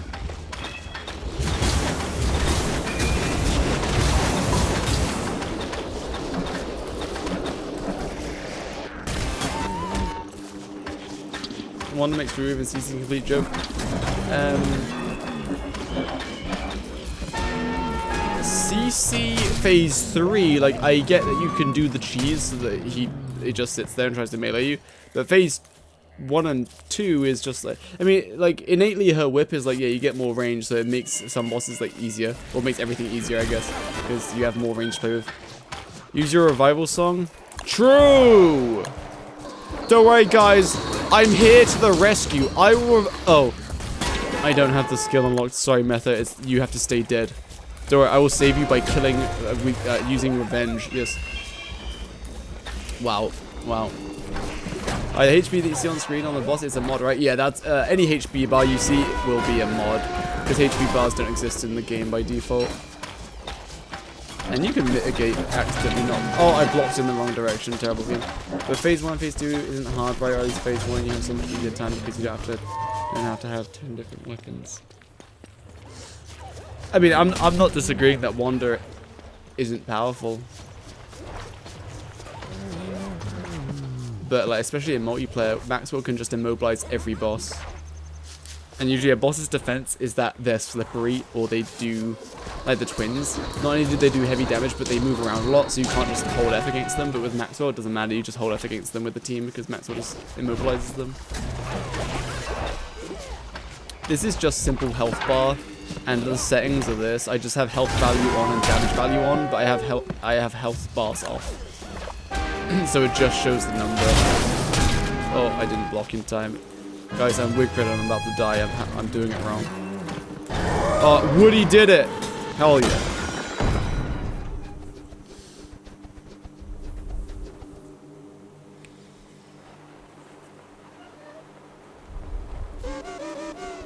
Oh yeah, if I was gonna do like a long-term solo rod, I would choose Wander every time. For sure. And maybe start the rod with Wolfgang, but then I'll just switch to Wander after the first year. Like, for sure. Because you just got higher potential with Wander for a long-term rod.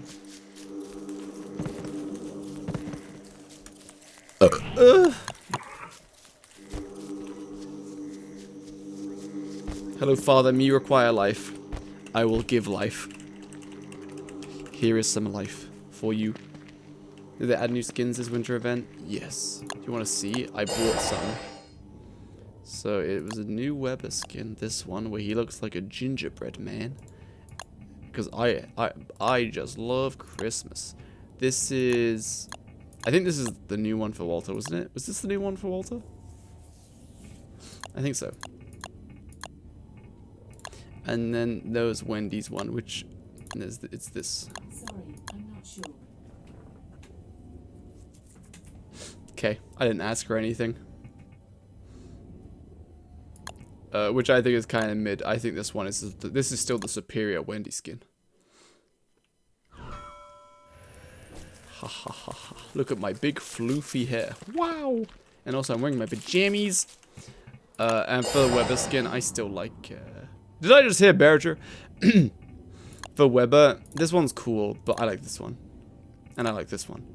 Because this one looks similar to the default skin, but then it's also red. But then this one looks sick. Like, this one is so vibrant, it looks so cool. So my favorite one's probably this one. This one's maybe my second. This one's third. I like this one though. And then Walter, I don't know if I like any of Walter's skins. Walter. Maybe this one just because he has completely different hair.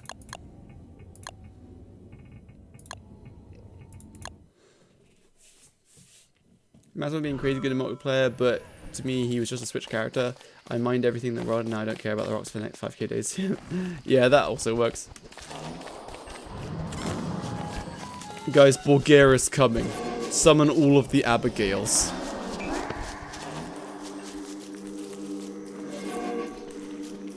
Abigails unite.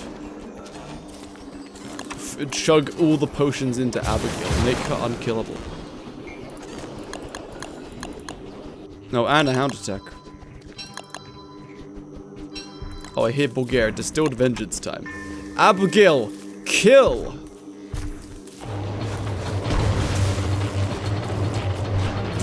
Oh yes, the weather pane is constantly activating Abigail's shield so Berger doesn't get hit. Whoever's doing that, you're very smart. Okay, legit, this is the way to make Abigail solo Berger, or any boss. Just spam weather pane so that her shield is always active. No! Her shield! Heal, quick! Yes, heal. Heal, Abigail. No! I'm so sad! Abigail, kill. If only she had the damage reflection. She did have the damage reflection. I give her distilled vengeance. Uh-oh. Uh-oh. We're gonna need more than Abigail's. No! Why would you do that? No!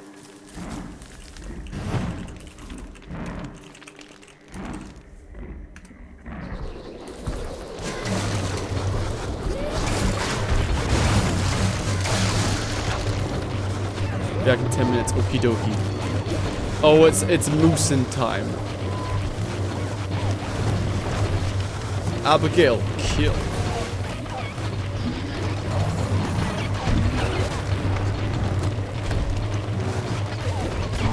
Heal, Abigail, heal. Weather Pain will keep you from dying, probably. Dude, Weather Pain strat with Abigail is amazing. Abigail can solo everything if you just keep spamming Weather Pains. Until then, because she died that time. I'm not sure what happened. An attack slipped through it, seems. Oh, she died. Well.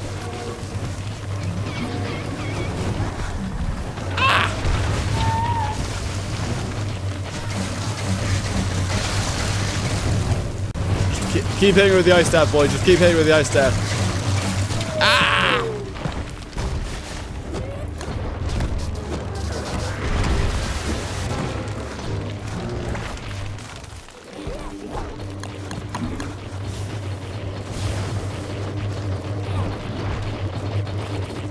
Okay, but what if you used only Weather Pains to kill the bosses? Like, how expensive would it be? Like, how long would I have to run my Varg farm to duplicate enough down feathers? But like, how long though?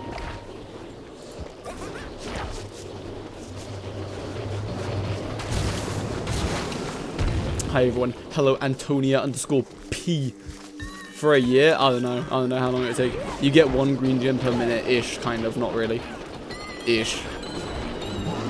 I don't know how many duplications you would need to do to get that many Weather Pains. Done for the day. It was a pleasure, my boy. See you next time when I can actually catch a stream. Thank you for watching, Dick Wave. Goodness gracious, that sounded weird. You said you didn't enjoy songs of Cure and 8 for the same Alan and Sailor. You get to do 8 first songs later play back. Sure. Oh, I didn't mean that as like an insult. I just wanted to listen to Terraria music. You ate one of the ends in Antonina_P. There we go. I did it right that time. Alright, so there's 1, 2, 3, 4, 5, 6 songs. So I will refund you 6,000 points, except not really because it only cost you 950. But I'll just give you 3,000 add points.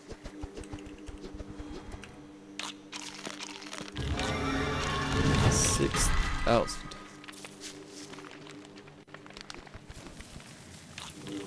Oh wait, there's 3 more songs that I didn't see.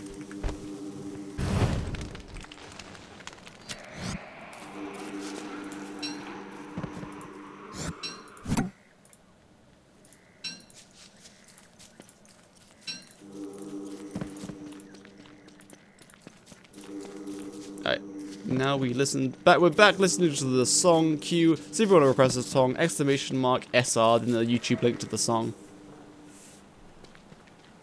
Eh? Huh? Zyphil, there are children in the chat. There are children. This better be PG friendly. It's spooky. Woo woo. Oh! The nearest Home Depot I made. Oh, please show me the nearest Home Depot. Where's the nearest Home Depot? I don't see the Home Depot. Is it somehow easier to tame beeflows as Walter? Theoretically, Willow Wigfrid could do it the fastest now with her perks. The bass? Where was the bass? I don't see the bass. See, go next bass. Where bass? Wait, Wanda, take me to bass. Is this the bass? This is a wicker bottom bass with all these reeds. Oh, wow! Wow! Wow! This is good bass. Wow. This is picture perfect bass. This is amazing. Boys, if you want to learn how to make the bass, watch the base video, which still kind of works, kind of. Eh.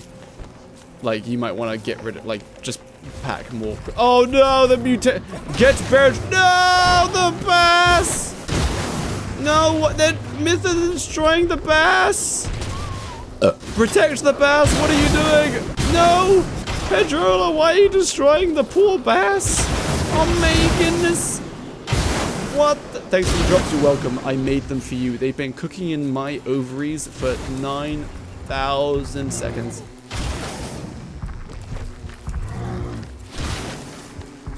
Yeah, Walter has some use cases Walter's best use case that I found was like Celestial Champion Phase 3. Celestial Champion Phase 3 is incredibly slippery and attacks at a range. So if you have to if you can stand still and attack at a range, then it's a lot easier, and Walter can do that. So Walter out DPS's a default damage character with his slingshot. If he, yeah, against Phase 3 Celestial Champion specifically. So Walter has use cases, it's just that they're very few and far between. I can't believe they destroyed the best. Yeah, you can drag Beeflo into caves now.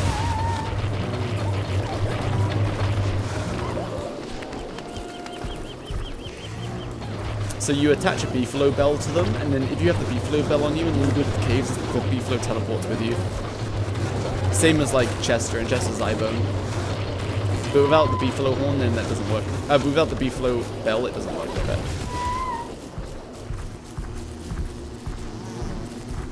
Wow, look at all this yummy honey. Abigail, kill. These Beeflo horns do that before. I don't know if the Beeflo horn, like you definitely couldn't take Beeflo into caves before. But also the Beeflo horn, I think it just attracts them to the location of where you blew the horn and doesn't actually like attach you to the Beeflo. But I don't know about that for sure. But you definitely couldn't get Beeflo into the caves before. Like it was mechanically impossible, you couldn't do it. Unless you spawned them in, of course. Like rock lobsters on the surface, you just can't do it in DST. Except if you can.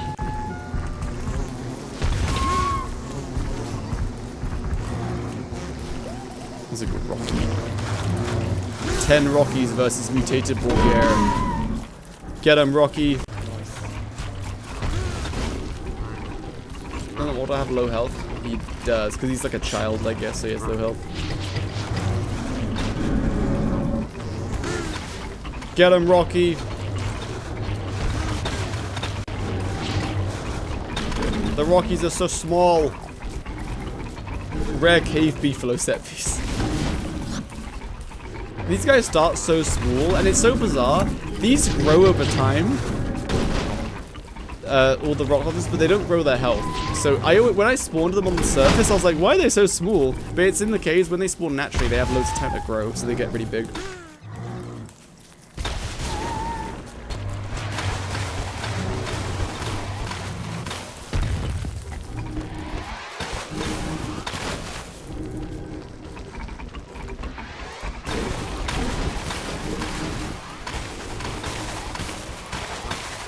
Oh, look at this true damage reduction. True 95% damage reduction. Wow. So it doesn't plan out damage, doesn't even pierce it. Oh yeah, I spawned them in. You can't normally get this on the surface.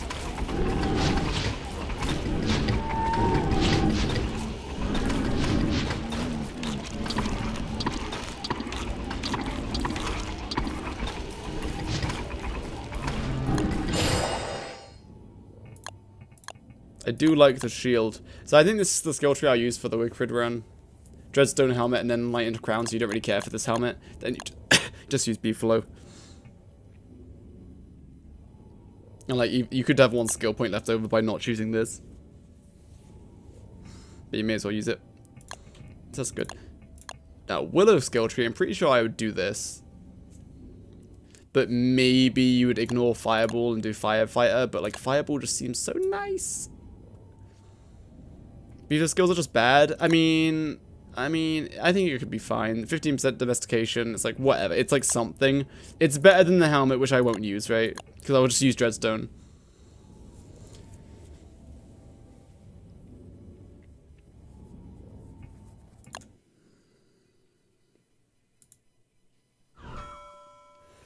Smell you later. Sorry, I can't contain myself. Did I get any drops yet? Did I watch Cat Person television long enough to get some drops? Let me check. Darn it, I only have the portrait and the icon. Guess I'll have to watch Cat Person television tomorrow for... I have an hour and a half left to get the fire pit skin. Cool.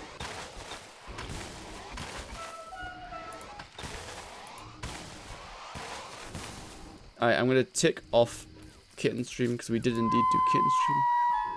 Do you not get drops streaming it? You used to, but now you don't? Or at least I don't, but maybe I'm doing it wrong. So now I have my stream open in the background of the lowest quality.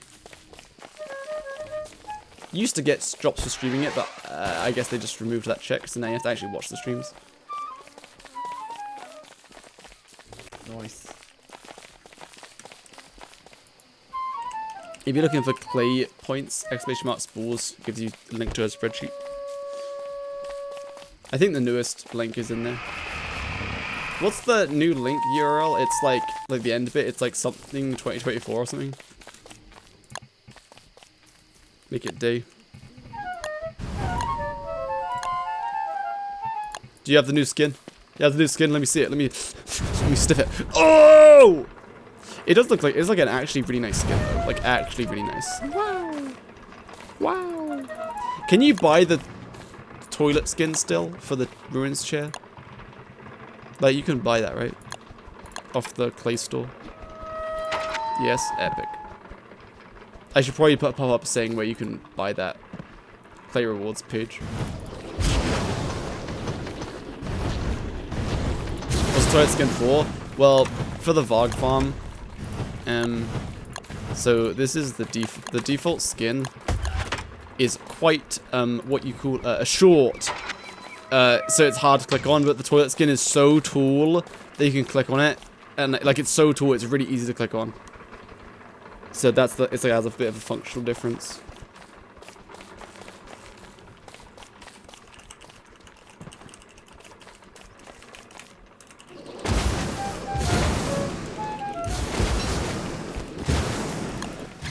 Cook.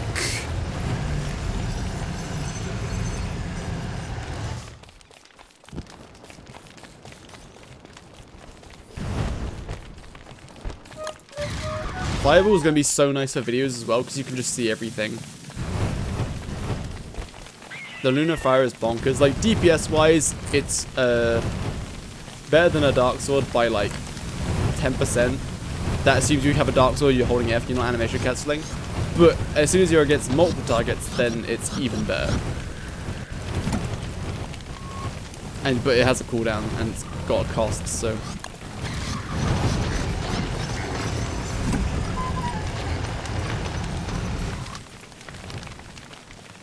All of the point links are expired. Oh, is the new one not on there? Pay to win, truly.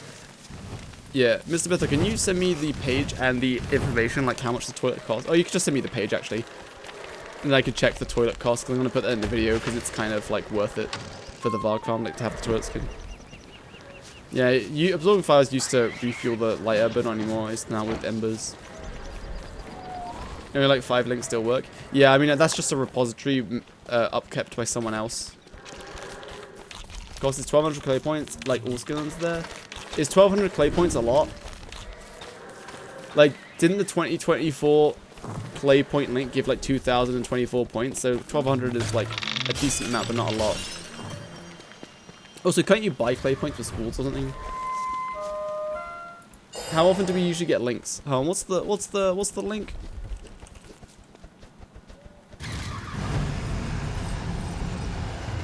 Boys, pre-roll ads are disabled for 63 minutes. Hell yeah.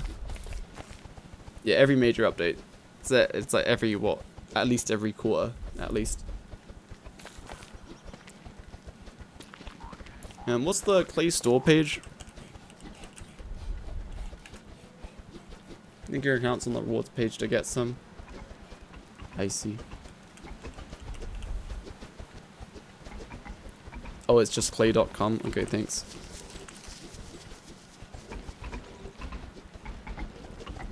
Clay shop. Oh, this is merch.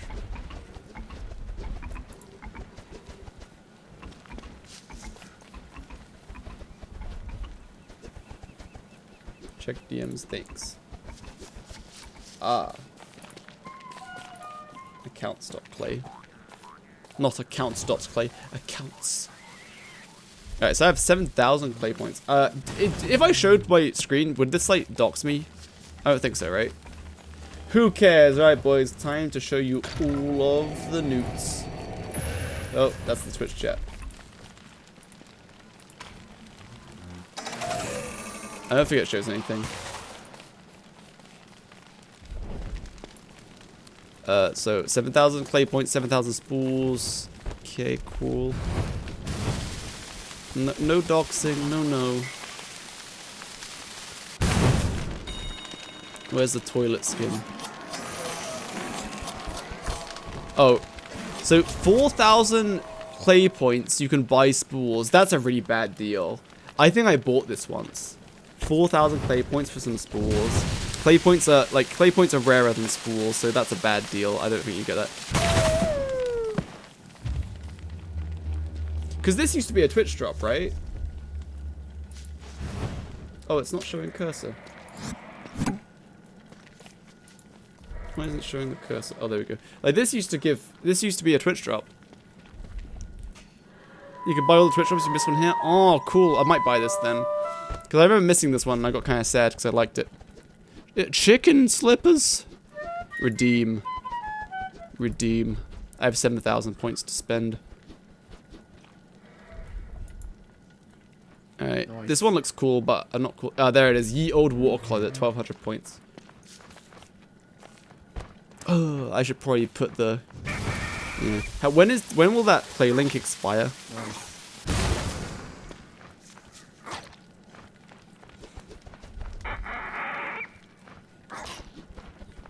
Oh, is this a pickaxe or is this a Shadow Reaper skin?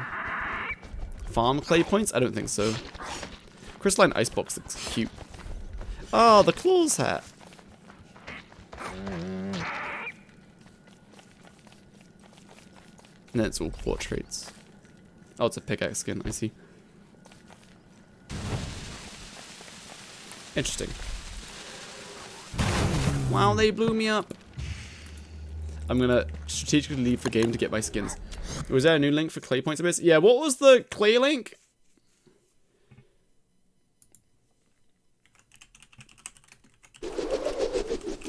Did Mr. Mytha send me that one as well? No.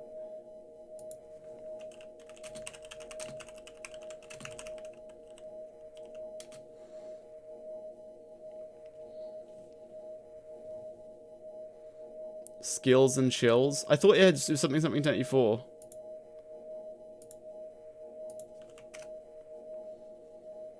It's that. Is it? I saw. Oh, that. Oh no, it gave 24 points, right?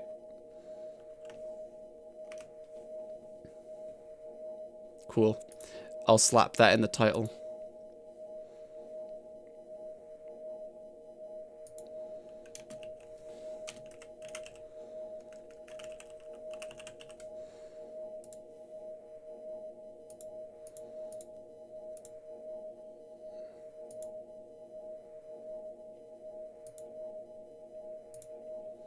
Thanks for watching game streams. You're welcome. Wow, fire pit portrait. Wow, a silk robe.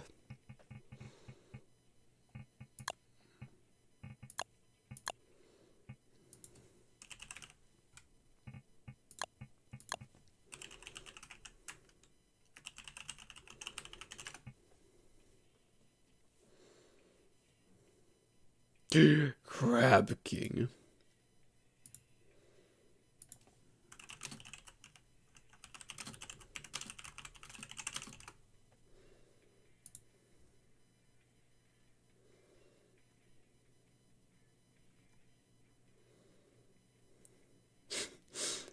I saw something funny in the Discord chat. Hold on. This unfortunately made me giggle, I'm sorry to say. Getting it off said, me with my balls. Nice. Terrible. Terrible. 0 out of 10. You're all terrible.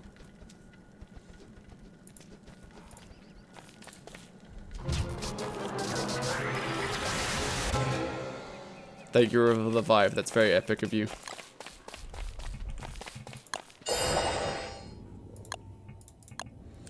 I feel like I kinda need Firefighter though, because like combusting more than once is kind of annoying. But like Burning Frenzy, I want it all. And I have to get these burning skills, otherwise I can't unlock this. And this is essential. It makes burning so much tankier. So I need to get rid of one of these 3. The Burning Frenzy is like mechanically 25% more damage. Fireball is, oh, it's so nice, but you don't need it, but it's so nice. And this is, you need it to farm embers. I'd get rid of Lunar Bernie. You are silly.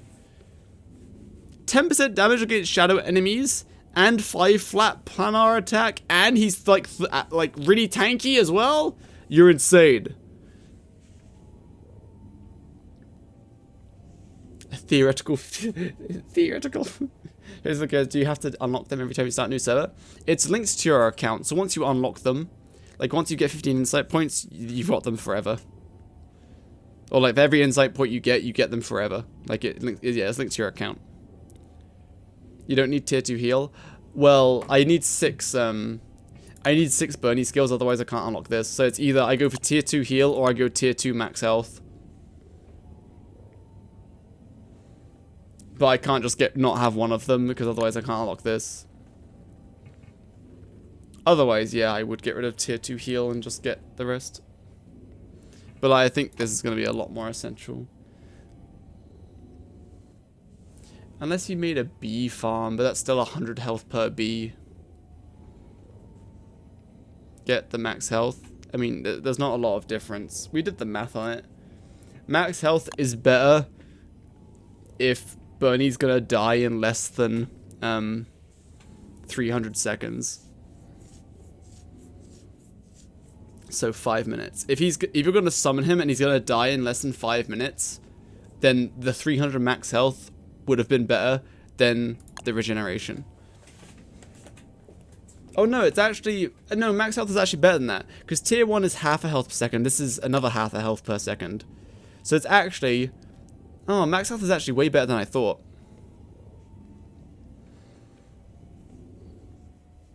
If you do the math, max health is just instantly 600 max health, right?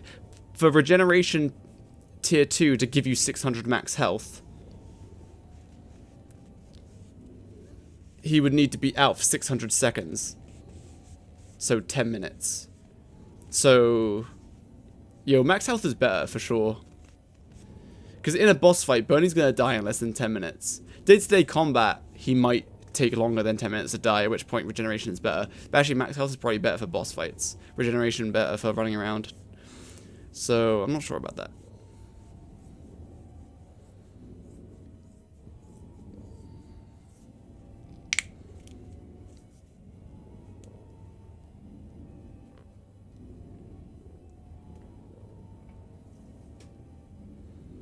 But I think having some form of at least regeneration tier 1 is worth.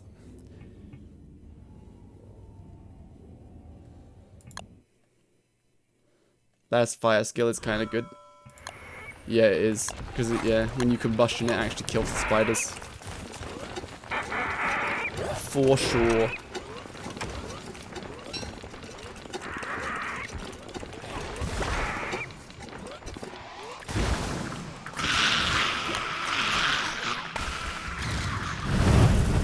Uh-oh. Oh yeah, Willow's fires don't spread.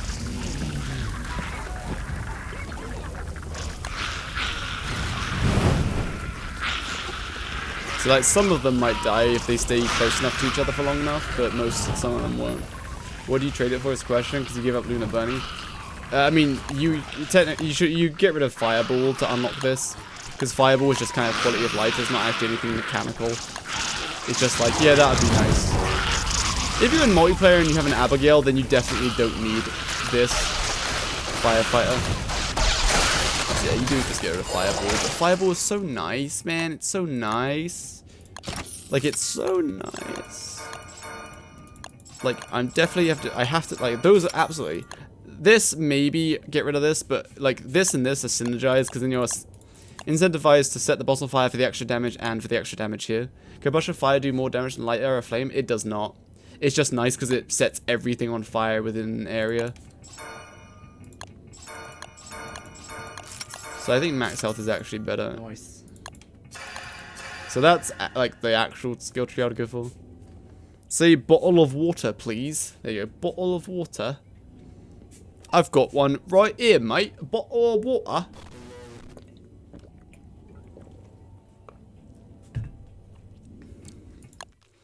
Love. Ah, yes, love. Thanks. Yeah, it's 1 day of Starcrawlers. It's just so nice, and it's just so convenient. Because you're running through the ruins, don't put down an expensive Starcrawlers. Spend 2 embers to quickly throw down one of those. It's so nice. Now more in the British accent. I'm arriving, I've arrived. I set my teammates on fire, hell yeah. Killed the evil one. Evil Abigail. Back was a long 10 minutes. That was a long 10 minutes, you lied to me. Oh goodness, most wonderful. Yes, that is how we do it in Britain. Yes, wow. Simply thrilling. Yes, yes, very thrilling. Filling. No, not filling, but thrilling. Why are we farming? Why am I cooking the living logs? Oh, that's a shame.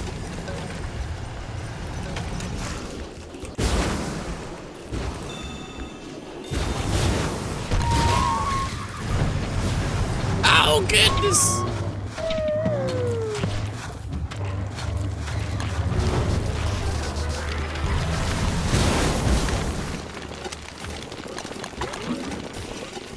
Jakey, Banjo. Banjo! Attack! Oh. Wait, I don't think I have Banjo. Banjo. Banjo, kill! Banjo, attack! Yes!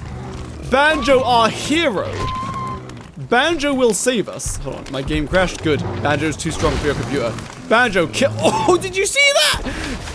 Banjo just kited mutated Banjo. Are you seeing this? Oh my goodness, he's insane at the game. Oh, he got hit by that time. Oh, dodged. My goodness, this Banjo's insane. What's that? This is Banjo. He injects some growth hormones though. But he's gaming. He punches for like 300 damage per punch or something, but it's getting reduced because it's a planar entity, Banjo. Why did you set him on fire? He can't do his work while he is on fire. We need to wear Banjo. Do we?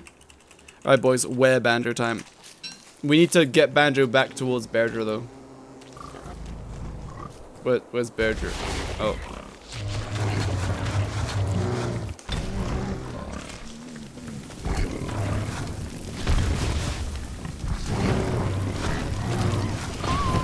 Hey, quick, give him the monster beat. Give him the monster beat.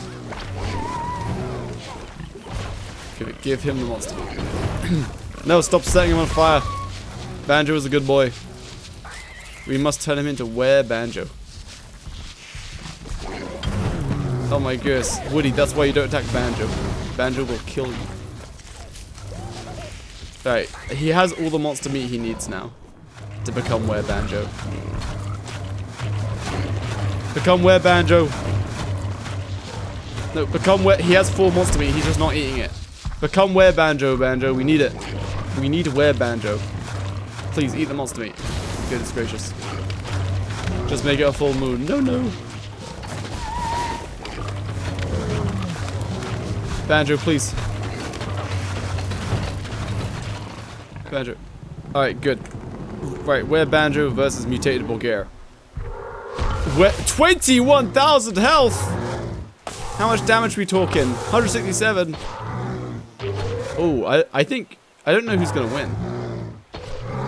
Were Banjo doesn't kite. So far, Berger is winning. Uh-oh, Wanda, you've made a mistake. Were Banjo's coming after you now. Oh, he's going after the rot. Never mind. Were Banjo, please. Oh, goodness. Goodness gracious. Attack on Titan? Hell yeah, I love Attack on Titan. But let's not spoil it for anyone who hasn't seen it. The most recent episode came out a few weeks ago, I think. Like, I watched that. So glad I made this mod. Kataru is a very epic gamer for making the Banjo mod.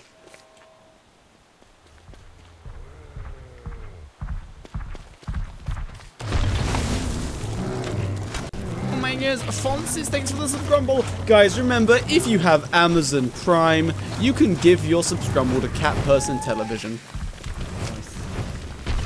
But if you have bad judgment, you can give it to me instead. Is there a new episode of AOT? I mean, it finished, right? So it was the final episode. Hello, Common Game 101. Oops. Who's fighting Armored Bulgare? You watched an anime? Weeb, yes. I also watched this new anime where it's got a hot elf girl.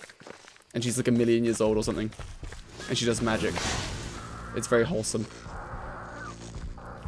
They need a remake of I've never watched One Piece yet. Too many episodes. No, thanks.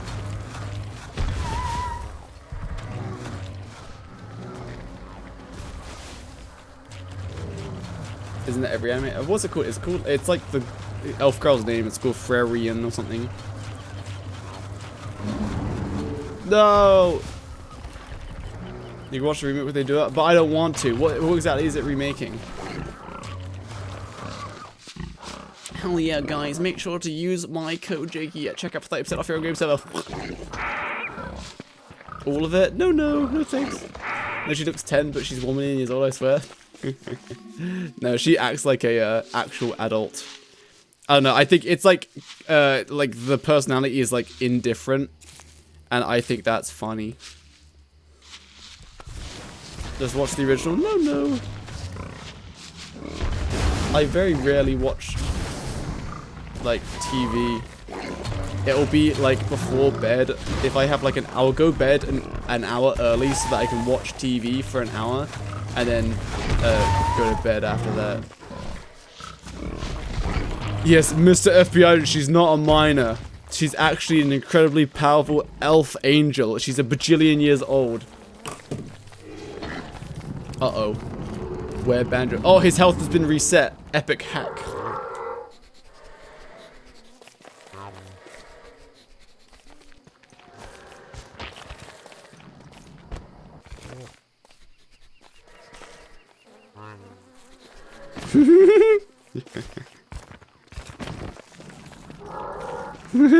Oh, sorry.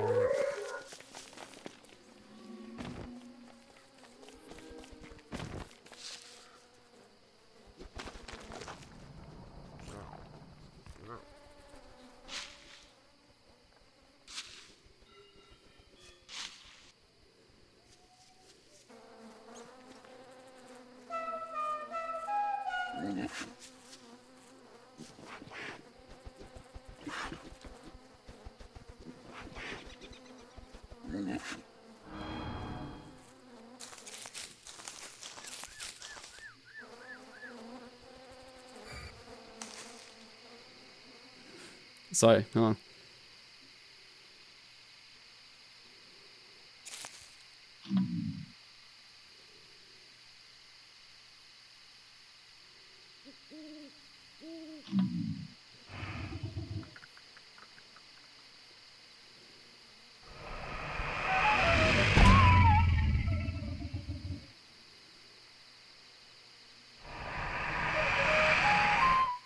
Nice.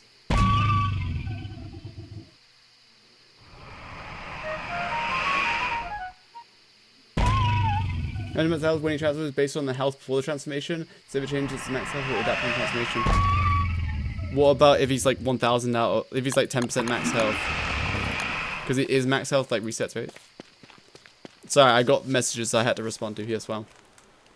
Oh, I've got another message to respond to. Oh, no I don't. Wait, do I? No, I don't.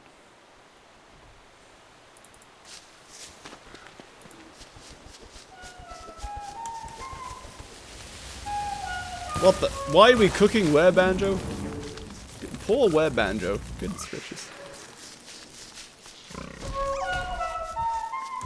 Okay, guys, I'm gonna tell you a secret. You can't tell anyone, okay? It's a secret. So, the Bread 666 is now officially a character in the Jiggy Cinematic Universe. We need to come up with a character. I think the Bread 666 is in cahoots with Mr. Mike Man, and they're both evil. I think that is the story. What's our thoughts on that? How often does sports do with season? I believe it's every 20 days, regardless of the season. Why did you do that gesture though? What gesture, huh? I didn't do any gesture. Oh no, that's a better story. the Bread 666 is actually Mr. Mike Man's in disguise. Or is it? Have you ever examined Banjo? I'm about to. Where is he? Banjo! Come back, Banjo. Come to Daddy. Hello, Bajanjo. Banjo should have a brother. It's our god, yes. Banjo should have a brother called Bajanjo. JCU is better than the MC. JCU flows off the tongue quite nicely. Both best don't starve love story, true. Oh goodness, I'm gonna drag Mr. Mike Man. Careful, Mr. Mike Man. Oh, Bajanjo has been whipped. Oh my goodness. Nice tentacle spike, I'll have that. Oh, he's gonna wake up, Pedrola, you fool. Oh, he dodged it like a professional gamer. There might be different texts on Web Banjo. Quick, haunt him.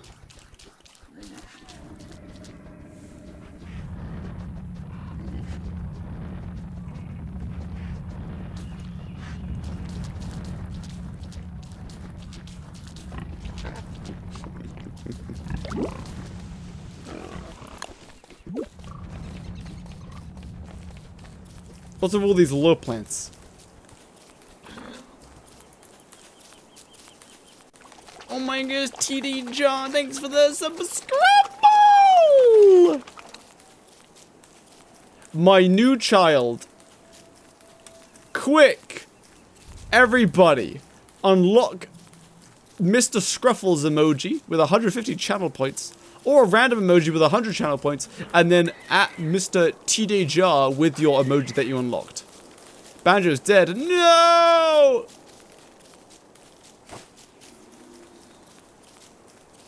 Thank you for the subscrumble. Where's Bajanjo? Did you kill my Bajanjo? Mr. Scruffles, thumbs up.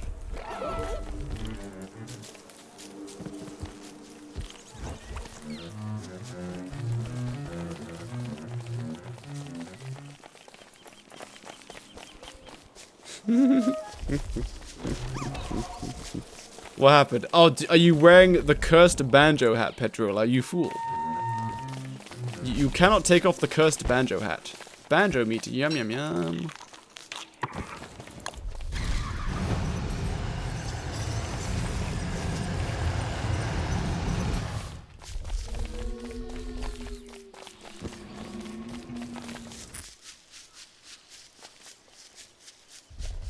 Right. I'm nuking the world.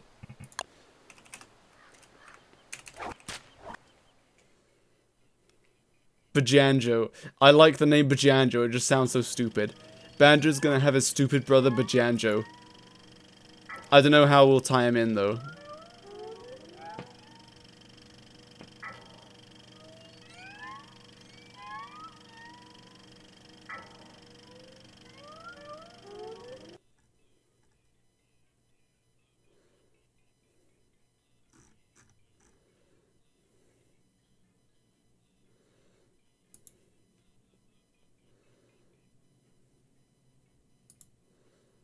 Why not make it his son? Who would in their right mind call their son Bajanjo? Banjo's never in his right mind. I don't know why, just in every single one of the skits, I just always make it like, just relate it to him and his wife, and I think it's funny. It's like mildly amusing. And it just keeps going back. In the Varg intro, he also talks about his wife. Also, who picked up on in the Wolfgang intro, when Wolfgang gets given the papyrus by the Gestalt, there's the longest monologue, or not really monologue, but there's a long voiceover of Banjo just talking about his wife, but it's really quiet, so you have to really listen for it. But I'm just there just saying random garbage, and like by the end I make myself laugh so that when I have to actually say my next line, I'm like laughing as I say it, and that's when it cuts back to Banjo saying something. So that's why I'm laughing when I say my next line. Yeah, funny. Ha ha ha ha ha ha. Very cool, Jake, thanks for sharing.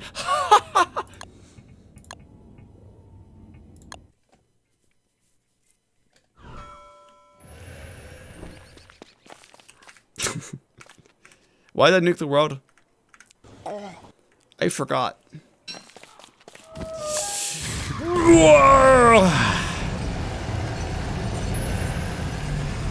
Evil butterfly. Goodness gracious. Ah! Kill!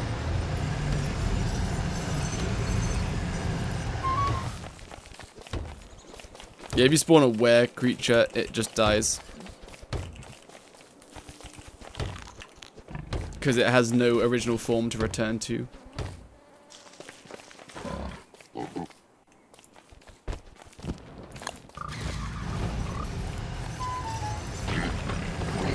Oh, the pain.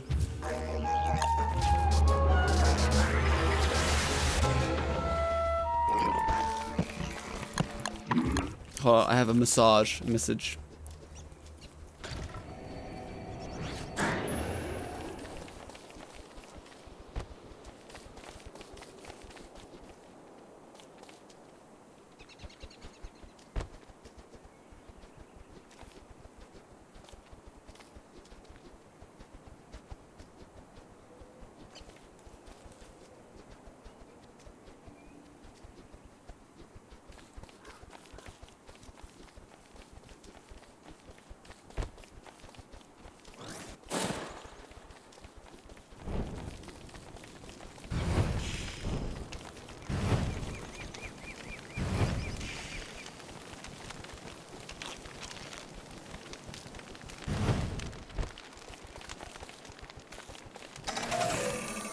Wanda, why are you dying? Tell me. Oh, wait, you're trying to float. Oh, so close. Wait, did you do it? Oh! Wow! You did it! Wanda is high.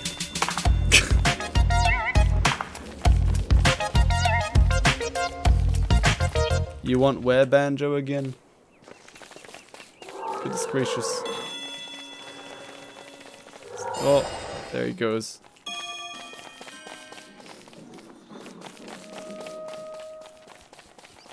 Oh my goodness, it's windy.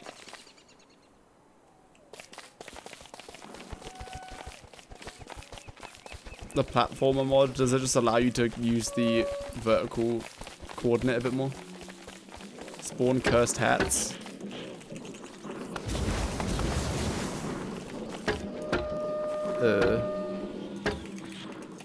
Banjo cursed hat.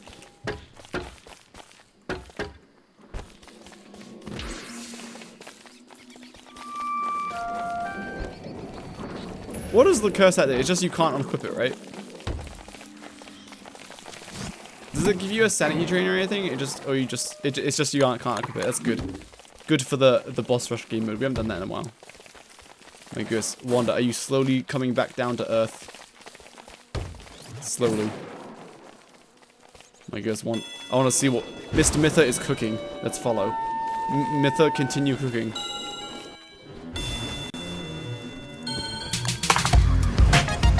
Also, huge change. Lunar flames don't damage walls anymore, which makes it really easy to make fire farms with the lunar flames.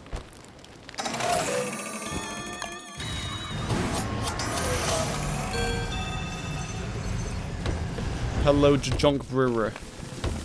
Uh-oh.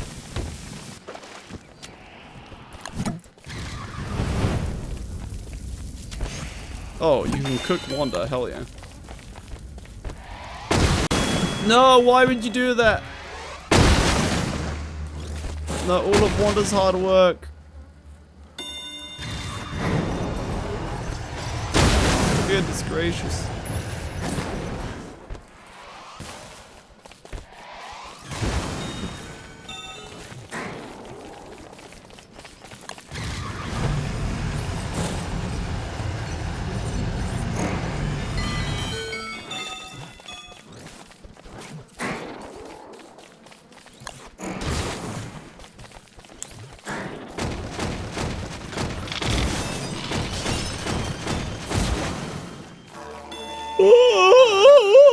Sorry. Oh, it's nearly 11. I should update the mods so the hat has more durability, so make sure to make sure it doesn't break. Surely. They get regen. You want me to regenerate the world? Alright, I have a final challenge. Because I'm gonna go bed soon. The challenge is everyone must be Wigfrid. Shields only. Gonna regenerate the world. Shields only. And we must defeat the Celestial Chonkian. I need epic music.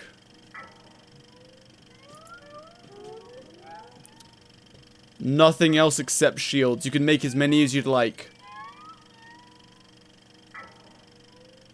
I won't correct that. Sorry. What's the correction? What, when you switch characters or something?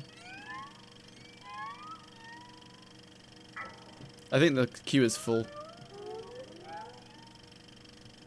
Yeah, when you leave the game, you're meant to drop all of your items, but if you have a mod on that says you can't drop the item, or I guess the banjo hat saying like you can't drop me, then it doesn't get dropped. It just the only other thing you could do to the banjo cursed hat is give it the monkey trinket treatment where it gets sucked into your inventory and automatically gets equipped.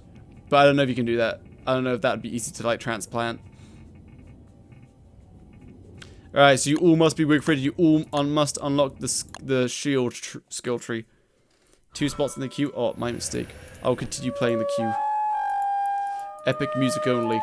Oh, goodness. Alright, we'll have a 1 Wendy. I don't have any Wigfrid upgrades. Oh, goodness, this Wigfrid has a tail. West skill tree is going to be about character mimicking. That's smart, Mr. Mytha. What the hell? Yeah, it will be mimicking other characters. But it will do it badly. That's interesting. Skip this song. Okay.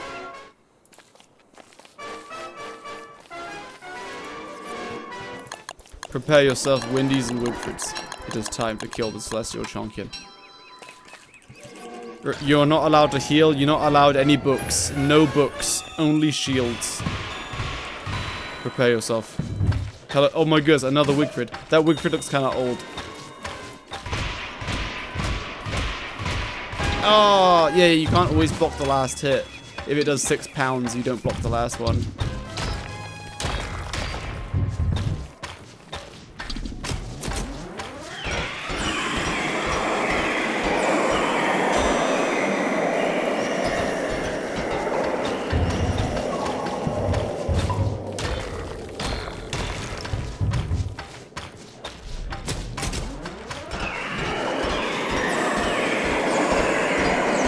Oh, someone activated a song. Cheating.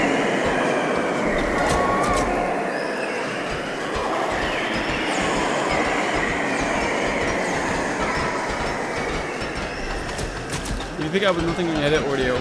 Oh yeah, I know that, but I like when it's sucking it in. That's cool.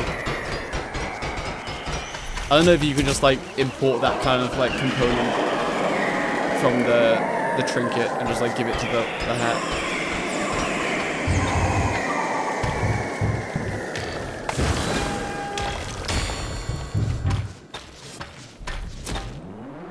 Beat through it.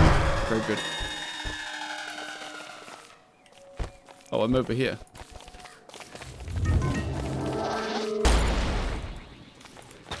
Oh, I'm lagging. Because nothing's happening. Oh, goodness, I'm lagging. That's why my character's running off screen. Goodbye, old Wigfrid. What's happening? Why is it so laggy? Goodness gracious. Ah, my ping. It's so high. 500 ping pong. Goodness gracious. Alright, I think we're back to good now. Back to gaming. No more excuses.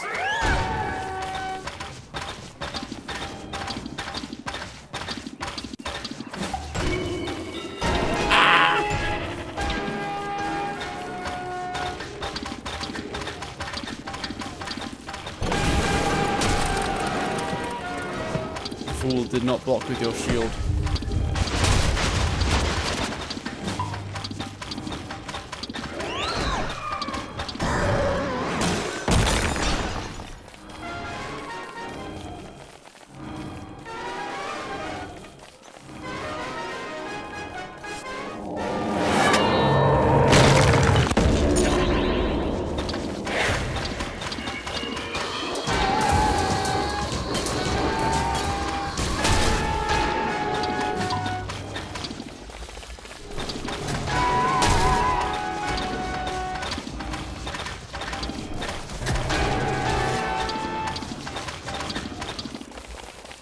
So people say that shield is bad, but like shield makes stuff easy. But these people, some Wigfrid gamers are not blocking correctly.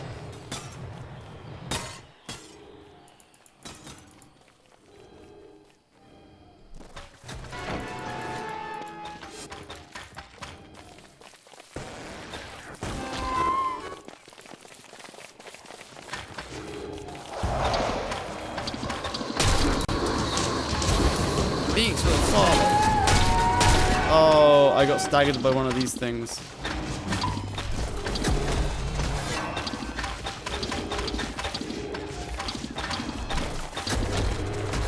Mr. Jingle. What? A very cool name. Thank you for the subscribe. Very epic. You could have chosen anyone, but you picked me. So humbled. Oh, the pain.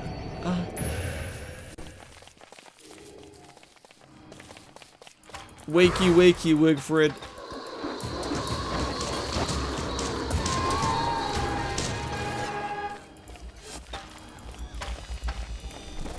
And remember, if you subscrumbly bumblies, you also get ad-free viewing. And you get, most importantly, 3 times the sauropodlet points. Hell yeah. Oh, no EP time, no. Oh, I missed my block. Switch to the different shield. Uh-oh. Epic block.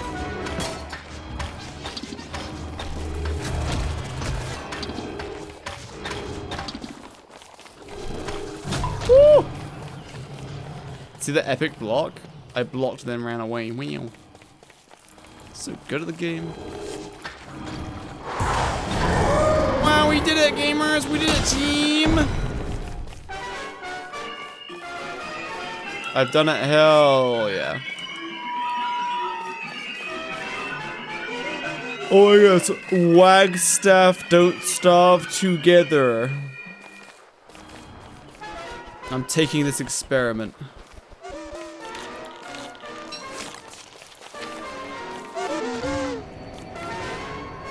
Out my way, yes, I can't see Wagstaff. Oh, adornment.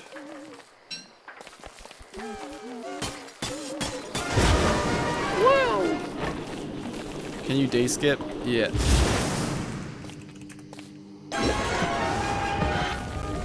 Wanda has perished. Uh-oh. Hold F, boys. Hold F. It's what we're best at. Day 1 CC? I know. I'm just so insane at the game.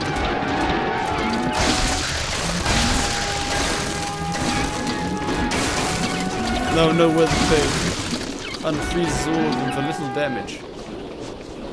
We did it, boys. We killed them all.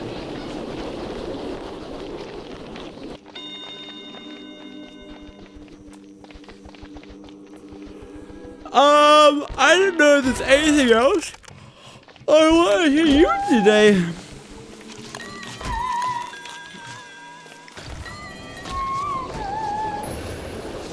Get more use of the pain with wobble? No. She gets more uses with, like, staffs, but not with the pain, no. I remember that from my all-character video. I remember that.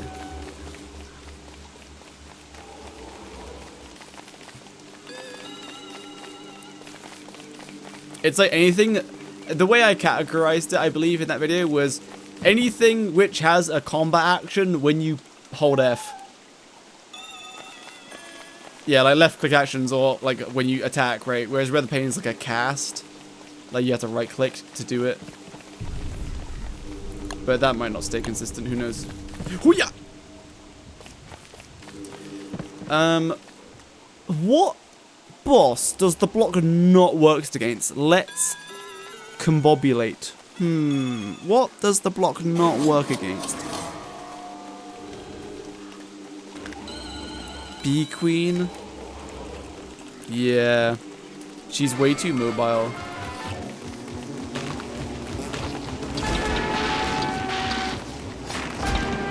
She's so fast, and you're getting staggered out of blocking all the time. Yeah, Bee Queen is just terrible. And she always kites. Yeah, Bee Queen is just awful.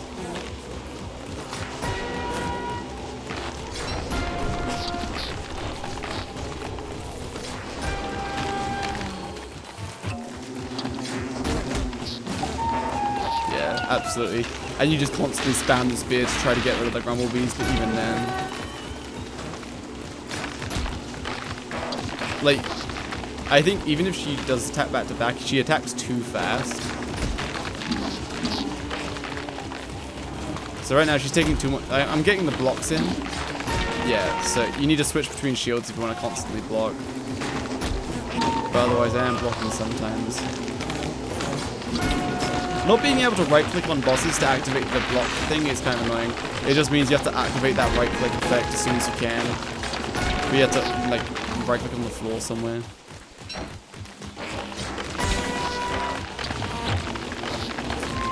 Oh goodness.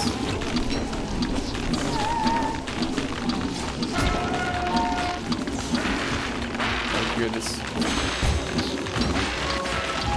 There's a block Crab King's freeze. No. I think it only blocks like actual attacks that are trying to deal damage. I would be very surprised if it blocked the Crab King freeze. But let's find out.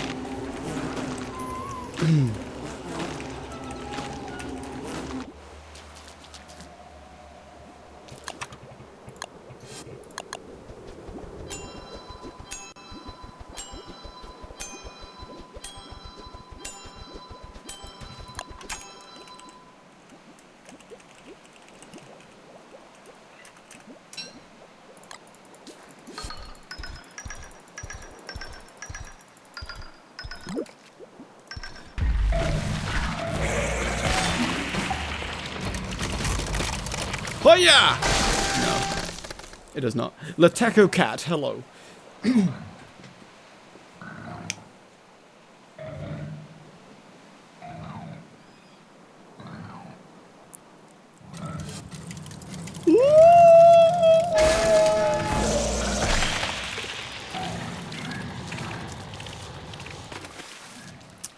Alright, other than Bee Queen, what does it not work? Because luckily for us, Bee Queen is...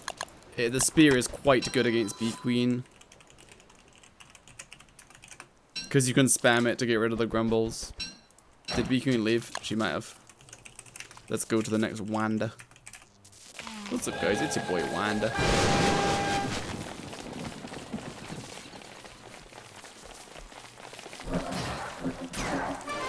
You can give sanity restoring hats to like pigs, and I just don't think they just don't gain any sanity. Like you can give them a top hat, they just don't gain the sanity, right? Anything really fascinating? Shadow Pieces Bishop? Yeah, so we did the Bishop earlier, and like if you block with the shield, even if you time it perfectly, you get hit by the last 4 Bishop hits.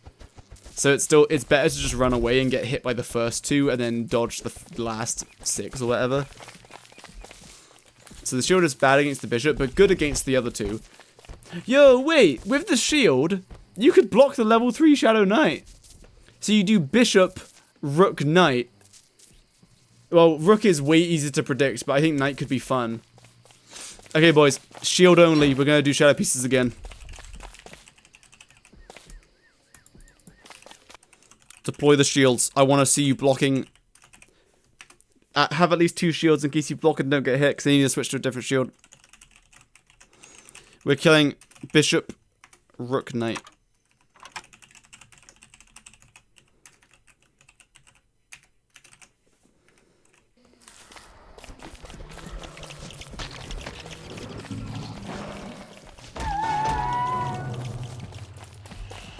Bishop, Rook, Knight, boys. Bishop, Rook, Knight.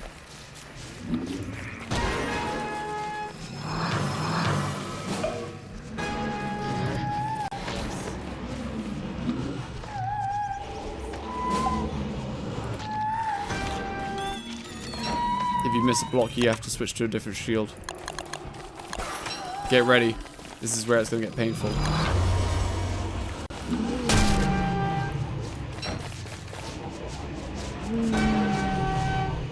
Get this box in. Oh, he attacks so fast. He's really loving that one Wigfrid at the moment. This Wigfrid is not blocking. Hello, Tony Alexander. Well, there's a lot of us, so it died really easily, but... with the knight, you definitely need 2 shields. He attacks really fast, and it has such a quick attack animation. I don't know if you could do it. But the rook, you could for sure do it. Can we have the polite cat emote, please? Oh, I didn't know we had that. There's also another... We don't have the meow emote either, so we're going to need that. So send me a link to that. Do it right now in DMs, and I'll do it right now. I'll do it right this second. Right this second. Let me open better Twitch TV. Knight's range is insane. Yeah, he doesn't usually run away a lot though, so that's not usually a...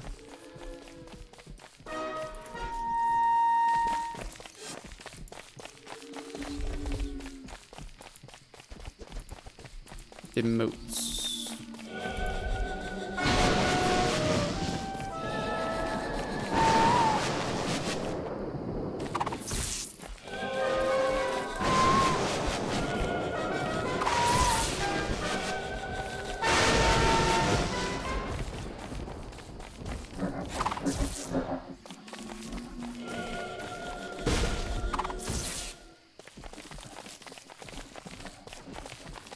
Oh, I don't have enough emote space on better Twitch TV.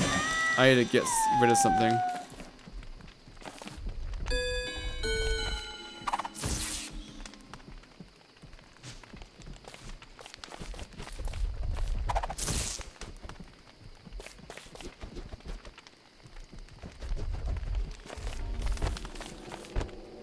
Oh yeah, we have 2 keck weights. Nice.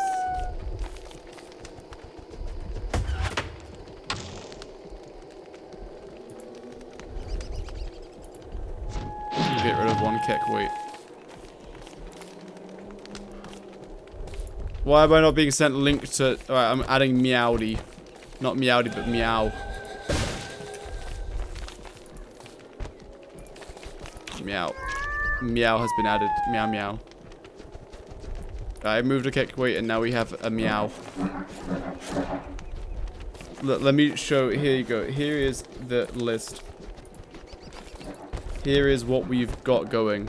Yes, yes. Wide vibe. Weird champ. Way too dank. Thonk. Sussy. Popcat. Pogu. Plink.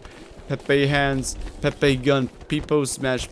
Peepoo poo poo. Peepo clap. Peepo j. Omega lol. Noted nopers. No! No, no. Nodders. Meow. Monka steer. Mod check. Meow. Keckway. Keck W hypers. Huh? Huh? Giga Chad. Clap.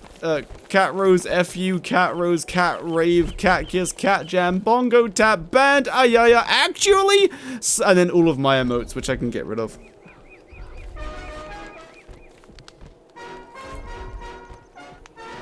Discord. I think I'm gonna get rid of some of my emotes.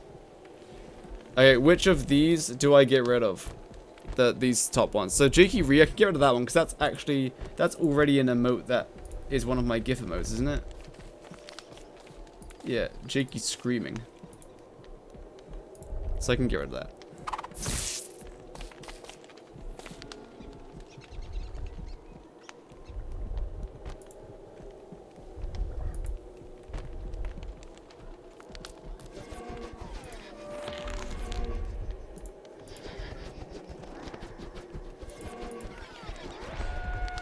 Alright, let's see. What's the emoji? Very polite cat, yes. I didn't know I didn't have this one. Hell yeah. Polite cat is now available in the Twitch chatter. Refresh.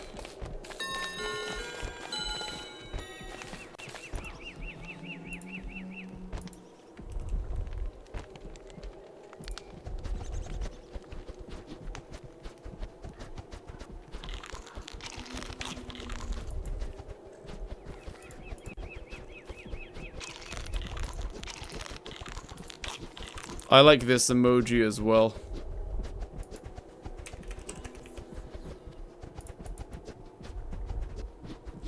Oh, wait.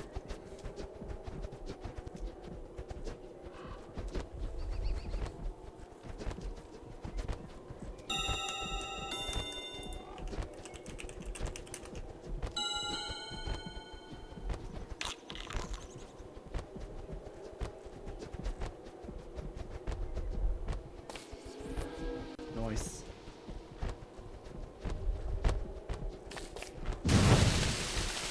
Maybe it's on Frankenface, huh?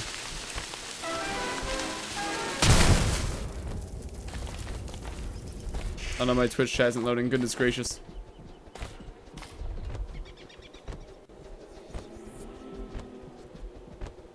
Guys, I'm dropping frames. Quick. Pick my frames up. Pick my frames up. I keep dropping them.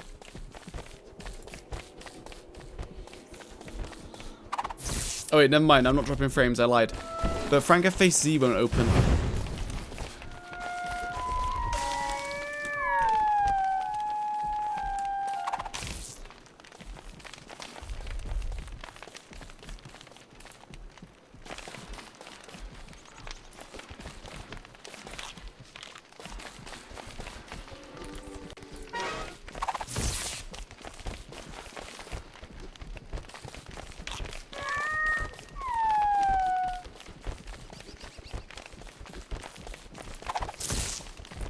Oh, this is a good one. We now have the press F emoji.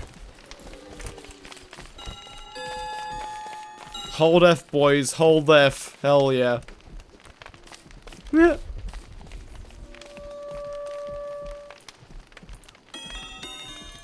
Beautiful. A 500% larger light bulb.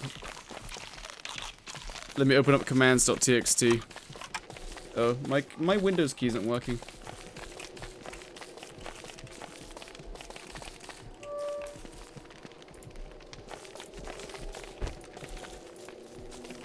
Is it working? Very polite cat. No, meow.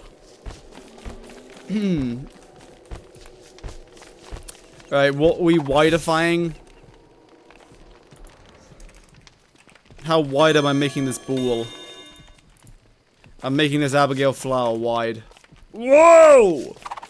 Is that how Wendy was born? She was born out of this seed?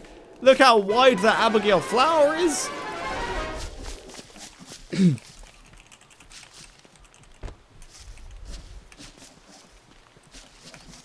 Whoa, those are some big balls. Make me giant. Okay, giant Wigfrid. Wait, come back. Giant Wait, you keep moving. Giant Wigfrid. Big old Wigfrid. Goodness gracious. Bigfrid. Alright, I need a second ball so we can have a pair of giant balls. There we go, now we have a pair of giant balls. Did you eat the giant balls, Mr. Mike Man? Thanks, Cheeky. You're welcome. Give you a massive clock. Right, drop your clock, and I'll give you a massive clock. Unbelievably huge clock. Drop it. Show me your clock, Mr. Mither. Show me your... There's your clock. Nice. Yeah. Huge. Ah, we need to enlargify these balls. Oh, look at that. Big old pair of balls. Nice. Is there something that is like a cylindrical shape that we can attach to the balls? Or like, no? Maybe a howlitzer. Oh no, blow dart, blow dart, blow dart. Exactly. Oh no, this is gonna be the most erect blow dart you've ever seen. Yo! Wait a second. Good grief! What have I done? Good grief. No one saw that. No. Play saw nothing. I'm a simple man. I am easily amused. Alright, giant eggplant. So the giant... Wait, no, we need the overgrown eggplant. Eggplant oversized. We need that. And then we enlarge it. Whoa! Oh, it goes back to normal size when I pick it up. Lame. Balls is right. Big Frid with a big eggplant. Who picked up my blow dart? Wigfrid's too big. Okay, I'll drown her. Goodbye, Wigfrid. Oh, drowned. A giant blow dart and shoot it. Yo! Look at that. Egg. Yeah! Yeah! Oh, this is artistic nudity. Don't even. This is artistic nudity. This is art. With the power of the command line, we have recreated a part of the human physique. That's amazing. It only works when you're looking at it from the left. The right doesn't work as well. Only from the left. That is insanely accurate. Even the color. Mine is white with a big ol' swollen purple. Something ain't right. No, it's perfect. It's perfect. And then we just do this. You just do the my queen. Are you impressed?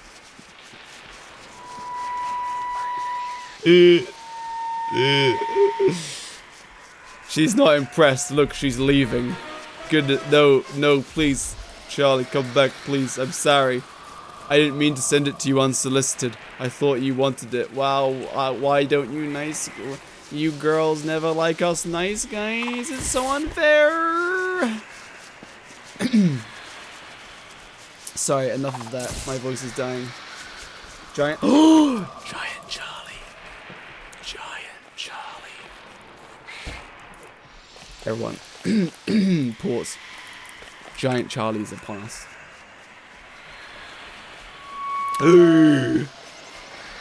Giant Charlie. She's so tall I can't see her. Wow. What if hypothetically I made her like even bigger? Like 20. Ginormous Charlie. Oh wait. Ginormous. Oh, she's even bigger. I can't scroll. Oh, Wigfrid. I cannot scroll up far enough to see Charlie's face now. Oh, I can see her face. I can see her face. More. Okay. 100. Whoa! I can no longer see her.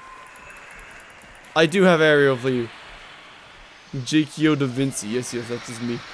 Wow, she's a big, strong woman. Right, okay, it's time for Tiny Charlie. Time for Tiny Charlie. Tiny. I don't know where her center is.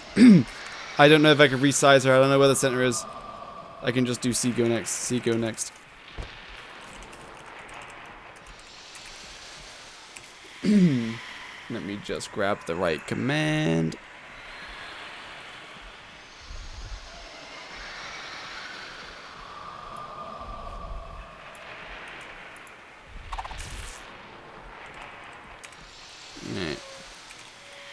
Tiny. Much better. She's just so cute. Tiny Charlie. Wow. Tiny Charlie. Tiny Charlie. Wow. Balls. Quick, drop the ginormous balls on her immediately. Big Frid, you are simply too big. I'm gonna make you bigger though. Wait, hold still. About to make someone huge. Oh! Oh, I made Charlie giant again. Gosh, I didn't mean to do that.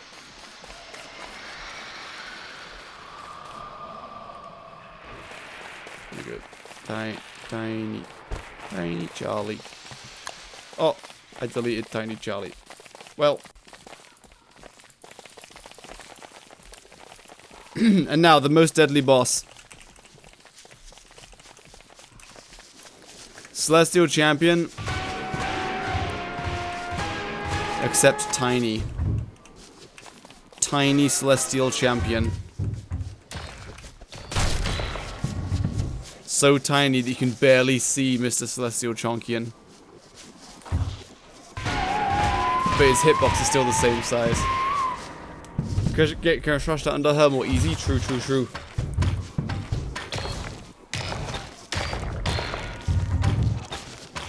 It looks so funny beating on such a tiny little Celestial Champion. You know what? I'm gonna eat this giant eggplant. Give it here. Big Frid, what are you doing? Goodness gracious. I'll join the fight.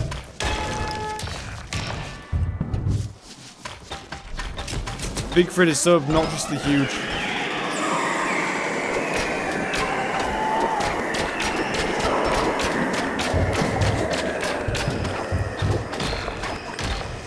I blocked all of small celestial chunkin's attacks.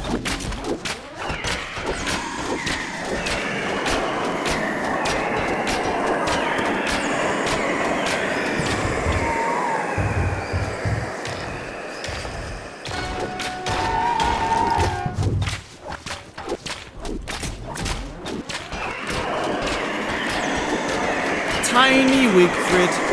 Tiny Wigfrid. Look it's Tiny Wigfrid. Right there, you see Tiny Wigfrid? Tiny Wigfrid.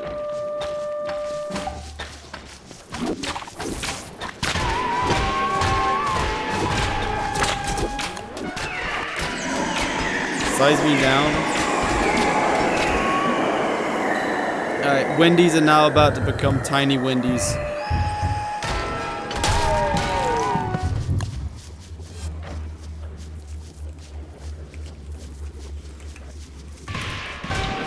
We now have smaller Wendy's. And there's still Tiny Wigfrid. Oh goodness, it killed me. Tiny Celestial Chonky is too strong. Oh yo, look at these light balls. What am I listening to? Oh goodness, Tiny Celestial Champion strikes again. Ooh, boss rush, but tiny, which is just translates to tiny movement speed, except on the vertical axis. On the vertical axis, you move at the same speed.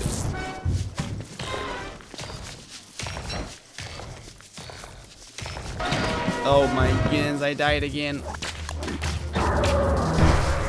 Will he go back to being normal size now? Are we gonna have the tiny slice? Oh, back to normal fade. Back to normal size. Good, good, good.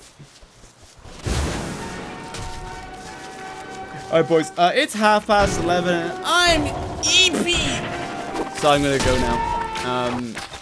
But thanks for watching today. Let's raid somebody.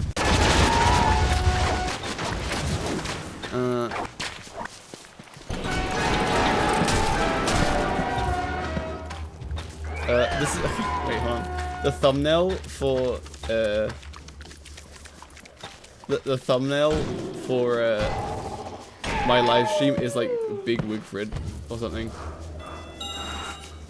What is that? Is that Big Wigfrid spear or something? What is that?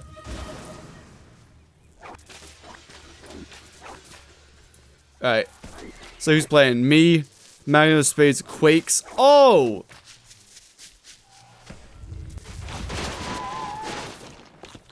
Yeah. I owe Quakes some subs. Because he did this boot run. So we're gonna raid Quakes, okay? And he does some speed running. So he's very epic and very cool. So we're gonna do that. Gonna mute though in case he's playing copyrighted stuff. Alright. Remember, I've spent some points to unlock Jakey Mr. Scruffles. And then just spam Mr. Scruffles when you get into his chat. You understand? Thanks for watching, boys. And girls? Ha. Girls don't. Girls aren't real. Alright, goodbye. I'm leaving now. Thanks for watching. I love you all equally, except you. I love you the most. Just you, though. Don't tell the rest. Alright, I'm leaving. Make sure to say Jakey Mr. Scruffles. Make sure to subscribe to Cat Person Television. Watch my